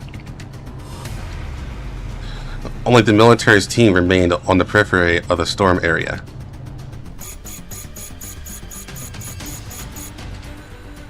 The detection device had already lost its sensitivity under the influence of strong class radiation, and the alarm was constantly sounding, giving people an infinite sense of oppression. After Monkey Security's troops broke into the storm area, what greeted them was not only strong class radiation, but also continuous artillery attacks. まずい、前方と外周から攻撃を受けています。レーダーも不安定で敵の位置を特定できません。 Front, left, right. Under the cover of the collapse storm, artillery fire from the base vehicle attacked again and again. In the armored convoy, one vehicle seemed to be anchored by enemy artillery fire. It was attacked several times in an instant, and the damaged vehicle body suddenly burst under the impact. The blazing fire suddenly scattered the neat formation around it. Amidst the collapse storm, the bursting explosives penetrated the land swept up by smoke and dust, directly damaging the enemy's tanks.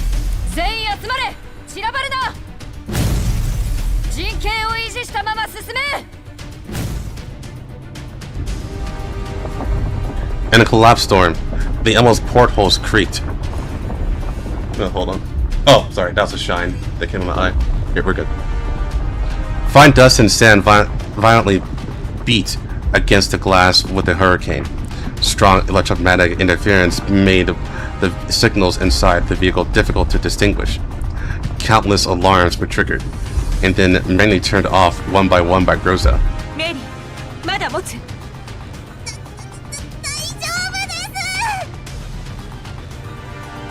Mei-Ling gritted her teeth and controlled the engine, while Groza behind her commanded the dolls to conduct harassing actions near various covers outside the Elmo. 前方に遮蔽物を確認。車外の各小隊、直ちに信号デコイを設置して。 Despite the raging storm, the dolls fighting outside the vehicle did not hesitate for a moment. They neatly scattered into the endless yellow sand, moving with difficulty against the storm. On the other side of the command console, Helen also followed Groza's instructions, constantly placing false signal decoys through the radar. Right at the collapse storm, several false and intermittent signals were broadcast in all directions, appearing in scattered, free-floating, irregular forms, constantly interfering with the enemy's judgment ability. And in the collapsing world of flying sand and rolling stones, the lurking dolls hid among the virtual signal traps, waiting for the arrival of their prey. The dust kicked up by the collapse storm had reduced the visibility of this area again and again. With the radar failing, Lentine could even only rely on the source of the enemy's attacks to judge the enemy's direction. The other party split into two teams. No, maybe three teams. Manji Security was like a giant beast falling into the water, struggling to search for the enemy's whereabouts. 副司令、敵は抵抗をやめたようです。2個小隊分の信号が接近しています。高速の準備を。いや、待て。 Passing through the cover again, Lentine, getting closer to the enemy, saw a faintly visible scene behind the sandstorm. It wasn't the Elmo, but just the wreckage of a city ruin. An ominous premonition arose spontaneously. The radiation detector suddenly started beeping wildly, followed closely by a sand-colored tornado right before her eyes. 嵐の渦がここまで迫っている。全員防護服を着て直ちに撤退しろ。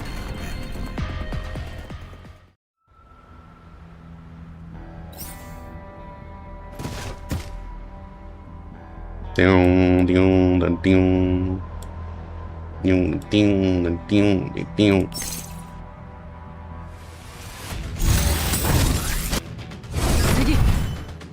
Thanks, boy.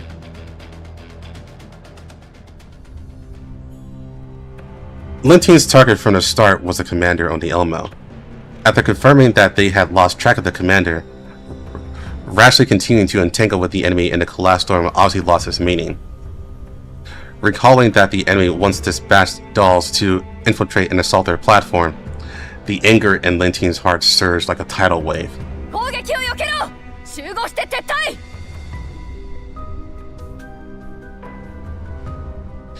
The monkey security forces regrouped and evacuated towards the perimeter of the collapse storm.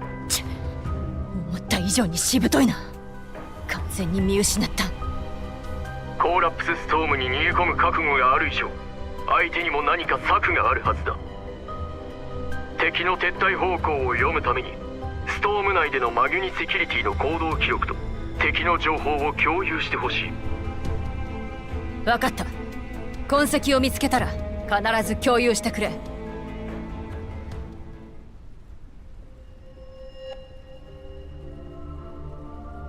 Hey, we've talked about the dragon.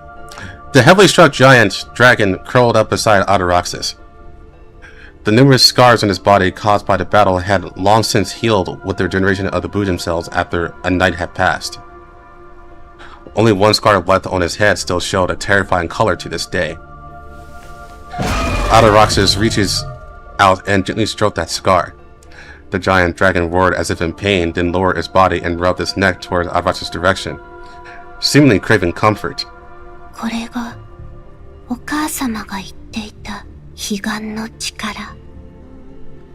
少しだけ我慢してジョー。この程度の傷ではあなたは死なない。後でブージャム細胞を補充すればすぐに治るよ。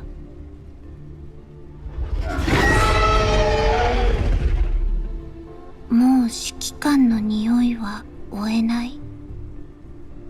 戦火で鼻が鈍っちゃったんだね。軍がモコシを占領したんだもん。指揮官がまだあそこに残ってるはずないよね。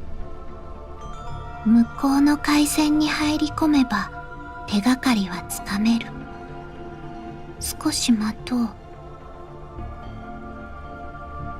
次こそ指揮官を捕まえようね、ジョー。The funny part is that she almost killed the commander.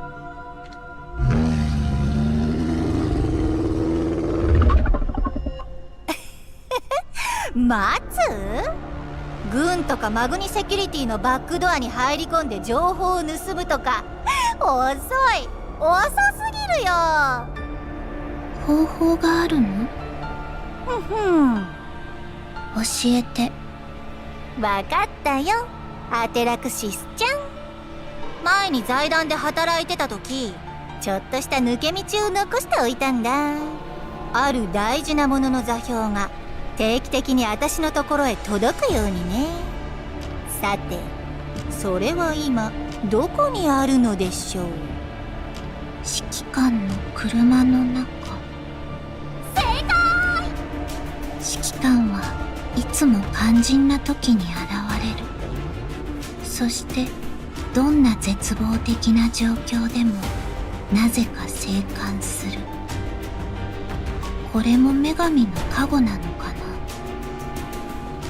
異議を唱えたい奴らもいそうだけど、まあそういうことにしておくよ。Why is Dylan catching strays here? バラクーダの座標さえつかめれば、どれだけ離れていても指揮官の足取りはすぐに追える。でもね、この世界でそれができるのはあんただけなのよ。Before Chilibek can finish speaking, Ataraxis closed her eyes and perceived the power of the relic Chilibek mentioned. Stripping away all other sensations, keeping only the perception of the special power, the surrounding things seemed to gradually disappear.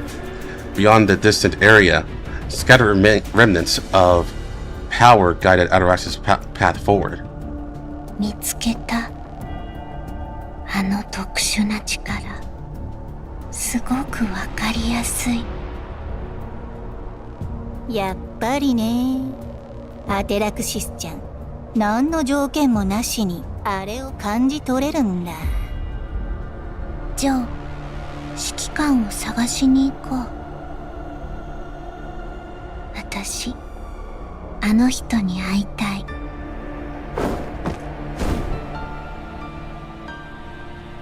Ataraxis gently touched the dragon's skin, then flipped onto the dragon's back, driving the somewhat staggering dragon to rise into the air.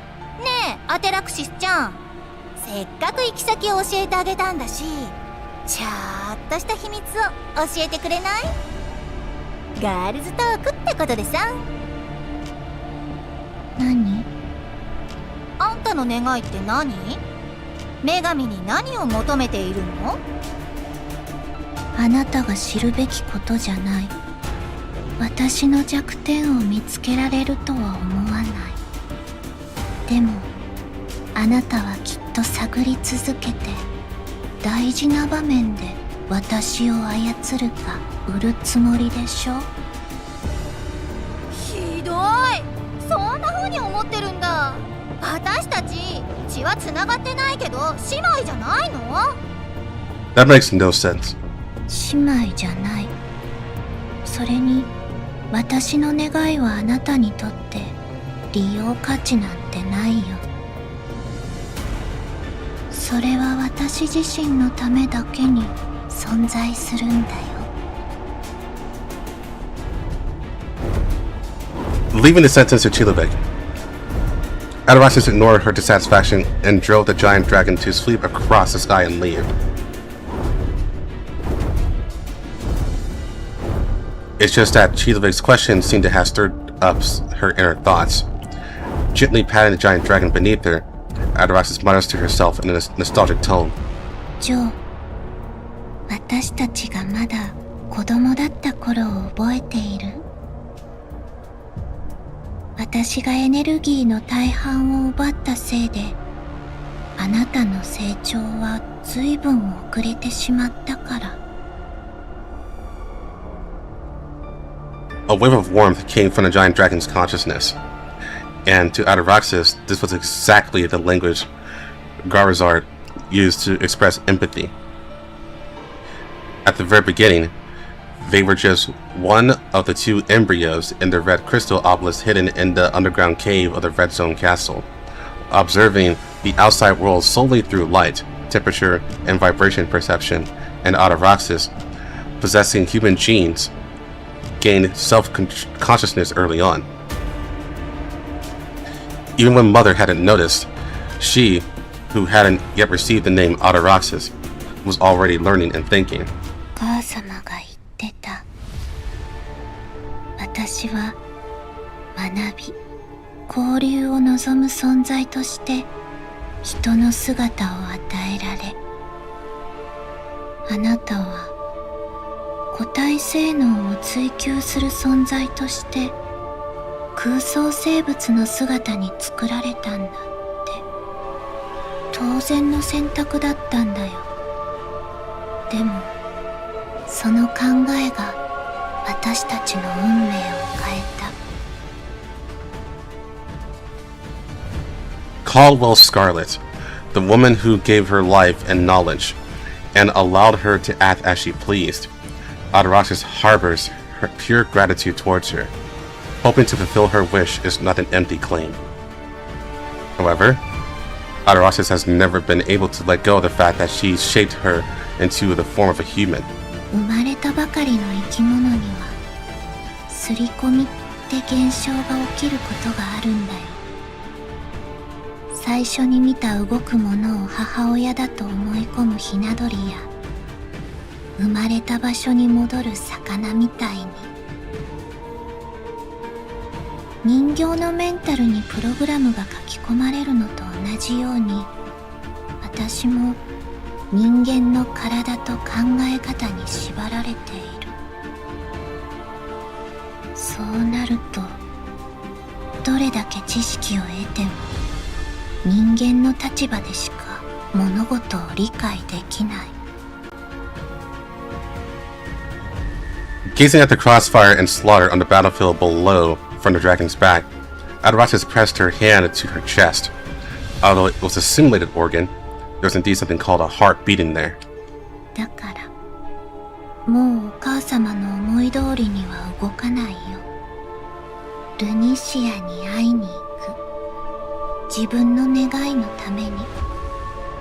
あなたは私についてくる？それともお母様を選ぶ？ The giant dragon did not respond, but Ataraxis smiled. She affectionately stroked Garazard's wound, which was pierced by energy not belonging to this world. This was the clearest signal possible. わかってるよ。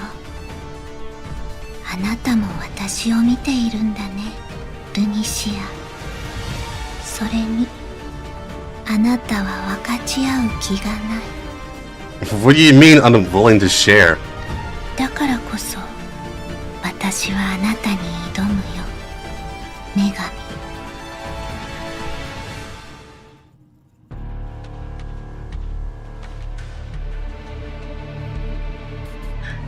At the same time, the military and manga security also immediately located Grarzard's direction of movement. あのドラゴン、さっきコーラップスストームが起きた場所に向かってる。ドラゴンの狙いも我々と同じということか。あいつ以外にドラゴンが興味を示す相手など思いつかない。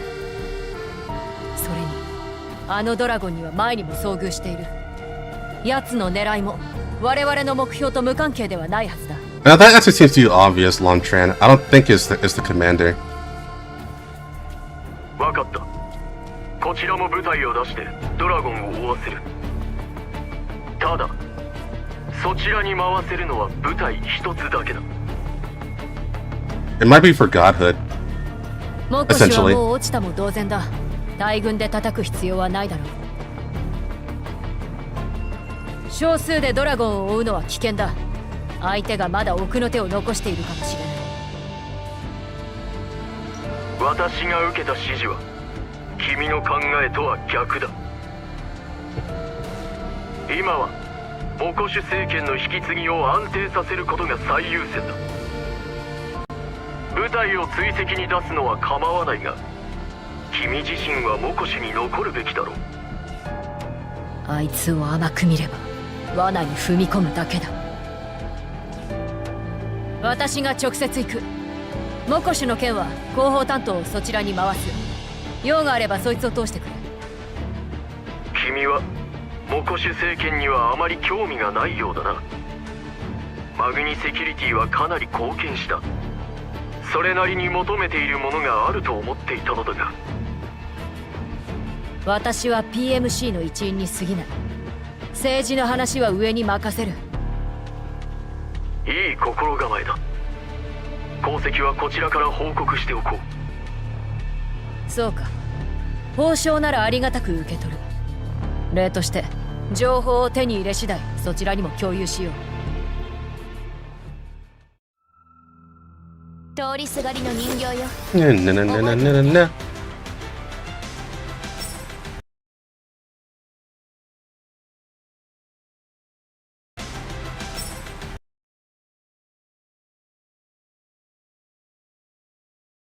Honestly, it would be pretty funny if, like, this whole thing is just so it's because she wants to jump the commander's dick. But I don't think it's that. See, it's too much of a... It'd be a little deflating, you know? Gunshots coming from nowhere echoed in the tunnel.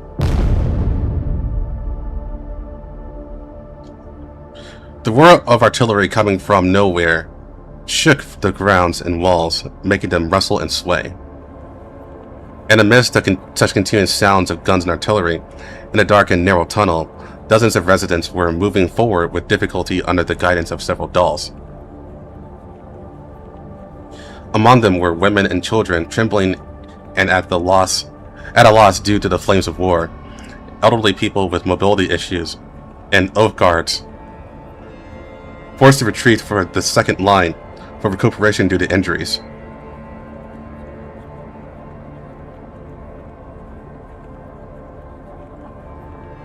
Their evacuation transfer should have been completed yesterday, but was suddenly disrupted by the flying dragon descending from the sky. At this moment, they were the last batch of people transferring to the shelter in the city about to fall.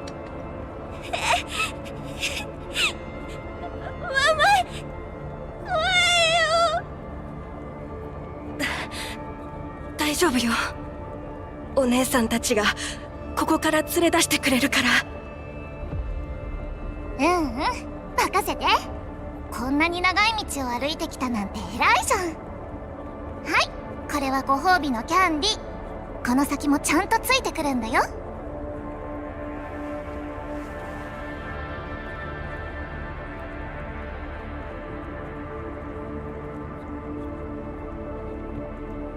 Zhang Yu smilingly rubbed the top of the girl's head. stuffed the candy into the girl's palm, and then continued to greet the people behind her.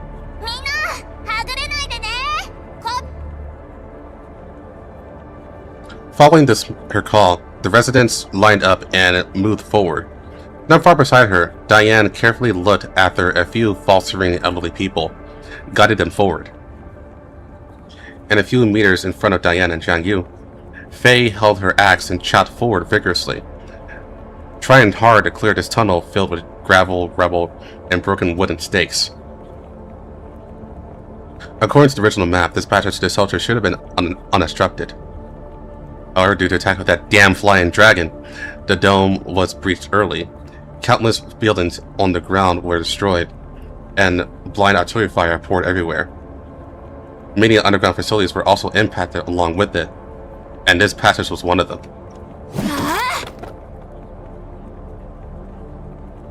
The sharp axe chopped down once again, and the wooden stake inserted horizontally in the middle of the road broke in half.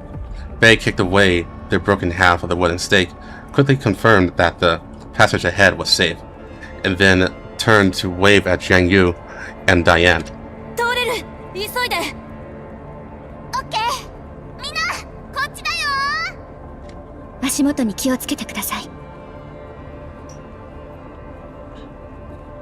Before Jiang Yu and Diane could lead the slow-moving residents to the newly cleared position, Fei had already started to continue clearing the obstacles further away. And on the other side of the team, while looking after the residents moving forward, Zhao Hui also cautiously paid attention to the gunshots echoing in the tunnel from time to time. Until all residents successfully passed the small checkpoint, her brows were still furrowed, and a trace of faint displeasure was revealed on her usually stiff face. 正気、敵の襲撃を警戒してるの？少しね。避難所まではまだ遠いし、この移動速度だと襲われたら逃げきれない。今避難しているのはほとんど住民や怪我をしている方たちだけど、それでも狙われるの？わからない。でもかけるわけにはいかない。相手にはドラゴンやワイルドハントのような生物がいる。ええ、その通りね。住民たちの安全を考えているなら、ドラゴンにあんな暴れ方はさせないはず。ねえ、お姉ちゃん、長期、おしゃべりしてないで手伝ってよ。まだ枯れ木がいっぱいあるんだから。Junkin shouted dissatisfiedly in the distance, and Zhao Hui and Diane hurried over. Just in front of where Fei was standing, half the passage has collapsed. Several fallen wooden stakes were piled in the center, blocking the way, leaving only a half-person high, small hole on the right side. まずい。今さら引き返しても、もっと安全な道が見つかるとは限らない。じゃあどうすればいいの？このまま無理やり進むの？地上との通信も切れてるし、時間がどれくらい残されているかもわからないの。ウェイ、みんなで瓦礫をどかすとしたらどれくらいかかりそう？穴を広げられればいい。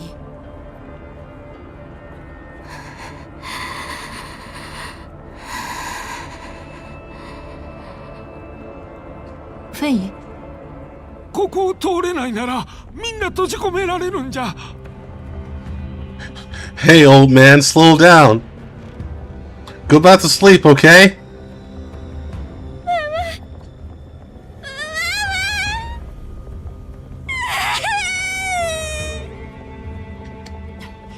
Minasan, 落ち着いてください。必ずお守りします。While Fei remained silent, the waiting residents gradually grew anxious. The shots at the oak guard acted like kindling, igniting the long-accumulated tense atmosphere.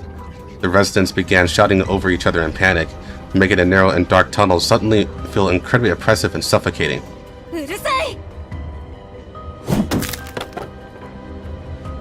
With a low shout from Fei, a sharp axe lights suddenly chopped down, cutting off more than half of the corner of one of the stakes blocking the passage. Faye walked to the side of the small hole, tightly gripping the axe handle, her brows furrowed tightly as if making a resolution she had never had before. 道は通せる。長期、手を貸して。一人が削って、もう一人が木材をどかす。天井が崩れないように気をつけて。分かった。コウ、ダイアン、住民たちを頼む。Without a moment of hesitation, Jiahui immediately walked over to Faye's side to assist with the clearing operation. The axe struck down, and the wooden stakes broke. Without digging tools, she used the broken stakes as tools, aided by her daggers. The wooden stakes gradually shortened and shifted. The sand and gravel on the tunnel wall slowly slid and rolled away, and the waist-high opening gradually expanded, widening and heightening until it was big enough for a person to pass through. Only after confirming that the temporarily cleared opening was stable did Faye finally sigh in relief, stepping aside and nodding at the group. できた。避難を再開して、早くここを抜けよう。The residents started moving again, passing through the narrow temporary opening one by one. Zhang Yu and Diane escorted them at the front, while Fei and Jiahui also waited nervously by the opening. Almost there. Almost there. 16 people left? 15. 14. The sound of artillery suddenly came from the cave roof very close by. The cave wall shook violently, and a crumbling piece of wall skin smashed down from the cave roof, knocking down half of the wooden stake that had just maintained its balance again.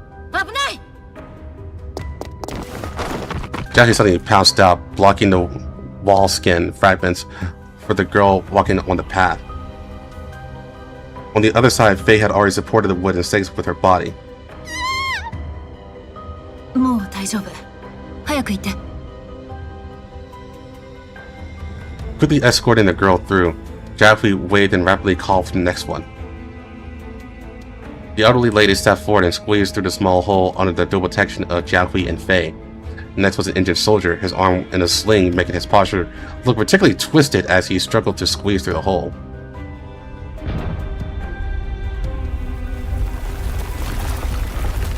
The sound of artillery continued. The tremors coming from the roof of the cave made the small passage shrink a bit by bit, and the ray of light that had once opened up seemed to completely disappear by the shaking. Finally, amidst the continuous tremors, the fragile cave roof seemed unable to support itself any longer and collapsed without warning.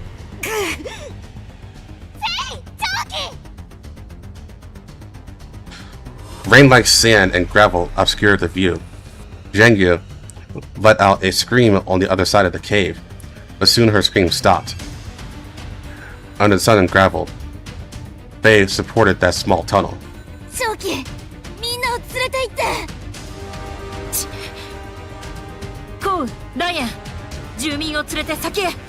残りは私に続いて。Pausing for only a second, Jiahui quickly turns around, takes hold of the next resident, and helps them squeeze through the small hole as fast as possible. After one passes through, she immediately moves to the next. On the other side, Zhang Yu and Diane also grit their teeth and quickly escort the residents forward, trying to get away from the dangerous collapse zone as much as possible. Influenced by them, the residents also speed up considerably. Before long, the few remaining residents successfully squeeze through the small hole and evacuate towards the other end of the passage under Jiahui's escort. フェイさん、ありがとうございます。足を止めないで。Having escorted the residents far away, Jiahui sprints back. Zhang Yu and Diane are also calling out anxiously from a distance. 早くこっちに来てよ。今のうちに。フェイ、but Faye just tried hard to support the wooden stakes and bricks, and shook her head with effort. あんたたち先に行って誰かが支えてないとこの通路が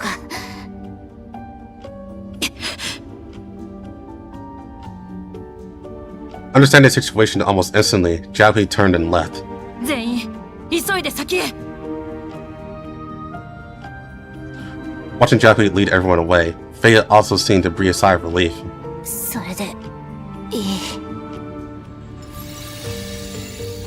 She turned her frame's power to maximum, supporting it with all her might.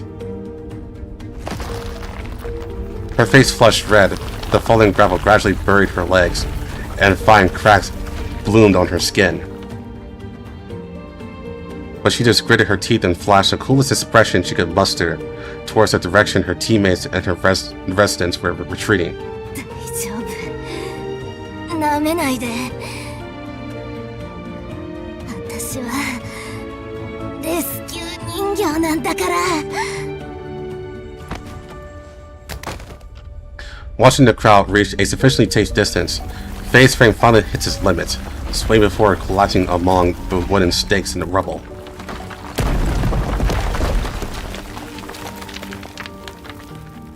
Yeah, I'll do a salute for that one. Losing Faye's support, the tunnel that had once been broken open with a small hole finally met its end, completely collapsing into a patch of darkness.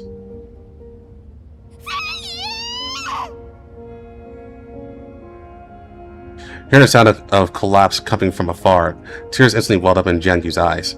Jiahui looked silently in the direction of the collapse, and Diane also lowered her eyes uncomfortably. Hey.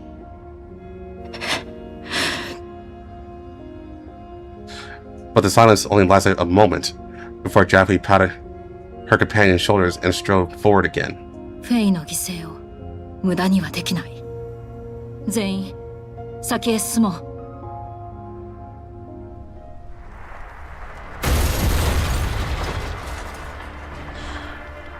Another spark exploded on the outer layer of the shell of Amni. Even though it was built specifically for defense and guarding, this huge machine had already withstood excessive attacks at this moment, leaving several scars on its outer shell. But even so, the pilot in the operating cabin still had no intention of stopping. 右翼部隊俺に続け第4部隊の銃砲も前へ Under the cover of Amni's shell, the Okard squad charges forward. The few remaining Dahl squads also continued their offensive with this momentum. No, this isn't an attack but a final defense. Under Mage Security's overwhelming offensive, Mikosha's defensive line has retreated all the way to the front of the command center building. They have nowhere left to fall back behind them. But even so, no one intends to give up. If it were before yesterday, perhaps some people would still feel a glimmer of luck about Mage Security and the national conglomerate's attitude after Mikosha was breached. But after that flying dragon broke through the drone without any scruples, all illusions of luck were shattered. At this moment, there are still remaining residents transferring underground. They must become Mikosha's last line of defense. Bullets continue to rain upon the enemy, while grenades and artillery shells are endlessly hurled at the incoming assault squads. Ignoring the blood, sweat, and dust on their faces, the Okars raise their arms and shout, as if wanting to convey their mutual determination through that shout. モコシのためにモコシのためにモコシのために The shouting Okars launched their final charge towards the enemy. Infected by such shouts, the remaining dolls of Squad 404 Team 2 also stepped out from behind cover one by one. Nodding to the squad members, Vector also raised her gun high. モコシュのために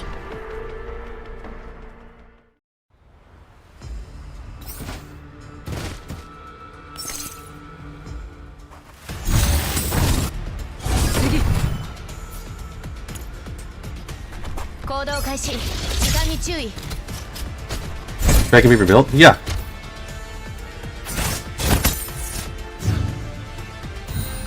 Not in Makosh. At least I don't think so. I think they ran out of frames in Makosh. So she had to be rebuilt in the Yomo. In the Dark Tunnel, the Monsoon Squad, having lost Faye, continued to advance. Jiahui and Zhengyu took on the task of clearing obstacles, and the crowd following them was also trying hard to speed up their pace. However, perhaps due to the change in the ground battle situation, or perhaps because there were a few more hidden forks along the way, the gunshots that were previously only echoed distantly, and the tunnel actually sounded closer and closer.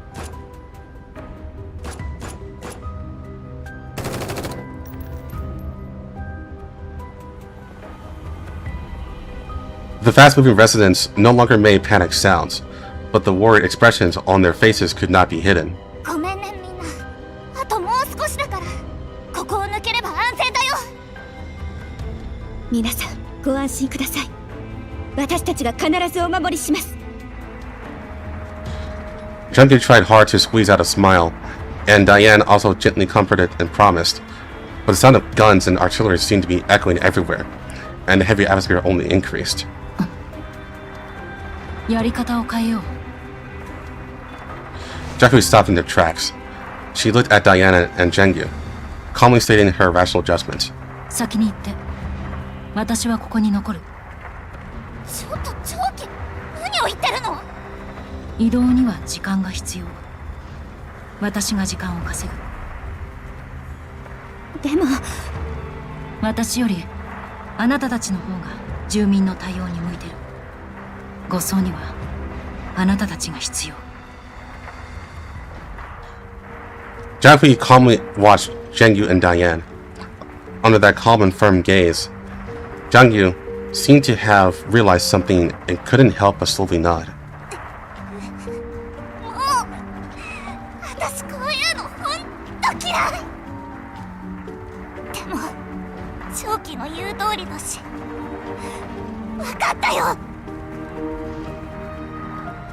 Zhengyu stomped her feet, pulled Diane and Jiahui, and stepped in the opposite direction. お姉ちゃん、行こう。長期が敵を引きつけてるうちに、私たちも急がないと。こっちは私たちに任せて。Before being pulled away by Zhengyu, Diane also nodded seriously to Jiahui. あなたとフェイの分までちゃんと守り抜くから。みんな、私についてきて。ちょっとだけペース上げるよ。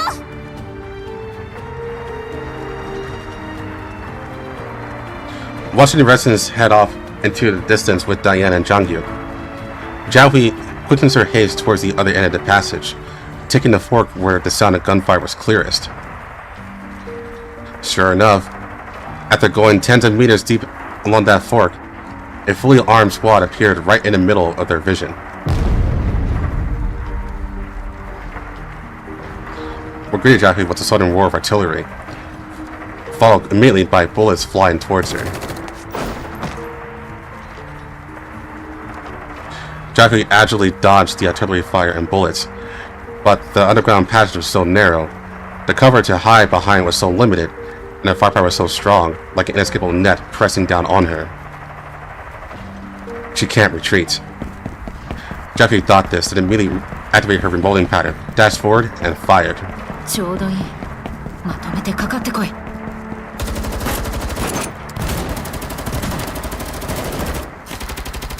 Her bullets and the enemy's bullets intertwined in a narrow passage, while the occasional grenades and artillery shells added a heavy scent of gunpowder to the dense hail of gunfire. Jiahui dodged as nimbly as possible, rolling on the ground from time to time, or picking up various fallen pipes, wooden stakes, and iron pieces.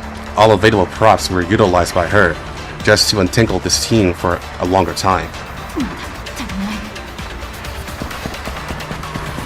Quickly estimating the time needed for the residents to evacuate, Jiahui once again increased the operating power of their molding pattern and launched another strong attack towards the enemy. But even so, relying on her alone, it was still difficult to resist the attack of an entire elite squad. She can't hold on for much longer. Hiding behind the last piece of cover, Xiaopui tried her best to adjust the state of her frame and neural cloud. The remoting pattern had been running continuously for a long time, and her neural cloud was on the verge of being fused by excessive data.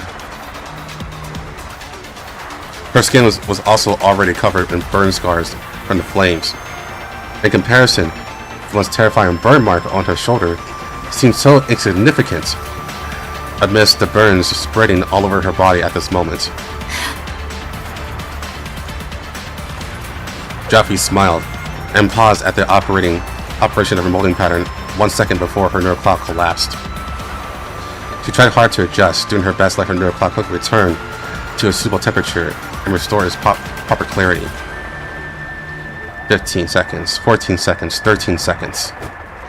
Time was passing, and not far outside the cover, the Manji security enemies threw grenades again, clamoring at her coldly. そこの人形、お前はもう囲まれている。武器を捨てて投降しろ。繰り返す。武器を捨てて投降しろ。そして所属を名乗れ。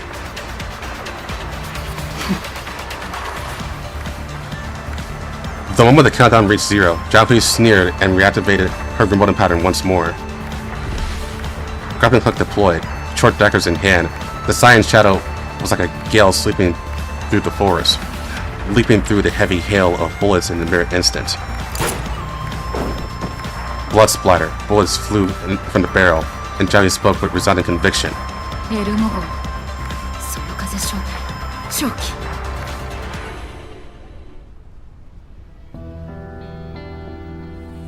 Amidst the boosted morale, the remaining Oath Guards once again repelled a round of attacks from Manga security.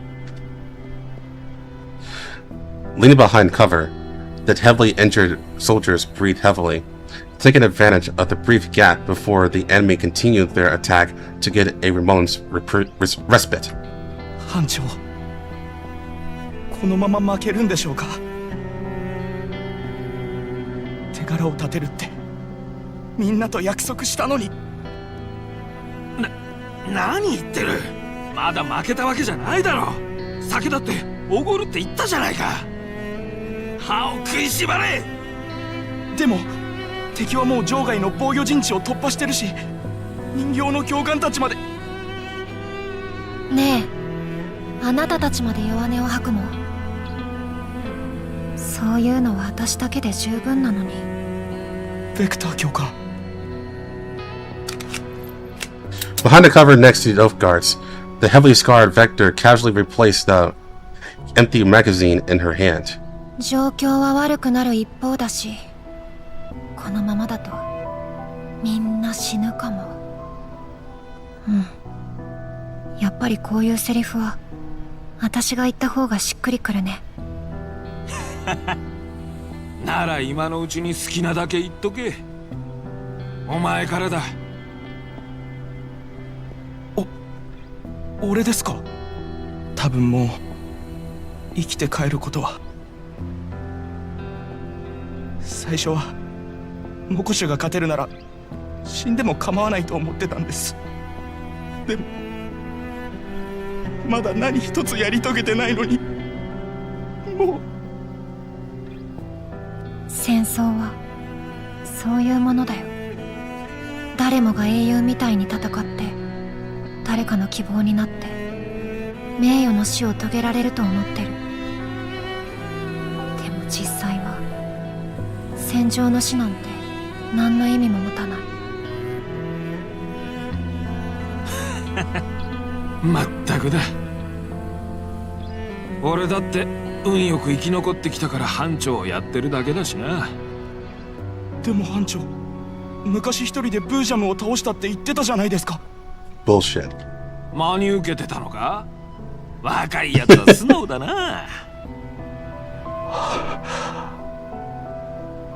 ほらね、これが戦争のリアルだよ。英雄の物語なんてない。あるのは血生臭い現実だけ。でも Vector picked up a plush toy that had fallen beside her. 避難した子が落としていっちゃったみたい。今頃はそよ風のみんなに守られて安全な場所まで逃げられているかな。かわいそうに大事にされていたはずなのにこんな場所に置いていかれるなんて。 Vector threw the doll. It drew an arc in the air and landed beside the young oath guard. ねえ、もし機会があったらその子のところに返してあげて。この戦いに少しでも意味を持たせるために。何をする気だ？ Vector did not answer. She threw the replaced empty magazine on the ground and stood up from behind the cover. こんな場所に残るのは私みたいなやつだけで十分だよね。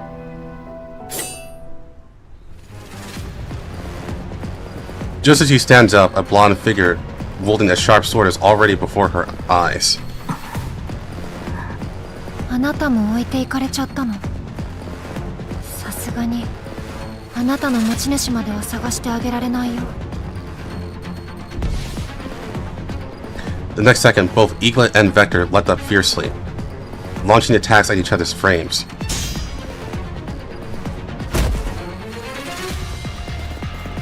The gleam of the sword closed in, and a Molotov cocktail traced an arc in the air. Iliad dodged the incoming tongues of fire on displeasure and fiercely threw her longsword towards the remaining Molotov cocktails on Vector's armor. The remaining Molotov cocktails are destroyed in an instant, and the erupting flames force Vector to dodge. In a few short seconds she evades, Iliad has already retrieved her deflected longsword and closed in again.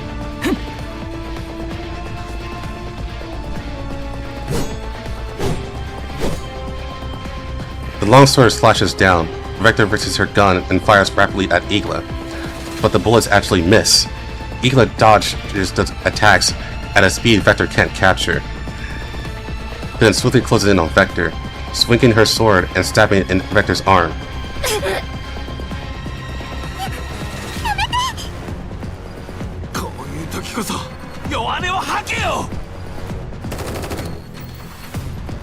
A burst of tense gunfire rang out, the dense bullets making Iliad's sword thrust towards Vector deflected by half an inch.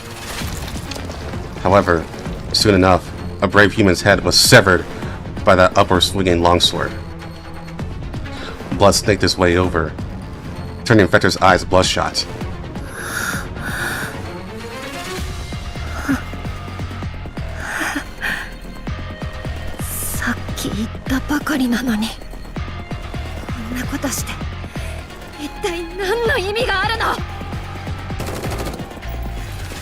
Vector took advantage of the opening created by the Oath Guards to rush forward, emptying 2 magazines at Iliad in succession.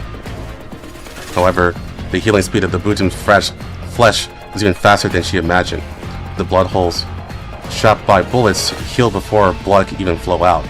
Her fierce offensive could only create a few seconds of opportunity for her team. Half an arm and a gun fell to the ground at the same time. Vector's body suddenly lost balance, but just as she was about to fall from the air, Vector fiercely threw a grenade at Iliad, then tightly pounced on Iliad, who hadn't gotten far away yet. The grenade exploded between the two, but Iliad grabbed Vector's body and used it to block the bursting flames.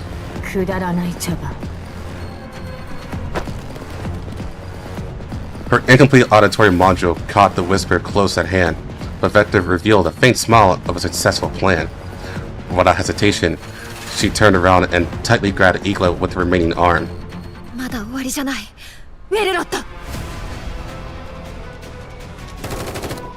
Taking advantage of the brief visual obstruction when Iliad raised the frame to defend against the explosion, Richie raised her gun and charged. Bullets and grenades attacked Iliad's front together, while from another direction, Wolrod and Harpsy, hiding behind cover, also launched an attack at the same time.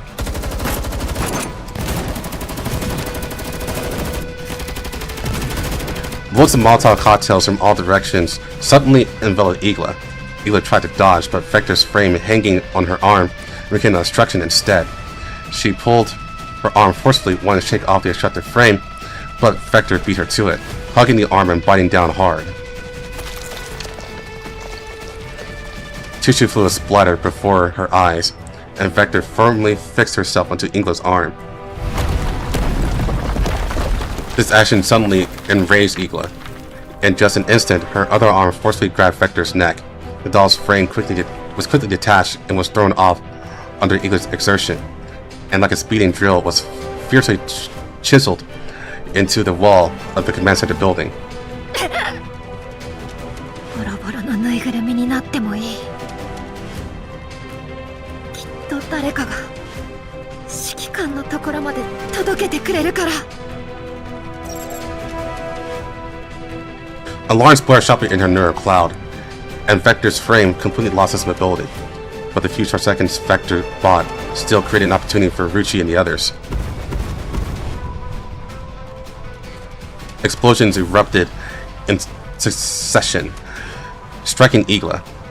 The continuously blossoming sparks briefly hindered Ingla's movements, and taking advantage of Ingla's few seconds of pause, Ruchi, Welrod, and Harpsy threw themselves forward together once more. There were no words, only a silent and tacitly coordinated attack. The three of them surrounded Ingla together, hugged her tightly in the same way, and they ignited a final explosive at the closest distance.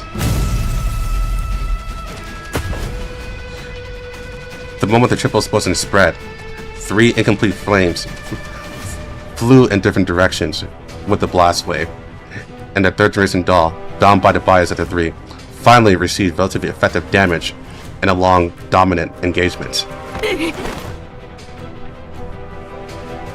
Ingla falls to the ground from the impact. The explosions and burns have left several terrifying scars on her frame, and one arm has broken off due to the explosion. Tissue fluid leaks from the wound covering Ingla's body, but after a brief pause, she simply stands up shakily, seemingly tireless.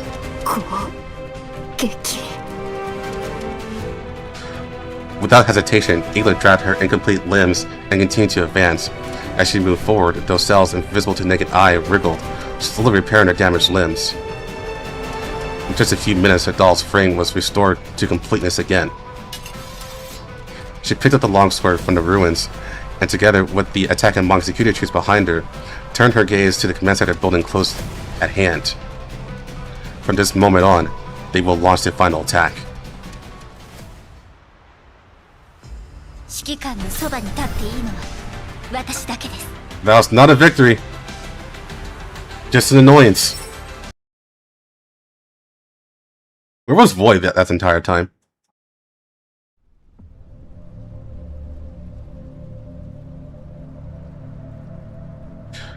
Outside the Yellow Zone front line, a small doll team carrying tactical supplies was carefully avoiding the frontal troops deployed by the military, trying to cross the fiercely fought line of fire. They did not wear obvious unit designations, and even their march was conducted in a concealed state as much as possible. However, in such a sizable supply team, it was still difficult to avoid enemy search. Unless... カリン、ここは急いで通った方がいいわ。 Oh. I like that outfit. 今はレーダー上、軍の補給部隊として映っているけど、敵味方識別システムへの干渉は長く持たないの。1時間後には軍のネットワークがリセットされて、こちらの位置もバレるわ。ええ、わかりました。リバさん、それにレナさんも、ありがとうございます。いいんだよ。カリン姉の役に立てちゃった。私も役に立ちたい。カリン、この先私の出番ある？シー、リバさんとレナさんがせっかく私たちの痕跡を隠してくれたのよ。戦いたいなら指揮官のところに着くまで我慢して。だって退屈なんだもん。こんなに強い弾があるのに使えないなんて。まあいいや。指揮官に会ったらいっぱい活躍してみせる。それどころではありません。 Also, she has her sunglasses on. That's a nice blast from the past. 今はこの物資を無事に指揮官様のもとへ届けることだけを考えましょう。その先はもう私たちの手に余ります。A decrease forms between Kalina's brows. Beside her, the past Griffin dolls also fall silent. かりん姉がこんなに心配してるの初めて見たかも。指揮官の方に連絡してみる？モコシの通信はもう完全に途絶えているわ。へえ、あの食えない連中も張り切っちゃって。昔は新ソ連軍に使ってた手を指揮官にぶつけてくるなんて。ええ、私たちが間に合わなければ指揮官様たちが。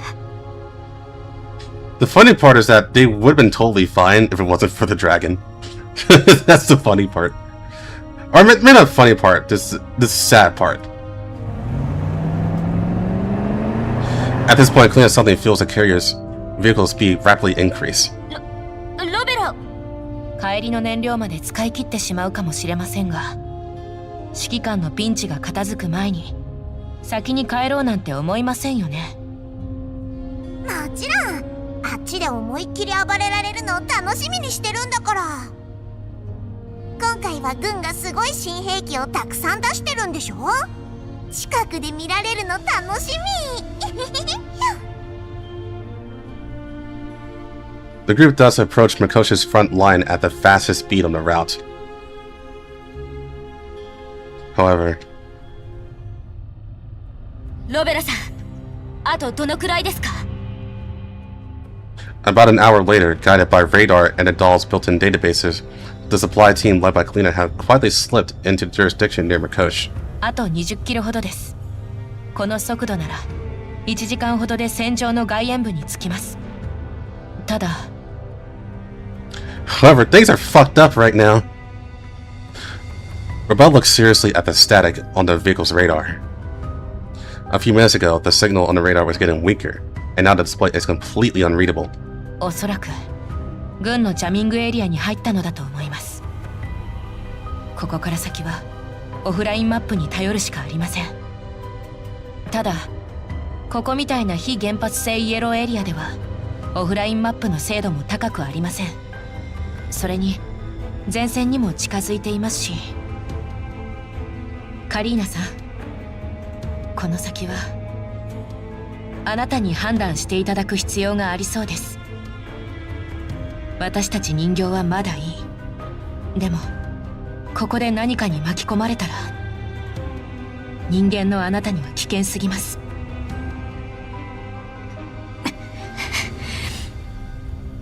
私のことは大丈夫です。それより指揮官様たちの方が心配です。モコシュが包囲されてからもう十数時間です。待って、ロベル、車を止めて。Hearing Level's warning, Rebello immediately slammed on the brakes, almost throwing everyone out of the car.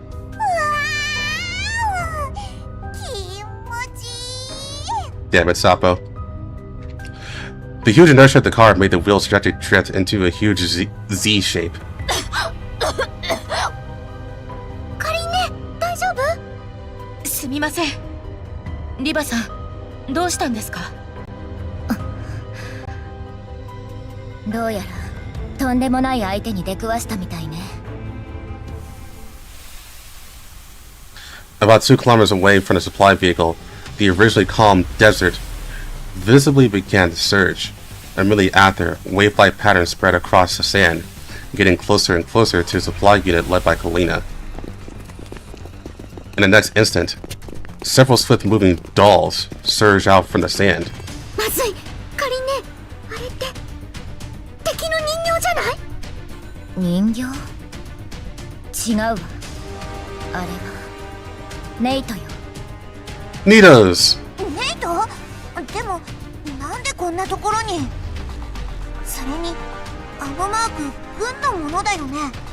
軍がネイトと一緒に動いてるの？あの食えない連中、パラデウスとは思った以上に仲良しみたいね。ただの補給部隊相手にわざわざネイトまで出してくるなんて。それともたまたま鉢合わせただけかしら。それに目の前にいるのが全部ってわけでもなさそうね。 As if confirming Leva's words, billowing dust immediately rose behind several dolls. A fully equipped mechanized armed force armored vehicles were hidden amidst the sand and dust, advancing in an orderly manner along with the pace of the mechs. レーダーには映りません。でもこちらはもう見つかってしまったようです。軍はかなり強力なジャミング装置を使ってるみたいね。私たちみたいな人形じゃ探知できないわ。指揮官の部隊をよほど警戒してるのね。こんな小さな補給部隊すら見逃さないなんて。やっぱり私の出番あったね。ねえカリン、どうする？今の私たち火力なら有り余るほどあるんだから。Soph was like, let's fucking go! いいえ、できるだけ交戦は避けましょう。私たちの役目は補給物資を指揮官様のもとへ届けることです。わかりました。カリーナさんは車列と一緒に後方へ下がってください。敵は私たちが足止めします。追っ手を振り切れたらすぐ合流します。ですが、言いたいことはわかるわカリン。でも大丈夫。こっちには正真正銘最初の第3世代人形ロベラがいるのよ。もうかけてみるのも悪くないわね。ちょっとそんな言い方しなくてもいいじゃないですか。何度も一緒に切り抜けてきたでしょ。あれでもリバネーなりにかなり信頼してるってことなんだよ。わかりました。ではひとまずこの作戦でいきましょう。ロベラさん、こちらの指揮はあなたに任せます。無理はしないでください。何かあればすぐに撤退を。必ず無事に戻ってきてください。はい、約束します。 Watching Kalina and supply truck drive away, Rebella turned around. では皆さん、目標は敵部隊の足止めと索敵網を乱すことです。少なくともカリーナさんたちが安全な場所へ移動するまでは持ちこたえましょう。全力でやっちゃダメなの？残念。でもちょっとだけ遊んであげるよ。Damn, I love Sapo.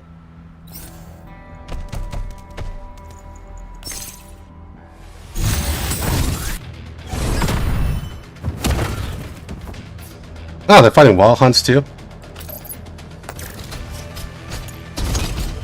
逃げられる。さ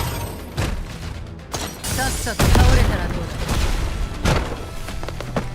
だ。行動開始。時間に注意。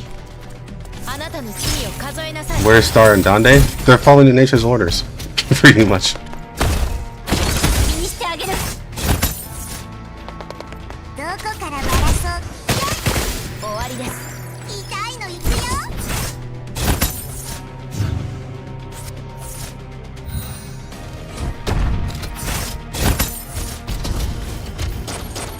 ターミネーター最大力量。弱点を狙って。チャンス。痛いのいくよ。どこからバトンなんで壊れちゃうの？ That's a lot longer than usual. Like, much longer than usual. もうちょっと遊ぶだけのつもりだったのに、こうなったら本気で行くしかないね。このネイトたち、量産型とはいえ10年前よりずっと強くなってる。でもカリーナさんたちもう敵の攻撃範囲から抜けてるはず。あと少しだけ持ちこたえればそれで。 The battle had raged on longer than expected, but the enemy forces before them were far more tenacious than anticipated. Rebella evaluated the current situation. If they didn't want to violate their agreement with Felina, they had to figure out a way to retreat right now. But just as the intent to evacuate began to form in their minds,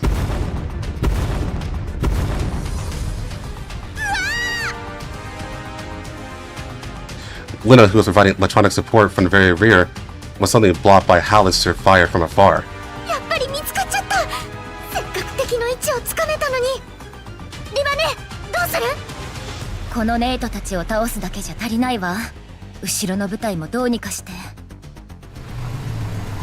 Just as Level was planning the next tactical plan, the armored vehicle that was originally serving as the military's short-range defense line on the front line was suddenly slowly stopped. 敵いたの？違う、これは危ない。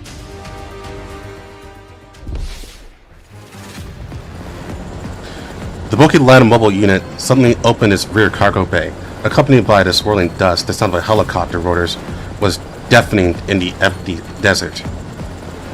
After exhausting most of the Doll's primary firepower, the military's follow-up forces, armed with ample firepower supplies, attempt to encircle them.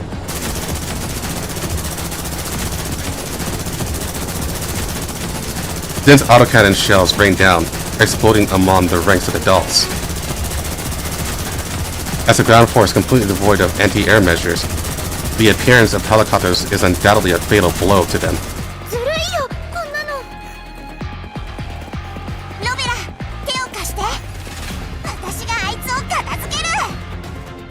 何をする気？そんなことしてる場合じゃないです。 Why is everything going wrong? カリーナさんにみんなを無事に連れて帰るって約束したんだから。おかしいわね。どうしたの？リバネ？気のせいかもしれない。でもリバさんも気づいていたんですか？補給線を断つだけならこんなに多くの戦力を同時に投入するかしら。まさか狙いはそれだけじゃ。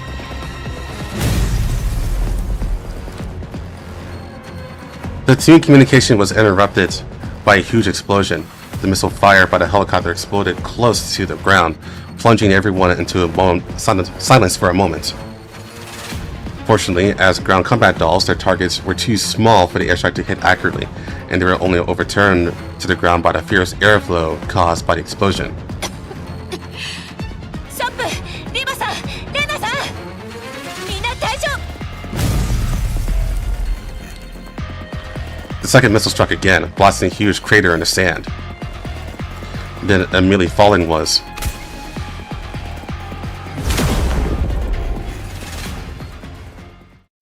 the helicopter was preparing to launch a third missile, but the fuselage snapped right in half at the moment the missile was about to leave the pylon. It was hit by a laser cannon fired from nowhere, falling from the sky like a dragonfly with broken wings, and ignited a raging fire on the ground. これは Before Rebella had time to think, continuous sounds of giant artillery came from afar again, and just in an instant swept the enemy's main armored troops clean. In the distance, after a fierce battle, peace was restored to this desert once again.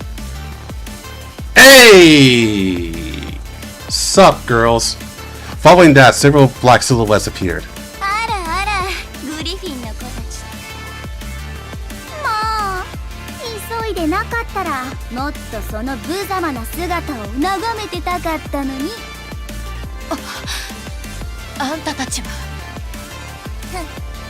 あいつら。Holy freaks! The appearance of the mysterious troops made extreme displeasure appear on Sapo's face. どうしてここに？ With the retreated military troops, the few people recover one after another from the shock of the bombing. Seeing the dolls in front of them, they all showed expressions similar to Rebella's. そんなのどうでもいい。先に何個かパーツをもぎ取らせて。Love reached out and grabbed Sapo, who was eager to try and staring up and down on the opposite side. 今のあの子たち、分けてあげられるパーツなんて残ってないわよ。前に会った時なんて2人合わせてもさっきの装甲車より部品少なそうだったじゃない。違ったかしら、かつてのお友達。あんたね。そこまでです。私たちには他にやるべきことがあります。今回の任務は完璧に遂行します。あなたとグリフィンの皆さんも戦場で気を抜きすぎませんよ。足を引っ張られては困ります。はいはい、本当硬いんだから。そんな顔ばかりしてると指揮官は他のメイド長に取られちゃうわよ。くだらない冗談です。行きましょう。They actually canonized the meme between Agent and Cinteracy. Leva stood quietly in place, waiting for them to leave. Along with their departure, dense and regular sounds of mechanical friction came from all around. That was the sound of hundreds of mechanical creations starting up simultaneously and following closely behind to evacuate. This is also a matter of course. This former nemesis was never a team that relies solely on individual abilities to play the hero on a battlefield. Never was. いきなり現れては消えちゃって。何の茶番かしら。変なの。何しに来たんだろう。やっぱりね。例えばメンタルがウイルスに乗っ取られて仲間に何も言わず部隊を離れた誰かさんが突然ここに現れても驚くことはないわ。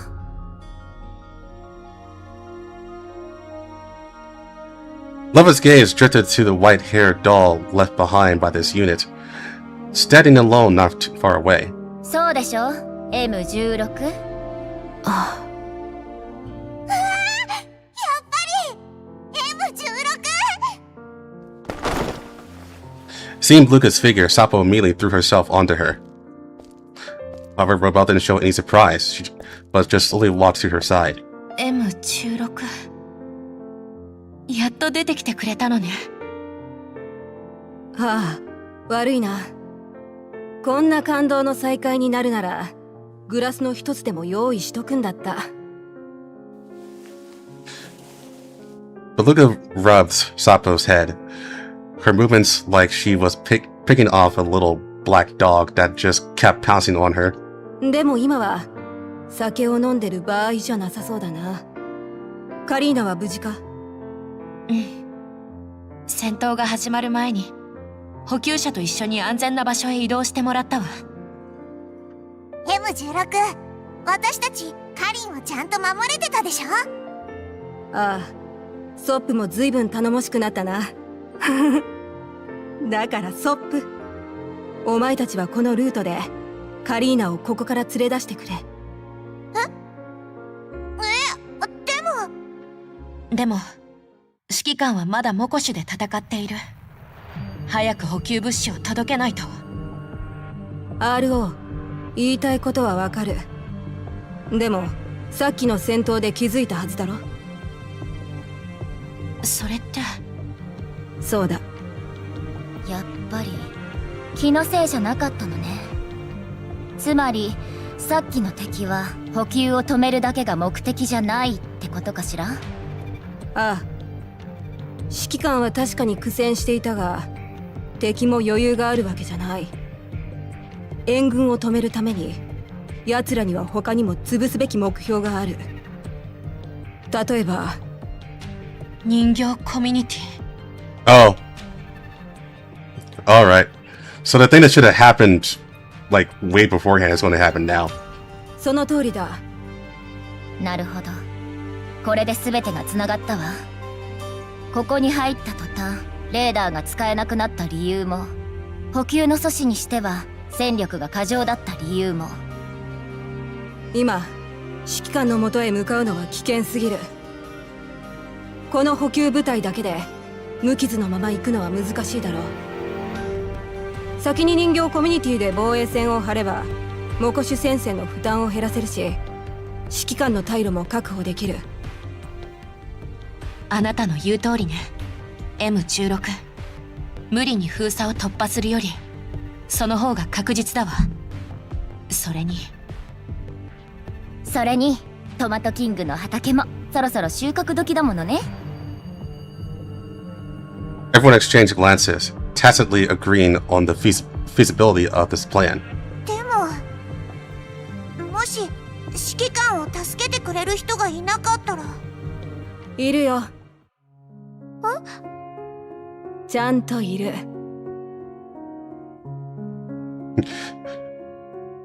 She basically said, everything will be a-okay. Wink, wink.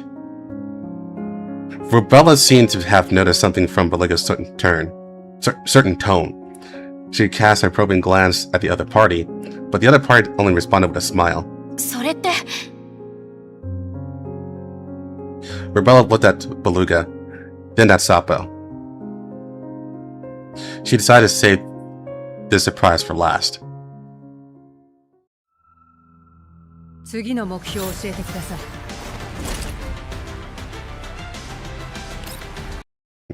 Now we just need to have our assimilated Nitos show up.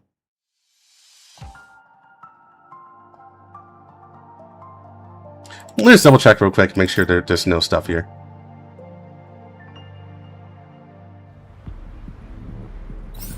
Okay, there isn't.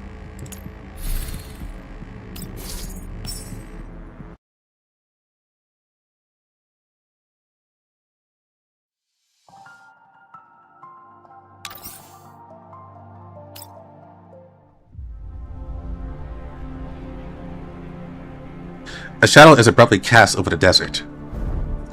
Above the constantly swirling collapse storm, this shadow is moving at an extremely fast speed, attempting to cover the base vehicle driving at full speed within the storm. Fortunately, this yellow zone has always been sparsely populated. Otherwise, if someone looked up now, they would definitely find what they saw unbelievable, perhaps even rubbing their eyes hard in disbelief. Because at this moment, what is floating between the desert and the sun is not a cloud, but a giant dragon.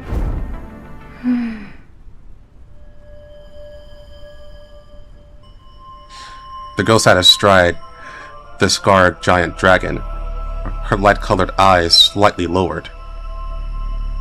If someone could see it now, they might think these eyes were admiring the flowing work of art, or gazing at a long-lost lover, but they would never imagine that she was locking onto targets on the ground with extremely superior dynamic vision. In this high-altitude view, the animal looked like an insignificant little black dot in the golden sand waves. もう少し低く。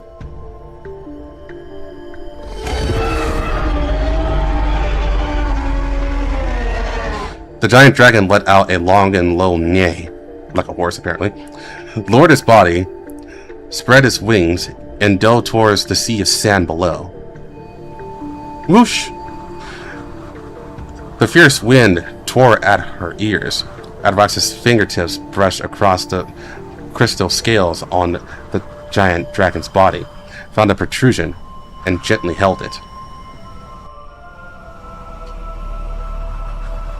Accompanied by the feeling of weightlessness from the rapid fall, a low rumbling sound came from deep within Garizard's body. It's gonna take forever to make use of that name. However, Adroxis simply lowered her body nonchalantly, maintaining balance with one arm, while slightly extending the other, as if gently stroking the wind blowing past her ears. 用意。 As the ammo gradually took up more space in her field of vision, the purring deep of Garizard's throat became increasingly frequent.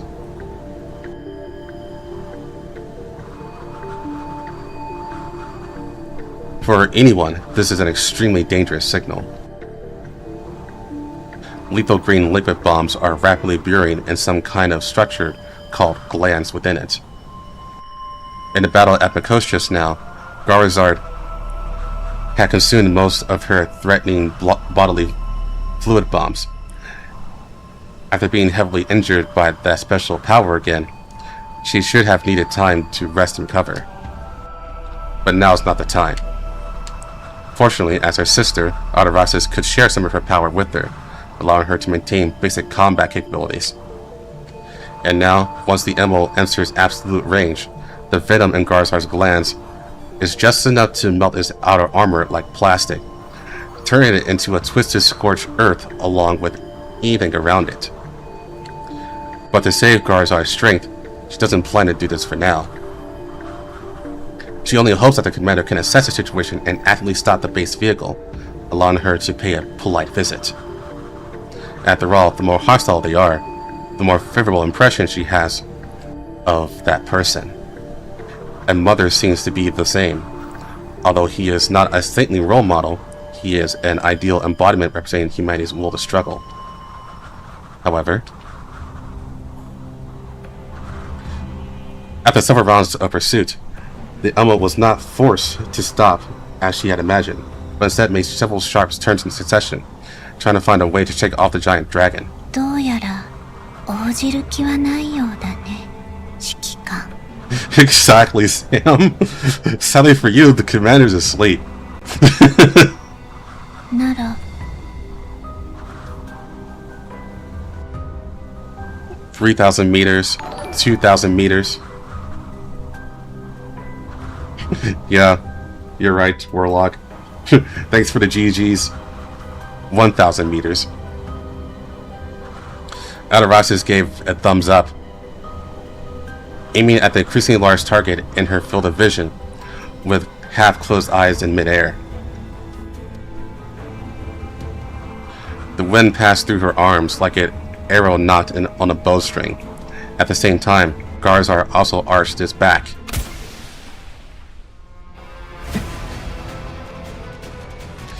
Just as Ardaraxis was about to order Garazard to start the battle, a blinding light suddenly rose from the top deck of the Elmo.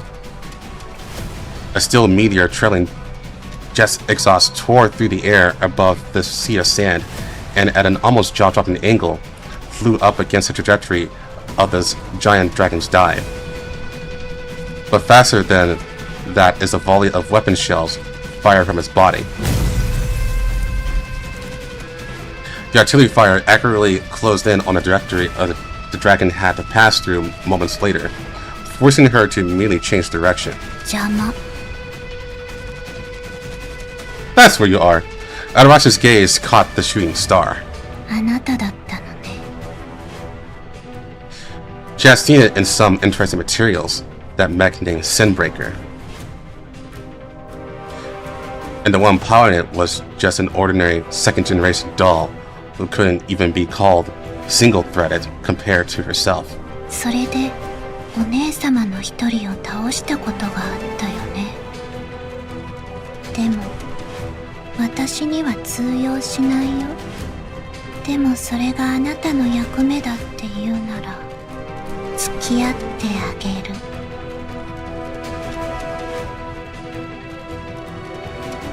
Ardaraxis' gaze shifted away from the Elmo on the ground for a moment, locking onto the Sinbreakers rushing towards her. A row of assault rifle bullets casually swept towards the giant dragon's jaw. Under the dense firepower suppression, Garazard's throat let out a displeased low growl. ジョー、こっち。 Ardaraxis gently patted the giant dragon's side neck. Garazard matched his body suddenly spun in the air, turning back at the thrilling angle, completely abandoning its dive towards the ground target, and instead flapped its wings to face the Sinbreaker in front of it. お前の相手は私だ。望み通りに。 The airflow from the thrusters and the winged wind of the giant dragon entangled together, pushing the battlefield all the way to a higher place. The roar of the air being torn apart resounded through the sky. Here was a battlefield belonging only to them, where no one could come to disturb. Without any superfluous probing, Womastina was the first to pull the trigger. The wall-mounted assault rifle on the mech let out a crisp roar, and a dense hail of bullets poured out one after another towards the direction where the giant dragon was. At the same time, 2 grenades whistled out trailing smoke, blocking the giant dragon's retreat on both wings. 見くびられたね、ジョー。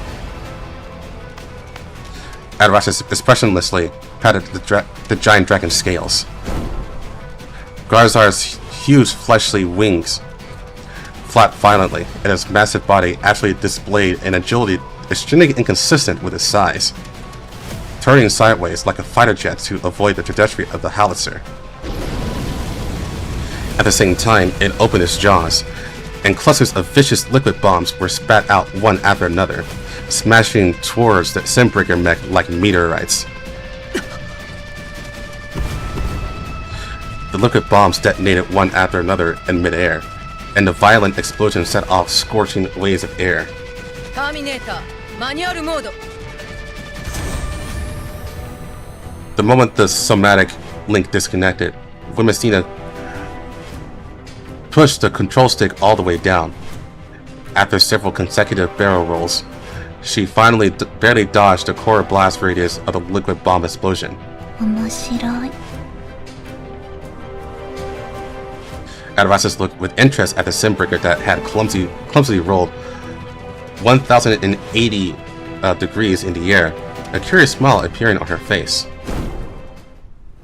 In an instant, her consciousness replaced Gravizard. Adrastus, who understood how to utilize wings and air currents better than the dragon, made a sharp turn in the air. Nani? The giant dragon's tail fin suddenly flicked, and Womasina's mech fell from mid-air in response.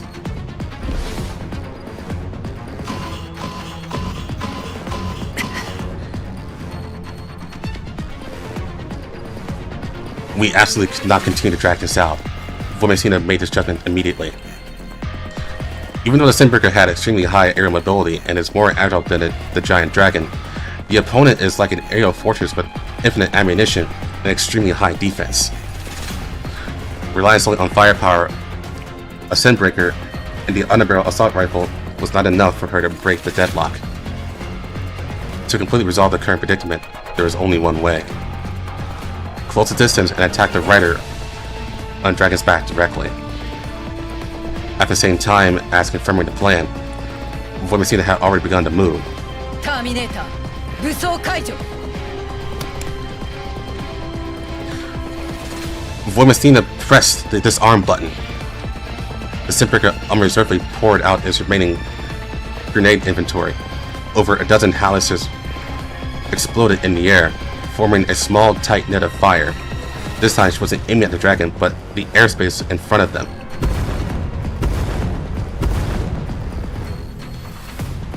Chain explosions blasted clusters of thick, turbid black smoke in midair. Using the cover of the smoke screen, Void pushed the thruster joystick all the way to the end. Accompanied by a loud bang, the thruster tail flame behind it, the mech instantly turned from blue to dazzling white light. Simbreaker penetrated the smoke like an arrow, diving at full speed toward Adrastus' position.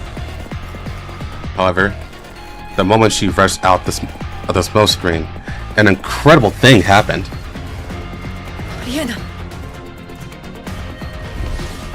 Adrastus held the reins with one hand, and using the power of the iron chain, she rode the airflow into the air, arriving in front of Womastina in an instant.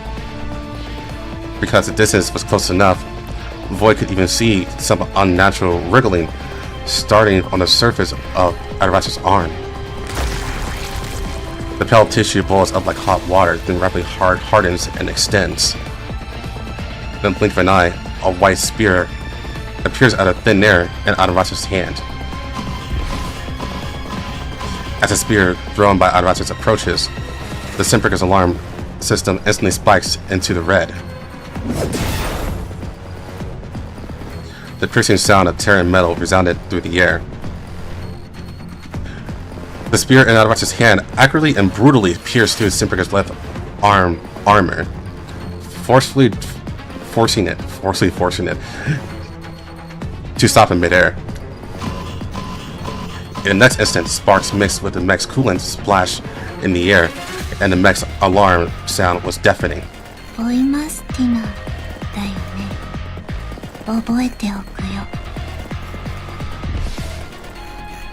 Using the reaction force from the giant dragon's fierce wing flaps, Adaraxu swung her spear with one hand, drawing a huge arc in the air, and threw Simbreaker entirely out. Womastina could feel that the weapon system connected to her left arm was offline, and she herself was spinning an extremely high centrifugal force like a cell in a centrifuge. Under Adarax's overwhelming combat power, she was already out of options. Void pressed the detonation button, and the mech's left arm, firmly pinned by the spear, was blown off along with the damaged combat parts. The mech fell off in response, leaving a separate arm, smoking black smoke on Adarax's spear. She certainly understood what consequences choosing to separate the mech at an altitude of thousands of meters would cause, but she can't afford to worry about that now. The moment she loses the counterweight on the left arm, the Simbreaker's body jerks violently to one side.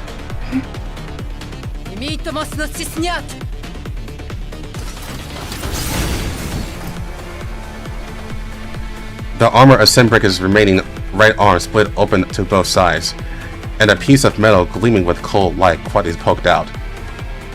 The dilapidated mech was like a lone wolf breaking free from its shackles, completely abandoning all defense.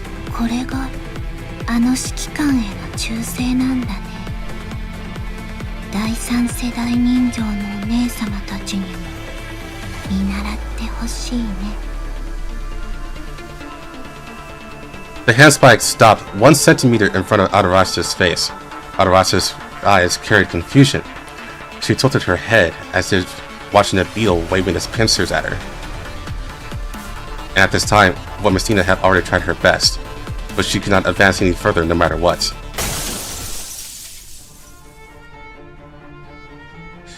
Starting from the point where all the power of that handspike gathered, a crack suddenly appeared in the originally transparent air. The crack that spread like spider weaving a web suddenly shattered, but also neutralized Womastina's last bit of strength.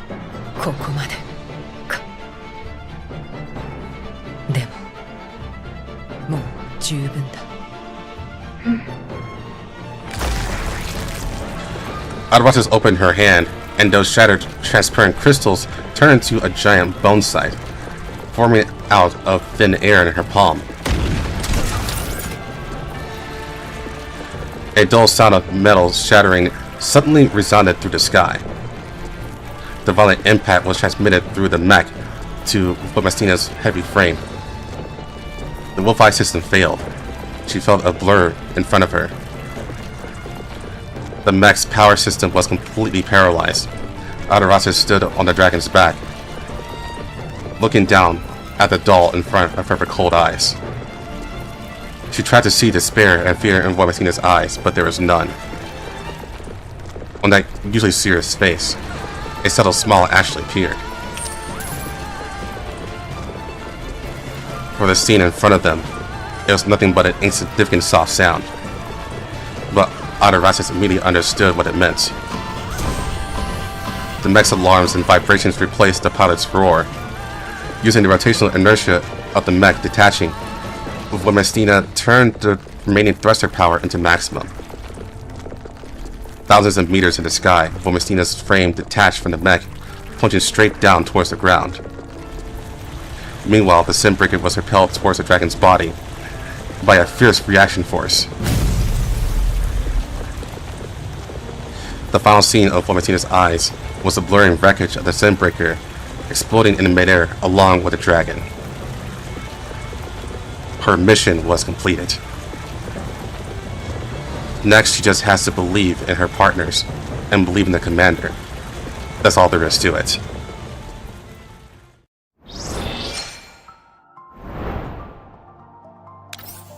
Yeah, you are late as fuck. Final scene.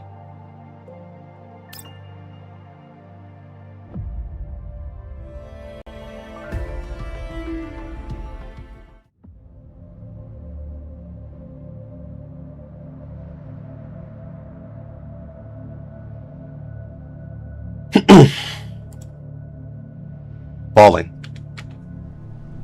Like a star at the blooming with the most dazzling heat, turning into a stream of light and falling to the barren earth. Voimastina. Voimastina. Ataraxis slowly, once again, murmured this name syllable by syllable. The other party is not a brand new creature, but merely a mechanical creation. However, the mighty power she displayed surpassed all her sisters. お母様、人間って本当に思いがけないものを見せてくれるね。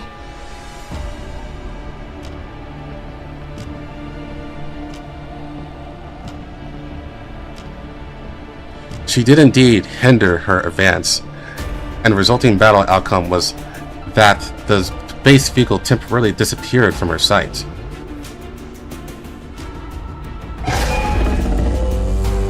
Garzard let out a heavy nasal sound. Voimastina attack caused a large hole in the giant dragon's body, making its internal organs constantly fall out. Like the penetrating wound that shot Garzard down from high altitude before, this wound will eventually heal, but in the next dozen hours or so, it will greatly affect Garzard's strength. そんな風に言わないで、ジョー。全力で戦ってくれた素敵な人形だよ。She is not impatient. Or rather, even if she wanted to experience the emotion called impatience, it seemed difficult to do so. Even she herself found it hard to imagine what exactly would have happened to make her feel that way. あれがある限り、指揮官とエルモ号を見失うことはない。だけど、何のためにこんなことを。ボイマスティナは私たちに勝てると本気で思うほど愚かではない。なら、これは指揮官を逃がすための足止め。でも、あの指揮官はこんな策を許すはずがない。だとすれば、彼女はこの絶望的な戦いで何かを変えようとしている。Garzard lets out a low roar. 違うよ、ジョー。あの女神に選ばれた人が命惜しさに逃げ出すような臆病者だとは思えない。だから気になるの。何を用意してくれているのかな。She likes Voimastina. She likes existences with strong wills, full of vibrant vitality. But now, at this moment, the most powerful doll is nothing more than a trivial footnote on her path forward. She looked down at the golden sea of sand. On the greatest horizon, what gradually emerged was a landscape connected onto a line. That is the edge of the Yellow Zone, the remains of a once prosperous and flourishing city. Ataraxis doesn't like this kind of scenery, just as she always found it hard to like the land her mother is attached to. Gray, unbearable, leaving nothing behind except memories of the past.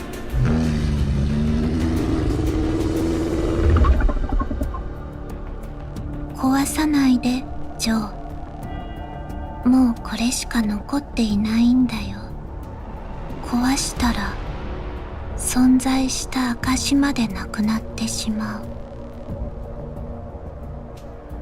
Those uneven, well-proportioned buildings are both the glory of the past and the most excellent cover for the Elmo at this very moment. To Garzard, they are just toys waiting to be knocked down. But to Ataraxis, this too is a form of life. She still has plenty of time. And 待てば待つほど期待が膨らむ。それにここは指揮官が自ら選んだ戦場。どんなものを用意してくれるのか楽しみだね。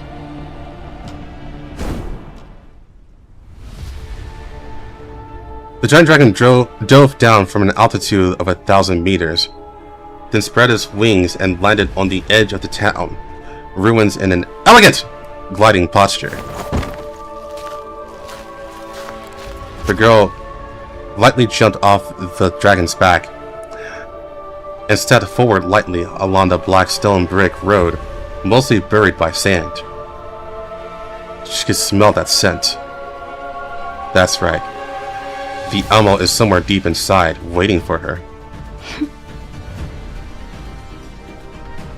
She felt those slightly rippling emotions in her heart. An emotion called joy. グローザ招待準備完了。10キロ招待準備完了。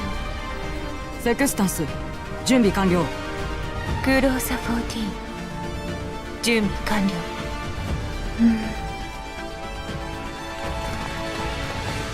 She looked gently at those dolls belonging to the Elmo, one after another, pouring out from all corners one by one, raising their guns and pointing them at her. Among them also included her sisters. At this moment, standing in front of her, what are they thinking? She raised her head. 探りではない。伏兵でもない。まして弱者を集めただけで私に抗えると思うほど愚かでもない。あの人を守りたい。その一心で私の前に立ちはだかる。勝てないと知りながらそれでも挑む闘志。現実を受け入れたくない？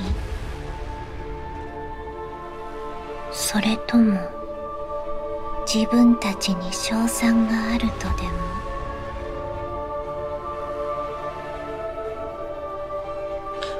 No one gave her a response. Neither the dolls nor the humans standing fearlessly in the command room of the Elmo. わかったよ。好きにして。撃て。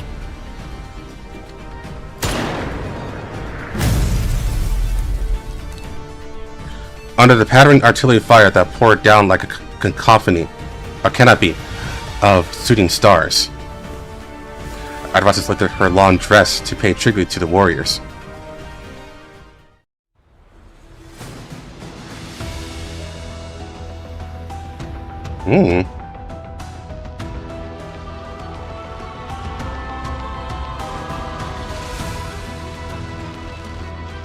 Yes, her tits are big.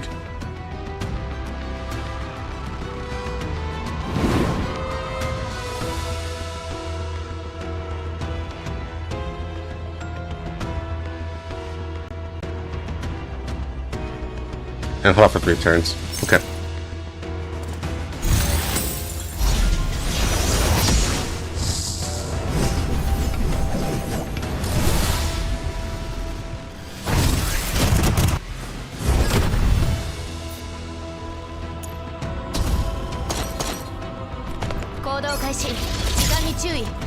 I wish this account was strong enough to do heroic mode, but it's definitely not. So I'm not even gonna try.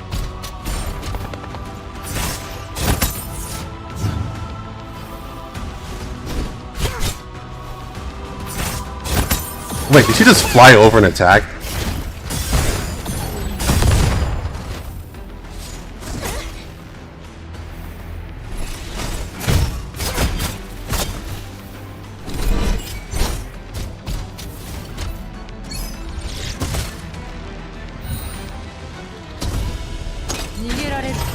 So does she have infinite movement?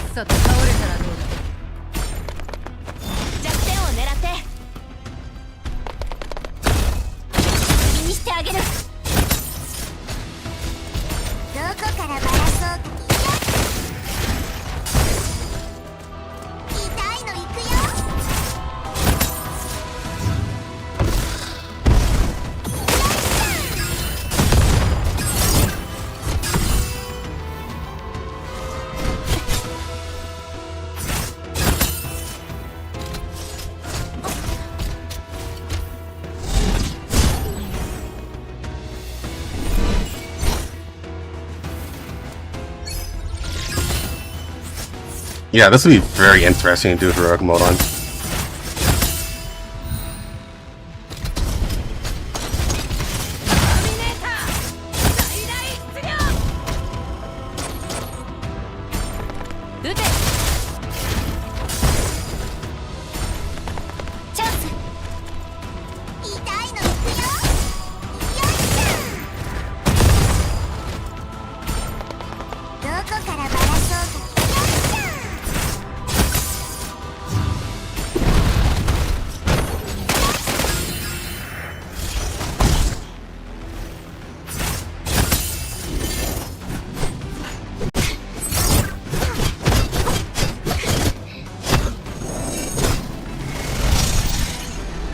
Damn, okay. Is she just basically a she should have Nier or something like that.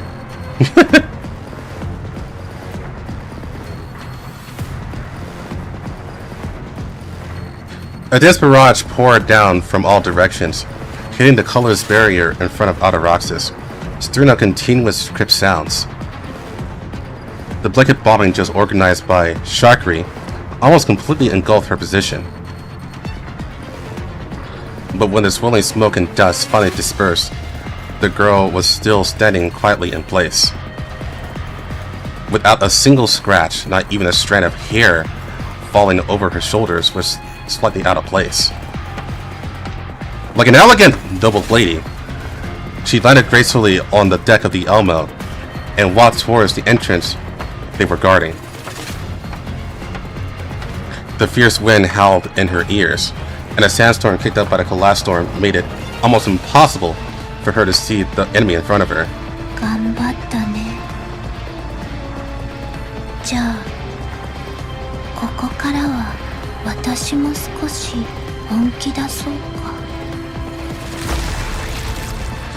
The tissue on her arm began some kind of weird wriggling again. In the next instant, a long blade materialized among the sticky Bujin tissue, and with a whistling sound tearing through the air, slashed straight at Sextans standing at the very front. 久しぶりだね。楽しそうで何より。お嫁に行った姉にはこんな風に言えばいい？嬉しいこと言ってくれるじゃないか。妹よ。ちゃんと指揮官に優しくしてもらってる？子供が余計なことを。Blades crossed for less than a few seconds. Autorox's speed far surpassed her opponent's, and she completely sealed off every variation of Sexton's moves. However, empowered by the remolding powder's energy, Sexton continuously pushed her limits, blocking Autorox's sword strikes and holding out until OTS-14 circled behind Autoroxis. The two dolls simultaneously blocked Autoroxis with bullets and melee combat to create more opportunities for the other dolls. 私、もう大人だよ。Simultaneous with the voice was a loud crash and a muffled groan from Sextans. Autoroxis stepped forward, snapping Sexton's calf. Then immediately kicked her away. Her long blade instantly fell toward OTS-14.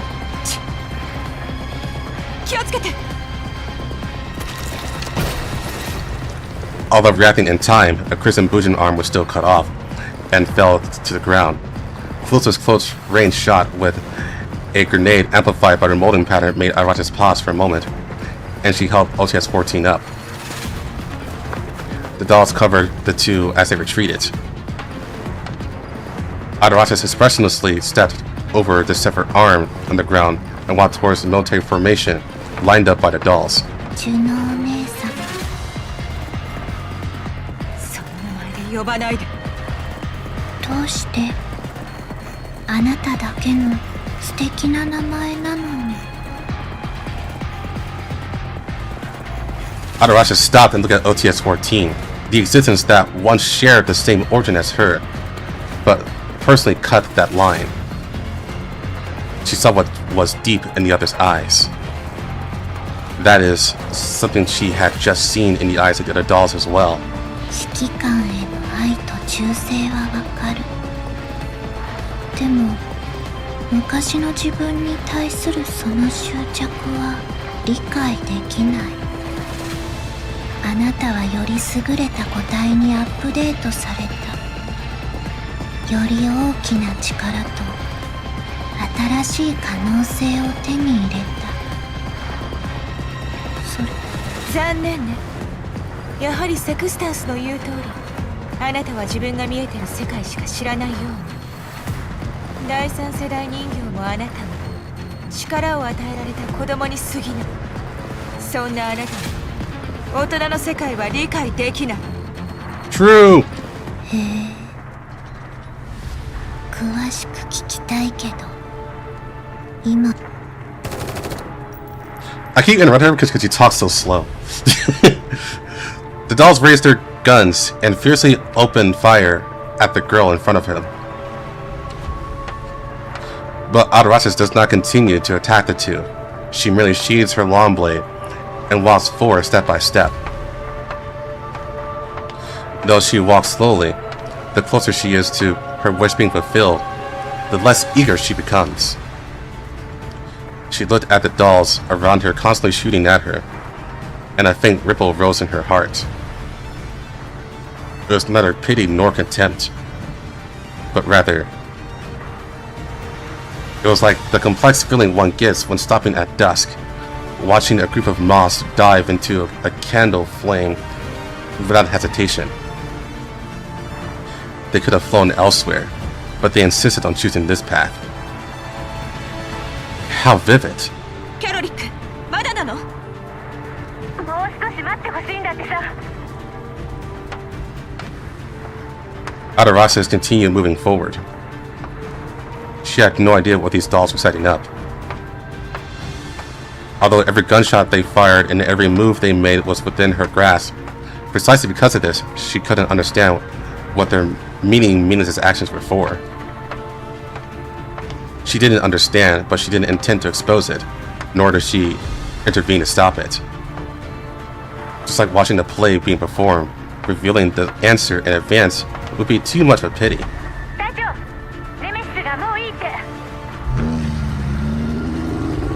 Just as close communication rang in Gross's ear, the dragon, which was also being swept by gunfire, roared and descended over Adarasis towards the doll's front line like an airborne Grim Reaper, crushing their defensive line. But Adarasis finally realized that the enemy had been waiting for this exact moment.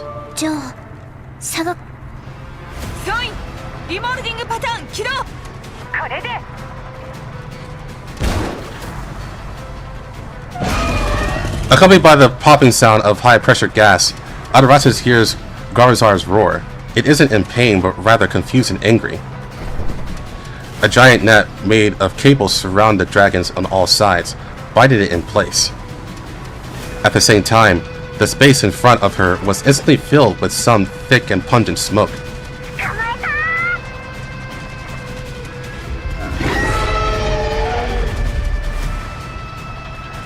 Through the smoke, Adarasis saw the netted Garzar angrily begin to struggle. The other party had obviously prepared this method long ago, and this was something no one would think of on an ordinary battlefield. Obviously, since that battle in the old castle, the other party had been preparing strategies against the giant dragon. If it weren't for the injuries caused by Masina, perhaps Garzar would have broken free quickly, but at this moment, it could only be visibly trapped tighter and tighter.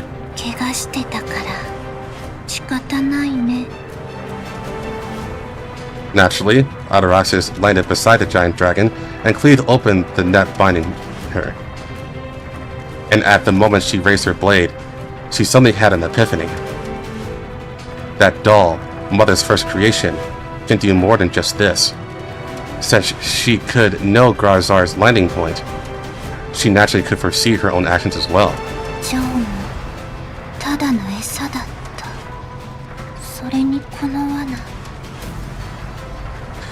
As she takes the next step, her gaze sweeps through the dolls, catching sight of a beautiful purple silhouette. At the same time, Ataraxis feels a sensation akin to pain like never before. She suddenly realized that the weak yet resolute person who always forged a path forward in desperate situations couldn't possibly do something so monotonous and wouldn't let his beloved dolls die meaninglessly.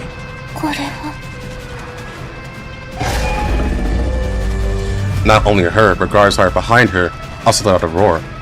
The wounds left on his body from previous battle were further torn open, and even the Butum tissues was ripped out.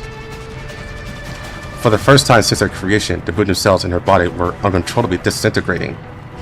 Although she avoided losing her composure with proper restraint, Ataraxis still struggled with dizziness for a few seconds. Then she noticed the two petite girls behind her purple doll.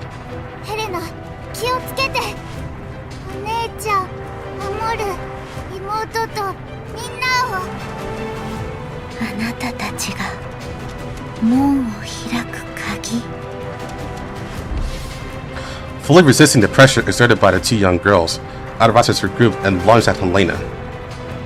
Her body was indeed a bit sluggish, but her forward dash speed was still enough to break the sound barrier. But at the same time, a blast wall separated her from the target. The timing was absolutely flawless. Ataraxis casually turned to one side, which was also within the opponent's calculations. Another blast wall rose, and she swung her sword to cleave it like cutting butter, only to see that a rocket appeared before her eyes. The impact forced her to that second step, falling into the doll's next wave of attacks.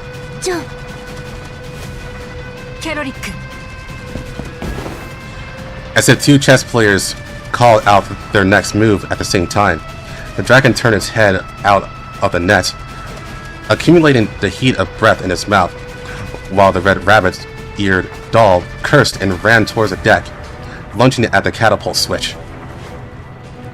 The net trapping Grarzar was connected to a catapult powered by a deflagrating air. At the same time, with an unwilling roar, Ataraxis noticed that Grarzar was catapulted off the Elmo. This is interesting. And the bombs loaded on the captured net burst into flames one after another behind the Elmo. Although it couldn't kill the giant dragon, in a short time, the continuously wounded creature could no longer catch up with the speeding base vehicle.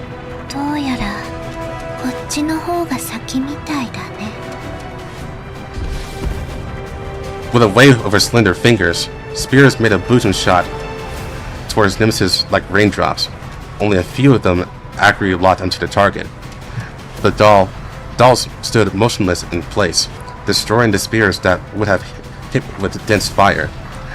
Nemesis just bent down, protecting Helena and melding with her body, letting the other spears brush past her and explode on the bulkhead of the Elmo behind.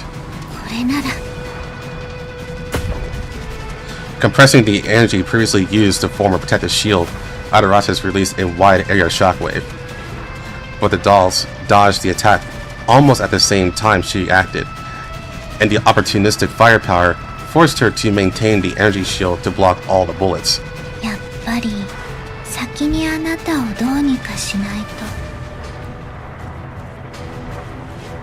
The gazes of Caldwell's first and last creation to meet. Ataraxis' eyes burned with the fiery heat of amusement like the sun. Nemesis' eyes were as clear as the night sky, hiding the fierce turbulence within. Ataraxis didn't rush over. Even though Melanie and Helena, those two petite girls, were draining her life every minute and every second, she didn't show the slightest urgency, because she knew that Nemesis was the same. In order to respond to any action she might take at any time, The silver-haired doll also remained motionless, but Adarasis could see that her frame was heating up. High-intensity computing was abnormally consuming energy, and perhaps also burning her near a cloud. The doll in front of her would definitely fall before she did. 見えているの。あらゆる可能性の中で、私は何回失敗するの？おい。 The sudden cold voice made Adarasis look sideways. A doll wearing red rabbit ears approached her, carrying a knife. なるほど。なるほどね、指揮官。あなたは最初から私を倒そうとはしていない。ただ、最大限に凡庸な才能を発揮しているだけ。ただそれだけ。She revealed a smile. That wasn't mockery towards a desperately struggling mayfly, nor was it bitterness born from her own misjudgment. It was pure, heartfelt joy. 第三世代のボンクラたちよりも意味がわからないわ。ここはエルモ号よ。あんたに好き勝手できる場所じゃないわ。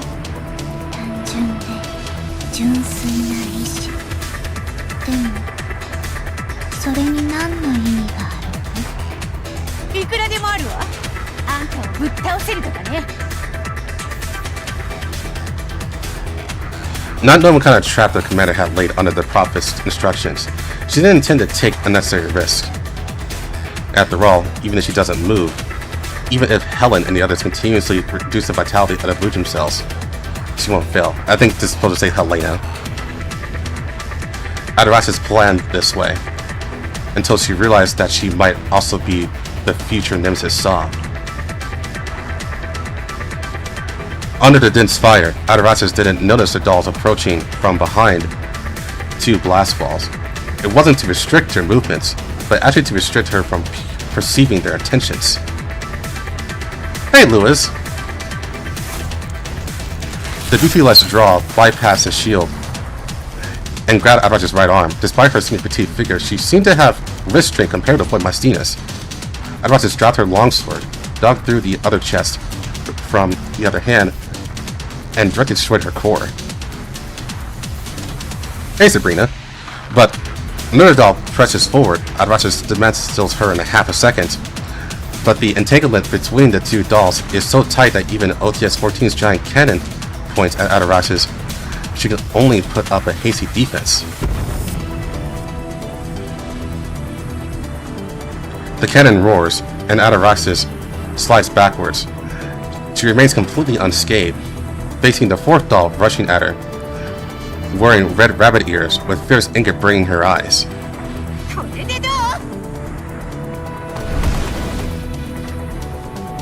She threw herself at Adarasis regardless of her own safety, grabbed her, and crashed into an armored vehicle.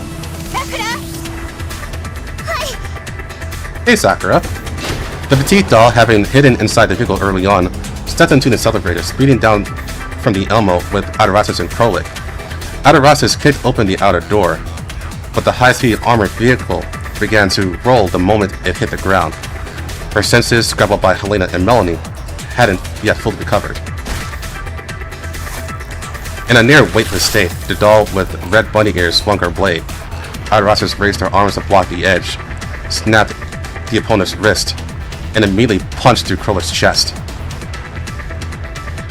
The silver-haired doll smiled fearlessly.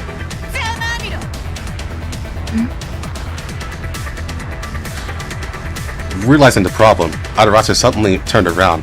Before her eyes was the resolute gaze of the black-haired doll girl, and dozens of bombs tied with collapsed crystals scattered inside the vehicle. Adarasis' expression changes for the first time today, and then there's an explosion. Within the confined space, a custom-made bomb detonates violently. Pure white intense heat swallows Adarasis' field of vision, consuming the small armored vehicle and the other 2 dolls as well.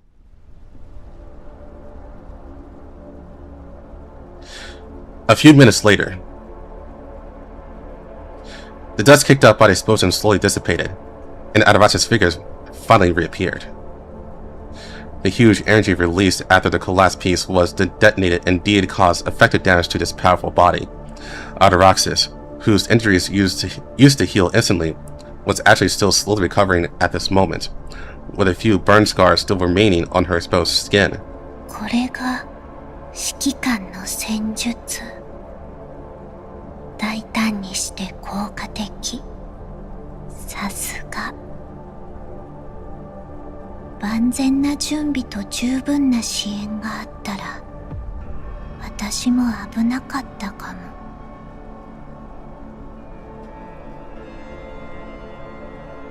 Ataraxis exclaimed in surprise, but without a trace of real panic. She stood leisurely in the ashes, holding a pair of red, charred rabbit ears in her hand, seemingly unable to put them down. このまま終わるのは本当に惜しい。Although surrounded by scorched earth, she elegantly adjusted her dress, with a blush of unfaded residual heat on her face, murmuring to herself as if falling in first love. お母様も意地悪だね。あのヘレナって子にこんなことができるだなんて。他の第三世代人形のお姉様たちじゃ相手にならないね。She lifts her head and looks in a direction where the Elmo disappeared. The base vehicle's track prints wend forward on the sandy ground, stretching out to a distance beyond her sights. Their psalm is still far from its end. ジョー、焦らないで。The sound of Garizard breaking free from its restraints came from afar. To her hearing, it couldn't be clearer. 楽しみだね。次に会うとき、あなたの目に映る世界を見たいな。She lifted her skirt and strode towards Garizard's direction. Behind her, the sand gradually buried the traces of the battle. But she remembers them. She remembers every bullet fired at her. Those bullets are also the traces left behind by vibrant lives. On the Elmo. メリー、追っ手はもういないわ。指揮官とネメシスさんの作戦が効いてよかった。あのアテラクシスってやつ、いくらなんでも強すぎですよ。キャロリックさんにさくらさん、ルイスさん、サブリナさん、それにボイマスティナさんも。あんなに頑張って時間を稼ぐのがやっとでした。ネメシスさんは大丈夫ですか？ Everyone turned their heads and looked at Nemesis, who had originally been protecting Melanie and Helena, but was now kneeling quietly on the ground. Her eyes were as blurry as melted silver. Mei Ling was about to reach out to help her up, but was stopped by a quiet, faint voice. 触らないで。今、素体がとても熱い。She lifts her gaze, staring at the sky with a startled smile. でも、お別れぐらいは言える。お別れ？あなた、どうなってしまうの？ Nemesis shook her head, and Groza noticed tears glistening in her eyes. ブージャム細胞がなくても、完全に壊れていない限り、いつかは治る。この素体は特別だから。あの男が送ったものだから。それから指揮官に伝えて、この素体はロレンが。何？いや、なんでもない。隊長、ヘレナたちを操縦室に連れてって。指揮官が帰って来られるようにこの二人を守って。帰って来られる？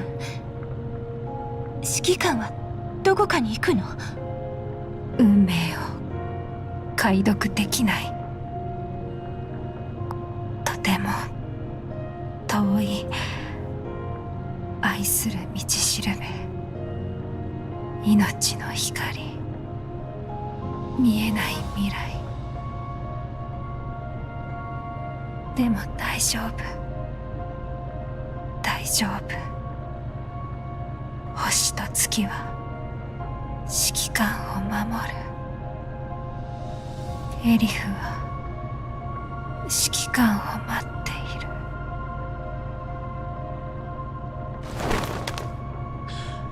Nemesis murmured a few words and slowly fell forward.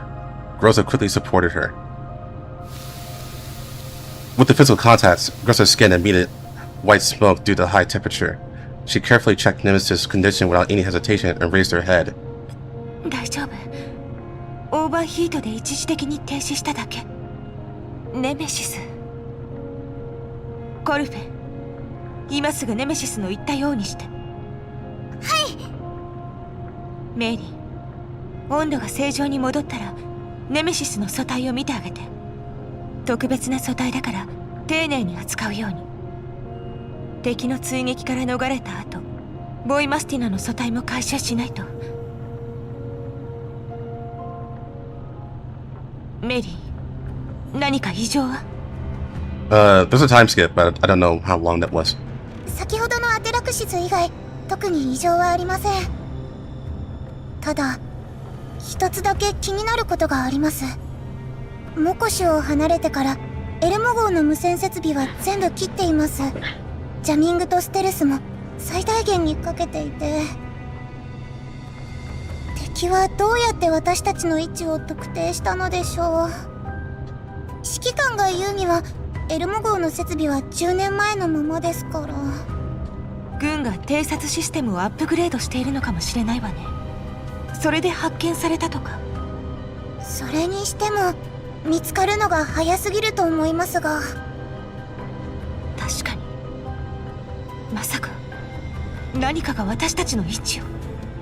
こんなこと今までなかったですよ。まさかエルモ号に届けられたあれ。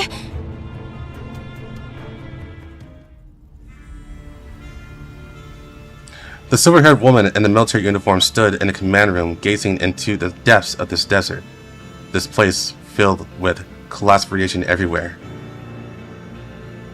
She coughed symbolically a few times. Just now, some indescribably complex feeling clung into her thoughts. Many cities were once born here, but now only endless desolation remains. To breed anything that could be called life in this barren wasteland could be considered a miraculous existence. And she used to have a very keen interest in these miracles. 将軍、あの方から座標が送られてきました。秘密兵器のチャージはすでに完了しています。いつでも撃てます。わかった。 Angeli withdrew her thoughts. Right now, she still has very important work to do. That is, to defeat that mobile fortress moving rapidly in the Yellow Zone, trying to shake off pursuit. She doesn't have very much time. Because based on her understanding of that commander, he has very likely already discovered that lady's little trick. 目標確認。ロレン特急指名手配犯、指揮官の確保。攻撃対象、エルモ号。目標確認。非戦闘用モジュールへのエネルギー供給を中止し、全エネルギーを手法に集中。収束完了。これより1分の間、外部からの通信要請は全て却下する。最終セーフティー解除。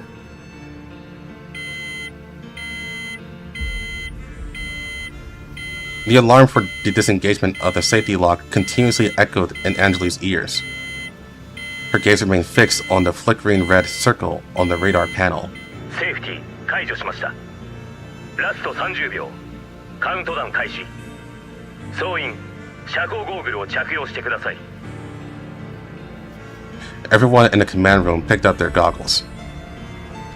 Angelique's goggles were right by her hand, but at this moment she seemed to have neglected this, just continuing to stare intently at the almost moving direction. エネルギー収束、臨界値に到達。目標ロックオン。最終射角確認。 Angelique's lips spat out a cold command. In her pupils, only that constantly flashing dot of light trying to break free from the radar search remained. 撃て。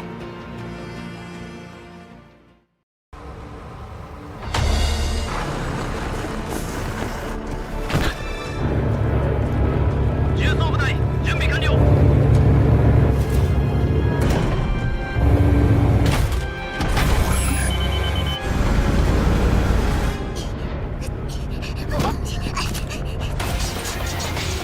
発射。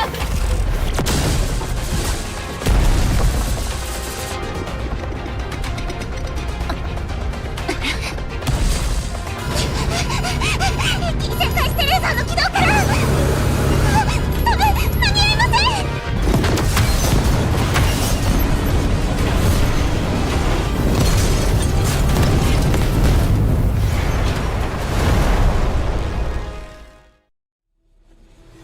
土下座されても許さないんだね。 Big Doctor.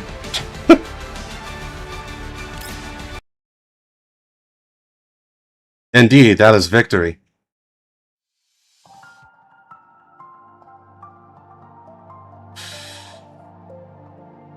We're going to need 50 void Mistinas to flip it back.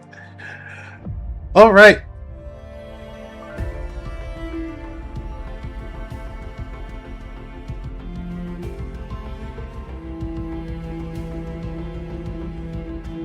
Yeah, honestly,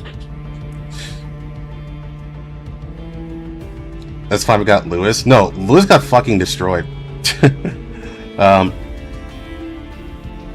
Check the crew deck.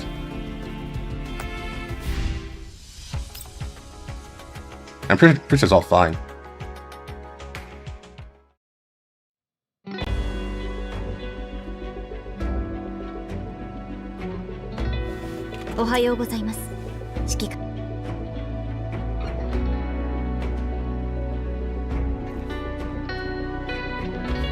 Let's see.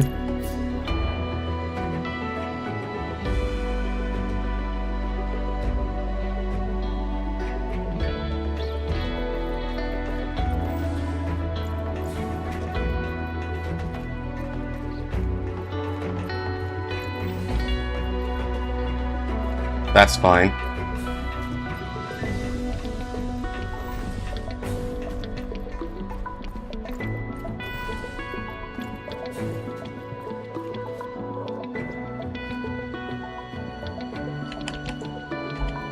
I hit an F.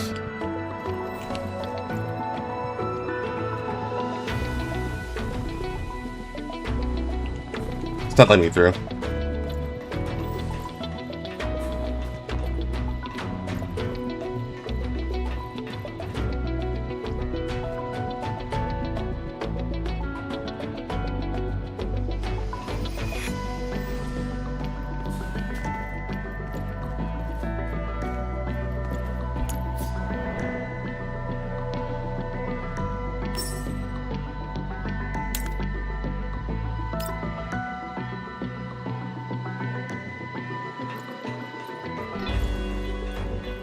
I mean, other than using main links instead of commander,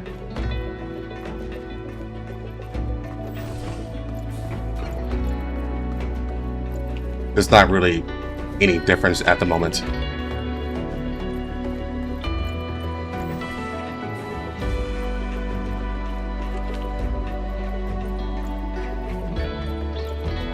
Now, I do need to go through this little storyline, though, because I gotta check everything.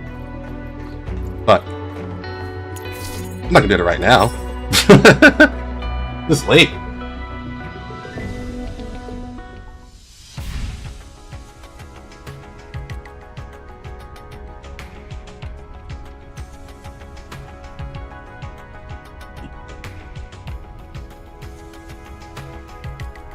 I can't leave the event. I already tried.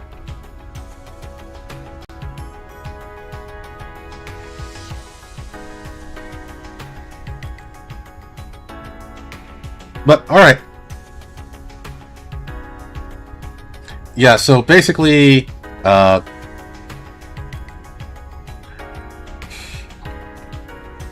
that was very good. There's not really much I can say about that other than that it was good. But damn, what a long string of bad luck. Like, everyone just wants to murder the commander, like, right fucking now. Linting wants to murder the commander. Adaraxis kind of wants to murder the commander. It's more like she wants to put him under threat, I think.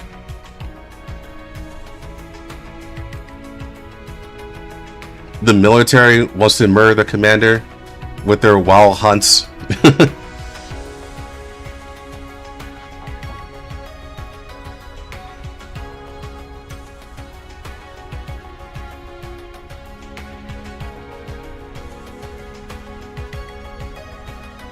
Like, everyone just decided to converge all at once.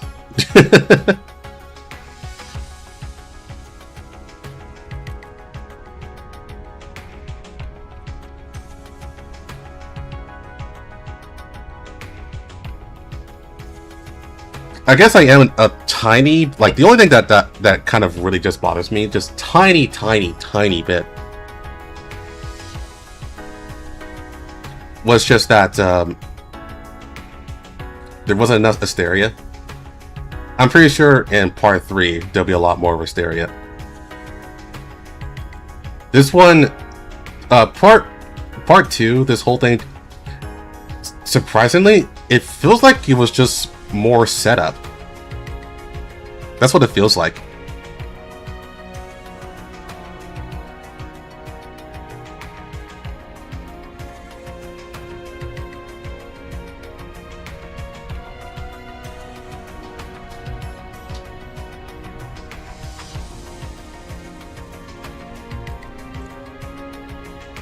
Which is funny because the actual war was pretty fun. Pretty climatic. It's a bad way to put it.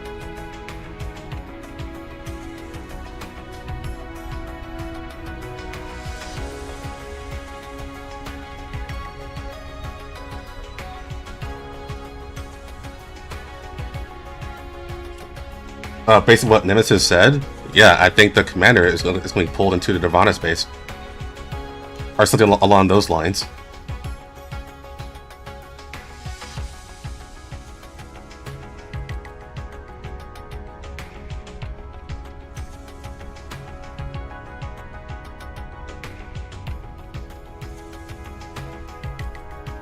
Because it's they kind of foreshadowed it a little bit during Corposant, where the commander was going to go into Nirvana in order to stop Orphaline or Orphalune, whatever you want to call her, for going in, but then he was blocked by like a heavy weight or something like that, and that was Lunacia telling him like, no, it's not your time yet.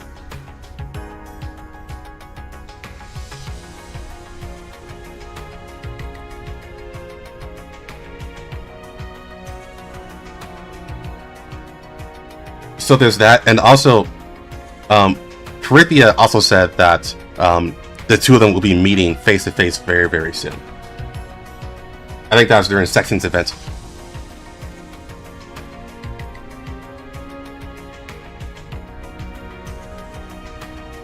Straight up banned him, yeah. So that's one way of putting it. Yeah, SS showing up was a very nice treat.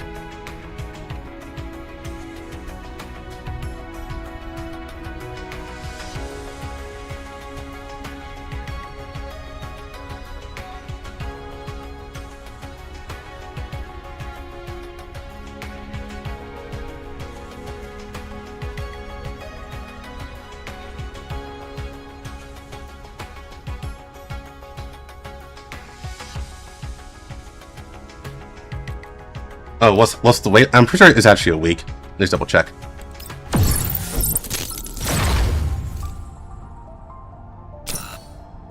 Yeah, a week.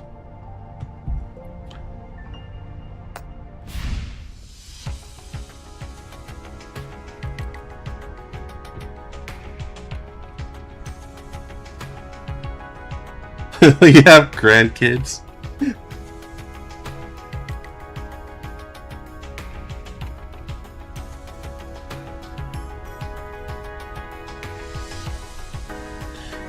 And here's the thing, I think he might have already been moved. Thanks for the gift, dude. Yeah, but I think they've already been moved. By they, I mean the commander. The commander and maybe Helena and Melanie. They might have already been moved because getting shot with a Jupiter cannon like that, I don't imagine the commander surviving that if he's not moved already.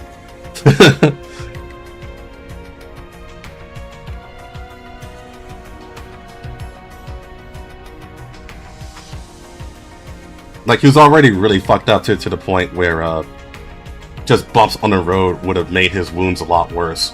Imagine getting tossed around in the fucking Elmo.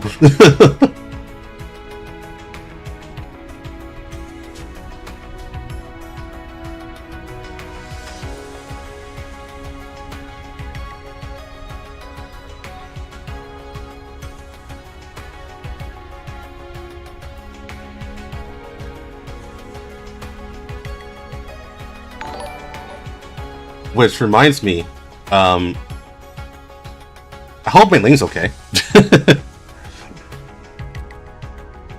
Mei Ling had to eat that hit, just straight up. So she could actually be like really injured.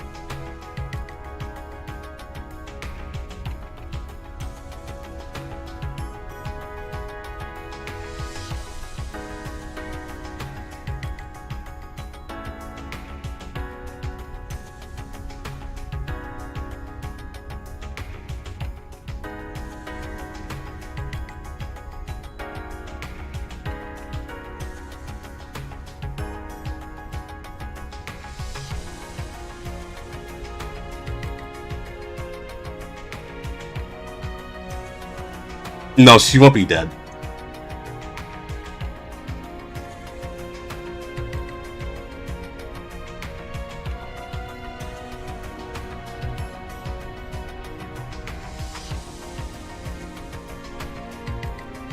But damn, this was a very intense part. This is way better than part 1, unfortunately. I say unfortunately because I do like Kaleda. But yeah, Kaleda's portion is, in terms of like excitement and fun, was nowhere near close to this one.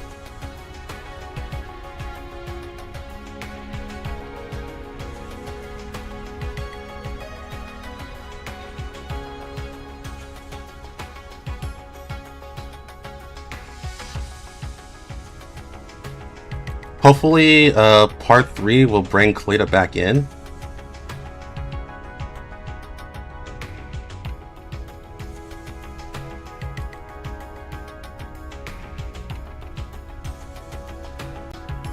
Does it feel like Girls Frontline 1? Honestly, from Corporate onwards, I feel like that the story overall has been pretty Girls Frontline 1-like. The main issue has always been that the events are more character-centered, but they mostly ignore that for the big events like Corporate and now Iliad.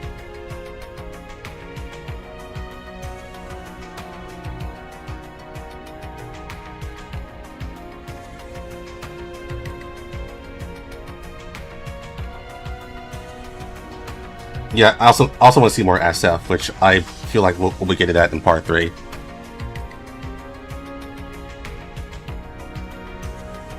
Especially since Beluga revealed herself to the AR team now. It's a pretty clear sign that they're all going to get back together for the final part. That's what I feel like anyways.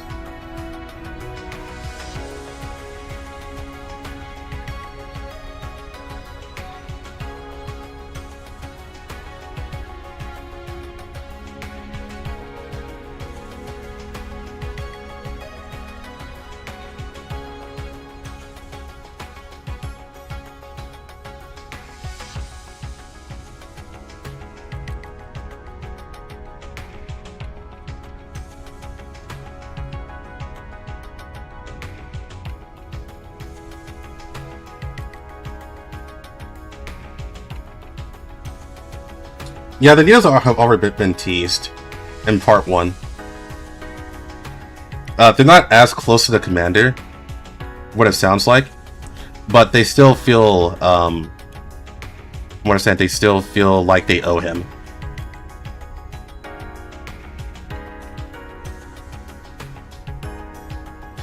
Did the AR team ever meet up together in Frontline 1? No.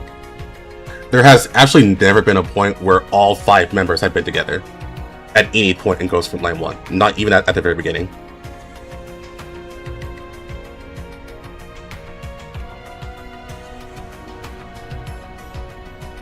Well, I'll take that back. When they were with Persica, and that was during the past events, I think it was called Lost in Thoughts, I want to say. It's been a while since I looked at the events, but I'm pretty sure it's called Lost in Thoughts. That's the only time where all 5 of them were together.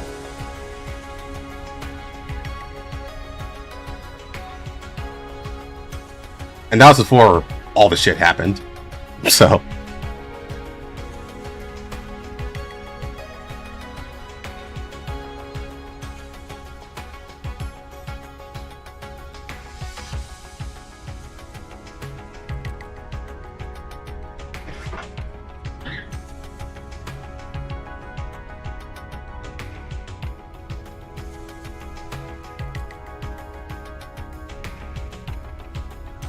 as far as the Nidos are concerned, from what was explained in part 1 was that the commander freed the Nidos from William's control.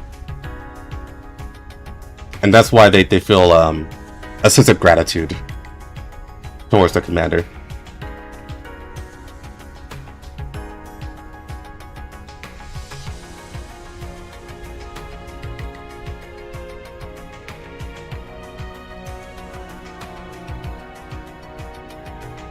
If you count Dandelion as part of the AR team, 5, yeah.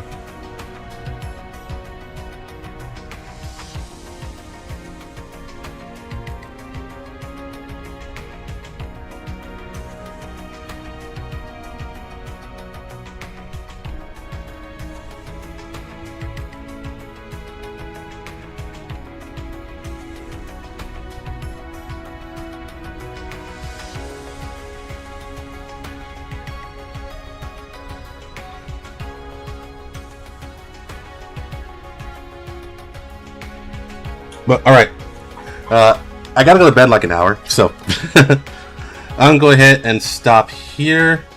I think,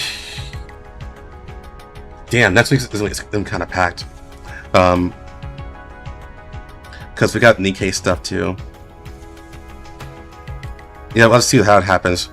I imagine part 3 is going to be a 3-day thing, and I'll probably hold off on doing anything Nikkei related until all the parts are out. So yeah, that makes sense. Okay. Yeah, so next week we will tackle part 3 of Ghost Frontline. So you guys take care. I'll see you guys then.